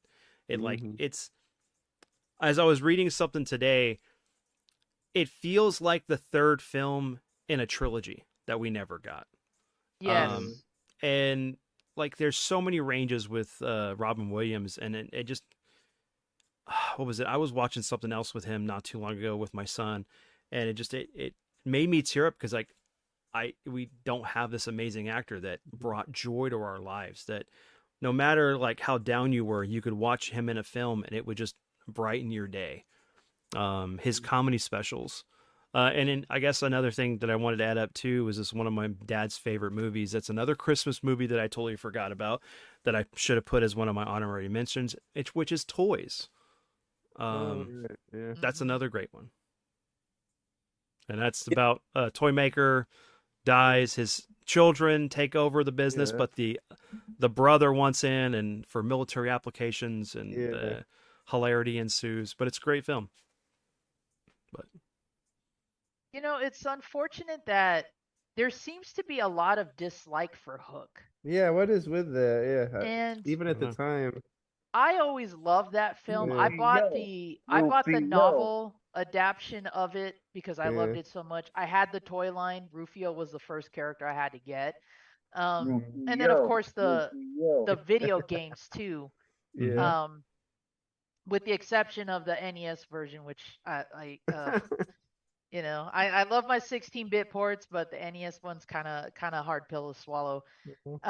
And I just remember loving the premise. Like, what Yeah. if Peter did leave Neverland and went back on everything he ever Mhm. said, Mhm. and you know, taught the Lost Boys about? He finds love for the first Mhm. time ever, probably never thinking he would ever fall in love, Mhm. and you know, grows up and forgets who he was. Like, I think that in itself is a very powerful message because as we age and Yep. grow old and you know, we become parents ourselves or maybe not, but we change ourselves and we kind of think back on, man, what was life like as a kid? Who was I, you know, Mhm. before? And again, just that underlining message is so powerful, and everything about that movie is so good. The cinematography, the soundtrack, the scripts, and Yep. all those little The sets. quotable lines and everything. I forgot that Smee was played by Bob Hoskins because I was so used to seeing him as Eddie Valiant, Yep. as Mario.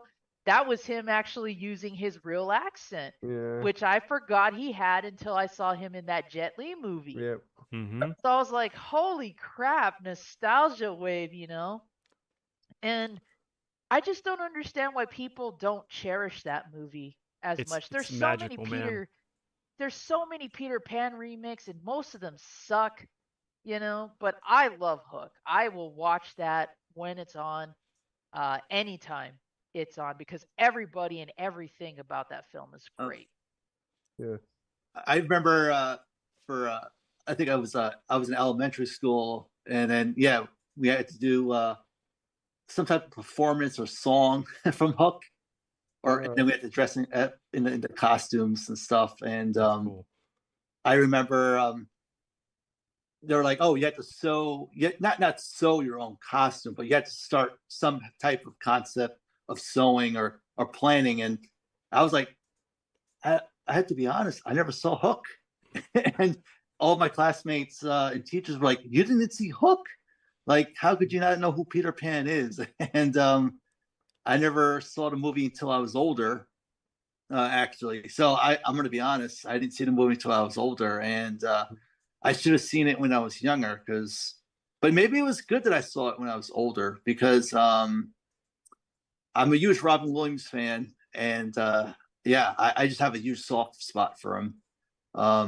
The big three, I guess I call it: Robin Williams, John Williams, who did the score, Steven Spielberg, I believe, direct. Yep. Mm-hmm. Yeah. One of those Spielberg things directed it. had a box office failure, but the movie's very ambitious, just in like this, with like props and costumes, like, just something about that, the settings, what they did. I just thought it was always funny. And when Robin Williams first appears on a pirate ship and he has to fight Hook, and he's a lawyer, he's dressed up as a lawyer, and then Captain Hook just says, like, all you have to do is just fly. Like, Robin Williams, Peter, aka Peter Pan, he can't even like climb the ship. You must be joking. And it's just interesting transformation, seeing that that character. Robin Williams was so great on just like playing different archetypes or personalities, or just like different world views. He just got it down, and it's so tragic, that he's no longer around. Because he's just one of my all-time favorite actors. Talk about a person that was on when he was on, he was on. When he was off, he was battling depression. Plus, all that cocaine use he used and stuff messed up his brain. And so, like, it's talk about a thing to look at, for somebody, who battles depression. We need to think about, like, like what's important, why we stay, why we don't do stupid things. But like, they even talk about that in the movie with like Hook's ready just to end it because like his greatest enemy is gone. Is gone. He's all like, "Don't try to stop me this time, Smee. Don't try to stop me. Try to stop me, Smee. Come on, Smee, stop me." And it's like my fingers on the trigger. Yeah. But even then, it's like the person that was like free, wanting to like, he flew, all this stuff, the hero archetype, but like when it came to the point of trying to save his kids, he couldn't do it. He couldn't even just like risk falling to try to save his kids, like just to touch it, And I like turned to my son, I would be jumping on the net or whatever, but I'm a different person, so I'm not Peter Pan. I don't want to be that guy. Oh boy, here we go. Now, I'm gonna be this guy, and this is gonna. Sometimes I like to play that game, like put a gripe to your favorite movie. Now, if I had to put a gripe to Hook, and I love this movie. I love the movie. So one gripe, and I think one reason why the movie didn't do too well at the box office is the pacing of the movie goes to a standstill at one point. Like because like Captain Hook says, I'm going to give you a week. I don't know, it could be 3 days. He probably said 3 days or something. He's like, I'm going to give 3 you days. 4 days, and then come back for the fight. And it's like nothing happens like action wise, really per se, or like plot wise in in that moment of like that next hour. Like I know it's a character building moment, like you're seeing Peter Pan train, he's starting to believe more. You see the character flaws, but like it comes at a standstill. Like it's like a weird moment in the film, I find. Like I don't know, am I being too harsh there? Leave me off the hook. No pun intended. No, I get what you're saying. There's a part in the film that it maybe kind of drags on just a little bit too much, but I get it for the sake of storytelling because he hasn't been Peter for so many years now. So He's fish out of water. Yeah, it would probably take any of us a long time to kind of reconnect in that way. And again, that's what I like about the message, reconnecting to our childhood and who we are and did we lose ourselves along the way kind of thing. But I think there are some moments that do kind of take us out of that story a little bit because the main story is about Peter rediscovering who he was. And in between, we've got those scenes where Hook is brainwashing Jack, his son, and just all the different things that they're trying to get Peter to remember that he enjoyed doing as a kid.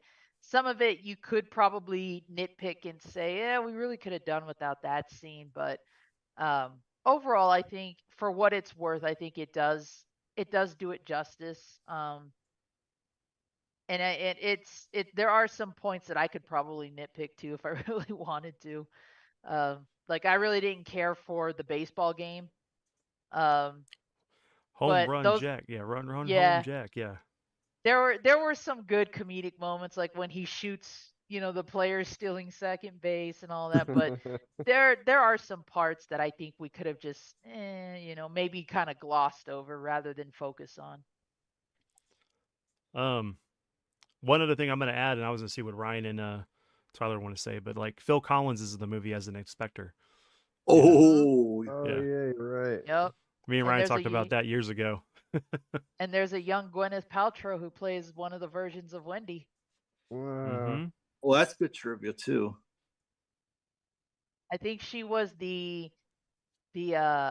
first adult version of her. Yeah. Or maybe like one of the younger. Oh no. She's the younger Wendy, if I remember when he. Yeah, she would have been the younger Wendy. Yeah, because. Yeah.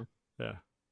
I think they just gave her a wig to make her look older, and then they replaced her with Maggie after that, and she was like, I forgot how to fly, and I'm old, and all that. Yeah. But I love how love is the thing that made him want to grow up.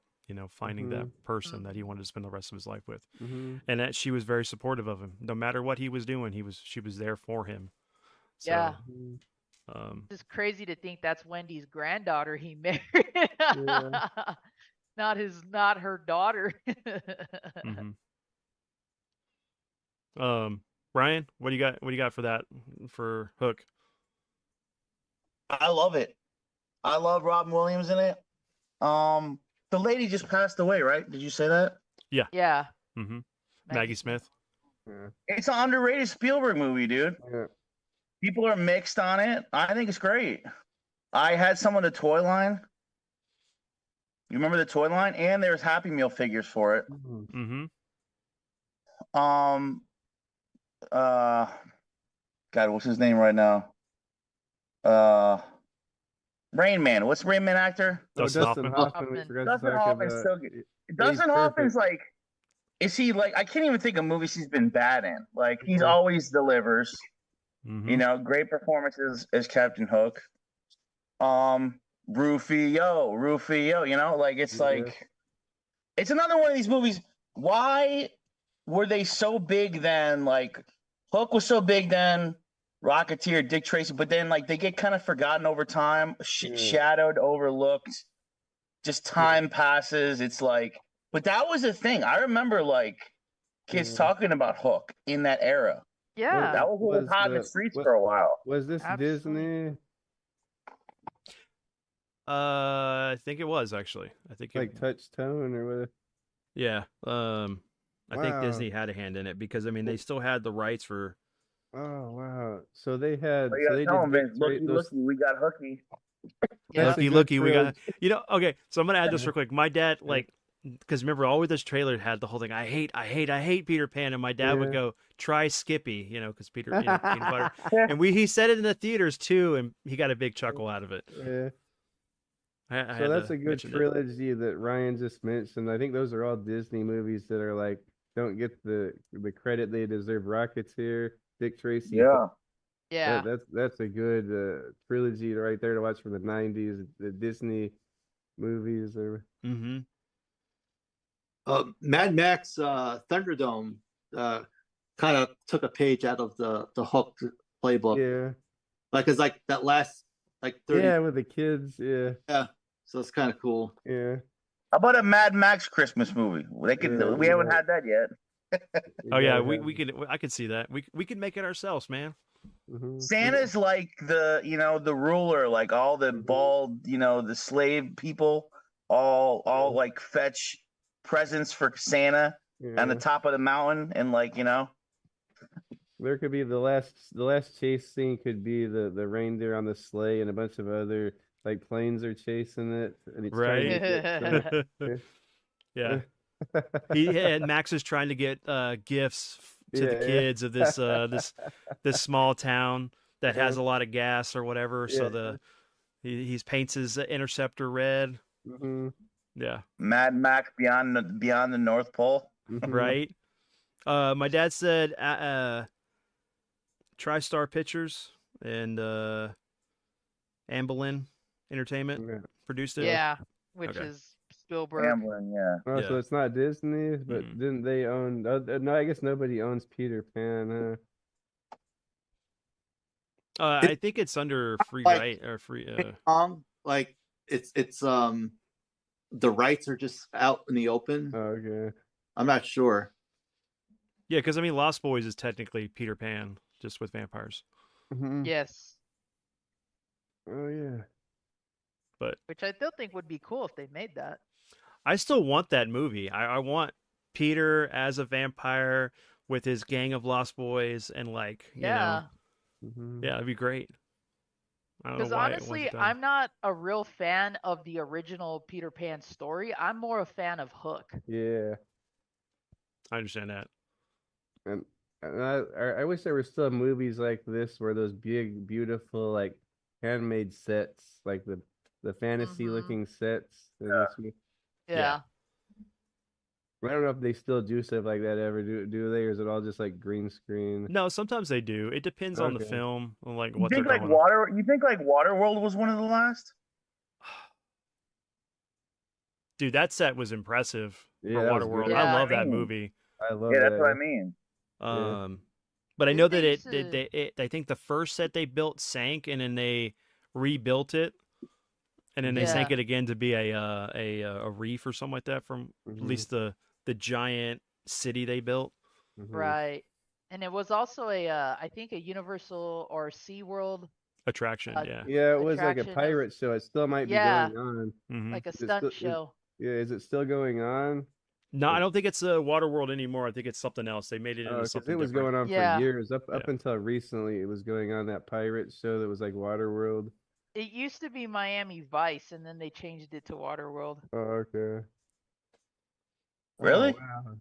Yeah, because it had like speedboat chases that's in tight. it, and Yeah. people like flipping and Yeah. jumping Wait, off. we got Don Johnson here. Let's go. I'm down. Yeah. Yep. Push the sleeves up. Crockett and Let's go. Tubbs. Yeah. Well, What about Elvis? What about the Mm. Gator? right, dude? Yeah, hell yeah, man. Elvis is great. We still need to do that podcast or something. We need to do a Miami Vice themed podcast, not either episode or a series of talking about the seasons and stuff. Yes. Yeah. We got to highlight Ed O'Neill's character in that. Right, show, and too. Phil Collins and Yeah. like every actor. I mean, it's Everyone was amazing on seeing how there, many yeah. young people were. Yeah. Why couldn't they have kept it pastel suits all 4 seasons though? Why did they have to do like the slight stylistic change towards the end? Trends. I need it to be Trends, consistent. probably. I think it was Yeah. trends. Yeah. Trends. Because when Plus- Miami Vice debuted, that whole like with the way that Crockett dressed was like a huge fad Mm. for a Yeah. long time. But yeah, anything else, guys? This was a great discussion. Thank That was you. a good discussion. Y'all want to tell people where you're going to be, where they can see you next? I guess I'll be around YouTube, Tyler. Don't really have any big plans other than our usual Bond reviews. But take a look at Wubs and I just did a wonderful best music of James Bond, top 5 best music we did with Omega Ace Gaming. I think that's probably the best one we've ever made. Thanks to Wubs, all of his wonderful editing. So go check out that. And other than that, have a wonderful Christmas. Everyone stay safe if you're traveling. I'll be playing a bunch of Christmas hacks Yeah. for the next like 2 weeks or whatever, and then airing my Christmas compilation live, which is going to be all the 80s, 90s Christmas commercials you remember. I do one of those every year. But yeah, like I loaded up my Pi with like a bunch of hacks. And I mean, like, you know, like they overhauled like Super Mario Brothers 2 with a Christmas theme, Super Mario World with a Christmas theme, all kinds of stuff like that I found that are kind of fun to play. So if you guys want to see any of those, I'll be playing those live Tuesday nights at 10:30. All right, and Zombie, I know you're still getting stuff ready, but you know you're always welcome on any podcast I'm doing. So, Thumb, what you got, man? Yeah, I have a couple of races I might take part in January. A Mega Man 2 tournament Nice. in mid-January. And it's just like, you know, it's like, hey, if I, you know, I'm definitely gonna lose, but it's like not to sound negative. It's just like just because, you know, I'm not gonna probably put as much time into, you know, going against these people who are doing, you know, probably thousands of attempts in the game. They're like, they just love the game a lot. I love it, but it's just to have fun. And January 4th, I'm gonna be doing like a little community. This is over on I know it's on Twitch, I get it, but I could try to rebroadcast it on YouTube. It's like a little marathon of like NES games like Vice Project Doom, River City Ransom, Darkwing Duck, like, you know, just like a little marathon race with just some Nice. people. I know I want to get the community collab races going again. I know it's been kind of a little on hiatus. It's just, you know, do all that stuff, you know, with racing, it does take a little bit out of you to do it. And not to sound negative or anything. It's like, you know, because other people have different time schedules or priorities. Like I know me, Right. I'm just like, I just don't feel like racing, you know? And that's normal. What if you flipped it around, man? Do the slowest run. Start a trend. Who can finish the game the slowest? Well, I like It take a fucking week to beat one of these games. I like the idea of like just, you know, blind versus blind, or like semi-blind versus semi-blind, where, you know, you haven't played this game in like 10 years and you're like, I'm gonna pick this game up. I have nowhere to go. Right. Like, you know, but like, yeah, I mean, I know like Phil Twerpin is into like those casual races, so we might do something more casual, like Streets of Rage co-op or something. The cool thing about co-op is now you could play NES games. It's probably nothing new, but you could actually play NES games, On the NES Switch. Genesis, not on the Switch, on the it's good. It's still okay. It's on emulator, but you could play Contra co-op. Like I could co-op with you guys. I could play, you know, Monster in My Pocket co-op. You know, like actually co-op. Like I was like, whoa, that's actually kind of cool. So I'd be kind of excited to do that. And yeah, thanks for having me on the podcast. I love no problem, man. Yeah. And, Dom, wasn't that your porn name for a while? Monster in my pocket. I knew he was going to go there. Yeah, I was waiting for that. All right, right. Well, we'll end this with one last question, and I'm following what Tib asked. What do you want for Christmas? What one thing, if Santa can bring it to you, what do you want? I mean, a strategy good. Which strategy guide? Which one in Uh, particular? Well, I would love Earthbound, Ooh. but That's not a bad pick. I No, know that's that's a great pick. an Earthbound in good condition with the sniff cards. With the Snick cards, yeah. Yeah. All right. Ryan? Millie Bobby Brown wrapped in a bow. All right. No, I got my Christmas present with the PS5. Okay. All right. Tylord? Other than world peace, of course. This movie I've been looking for. I think my wife is going to get it for me. I've been looking for it for years. It was a movie I saw when I was really young, and it was a buddy cop movie, actually like a suspense thriller from the 70s with Walter Matthau and Bruce Dern, called The Laughing Policeman, and I haven't been able to find it anywhere, and all I have is like very vague recollections of it. But my wife found it on Blu-ray, so I think I'm going to get what I want for What Christmas. you asked for Christmas, right? Yeah. Okay. Yeah. Zombie?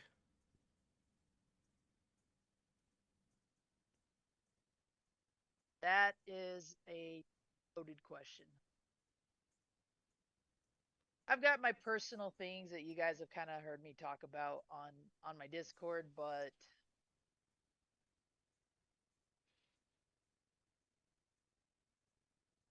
I guess I could probably list off a couple of grails. Um, I've got my ones that are definitely not going to be in reach. Snatcher, of course. Right, Snatcher. Okay. I don't know. I'm close to completing some collections, so I guess, maybe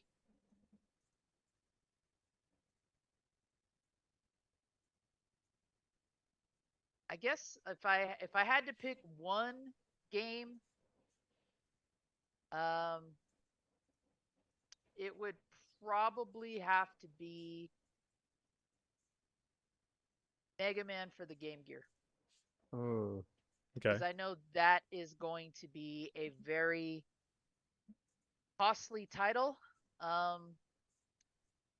It's probably still less than Mega Man 3 or Mega Man X3 on Super Nintendo, which is another game of mine that I have to get.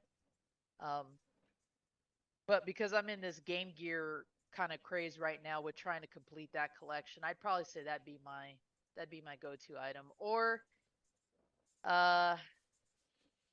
if I can finally do this, it would be to add a Vectrex to the collection. Oh. Maybe we Well, can Edwin only has 6 of them. right, maybe we Yeah, I could know. talk to Santa Edwin. Yeah. Edwin owns the monopoly on those Yo, consoles. Dom, what about finishing your full Tiger LCD game collection? Oh, I haven't even scratched the surface of that. There's just Are there too that many? I thought there's Yeah. like 50. No. There's so many Tiger released games and some that were released before they became Tiger Electronics that it's a very lengthy catalog. Yeah. And as I was saying in your Discord too, there are some rare Tiger games out there. Yeah. There are some very expensive ones. Primal Rage, for example, Mm-hmm. is a very expensive sought after Tiger game.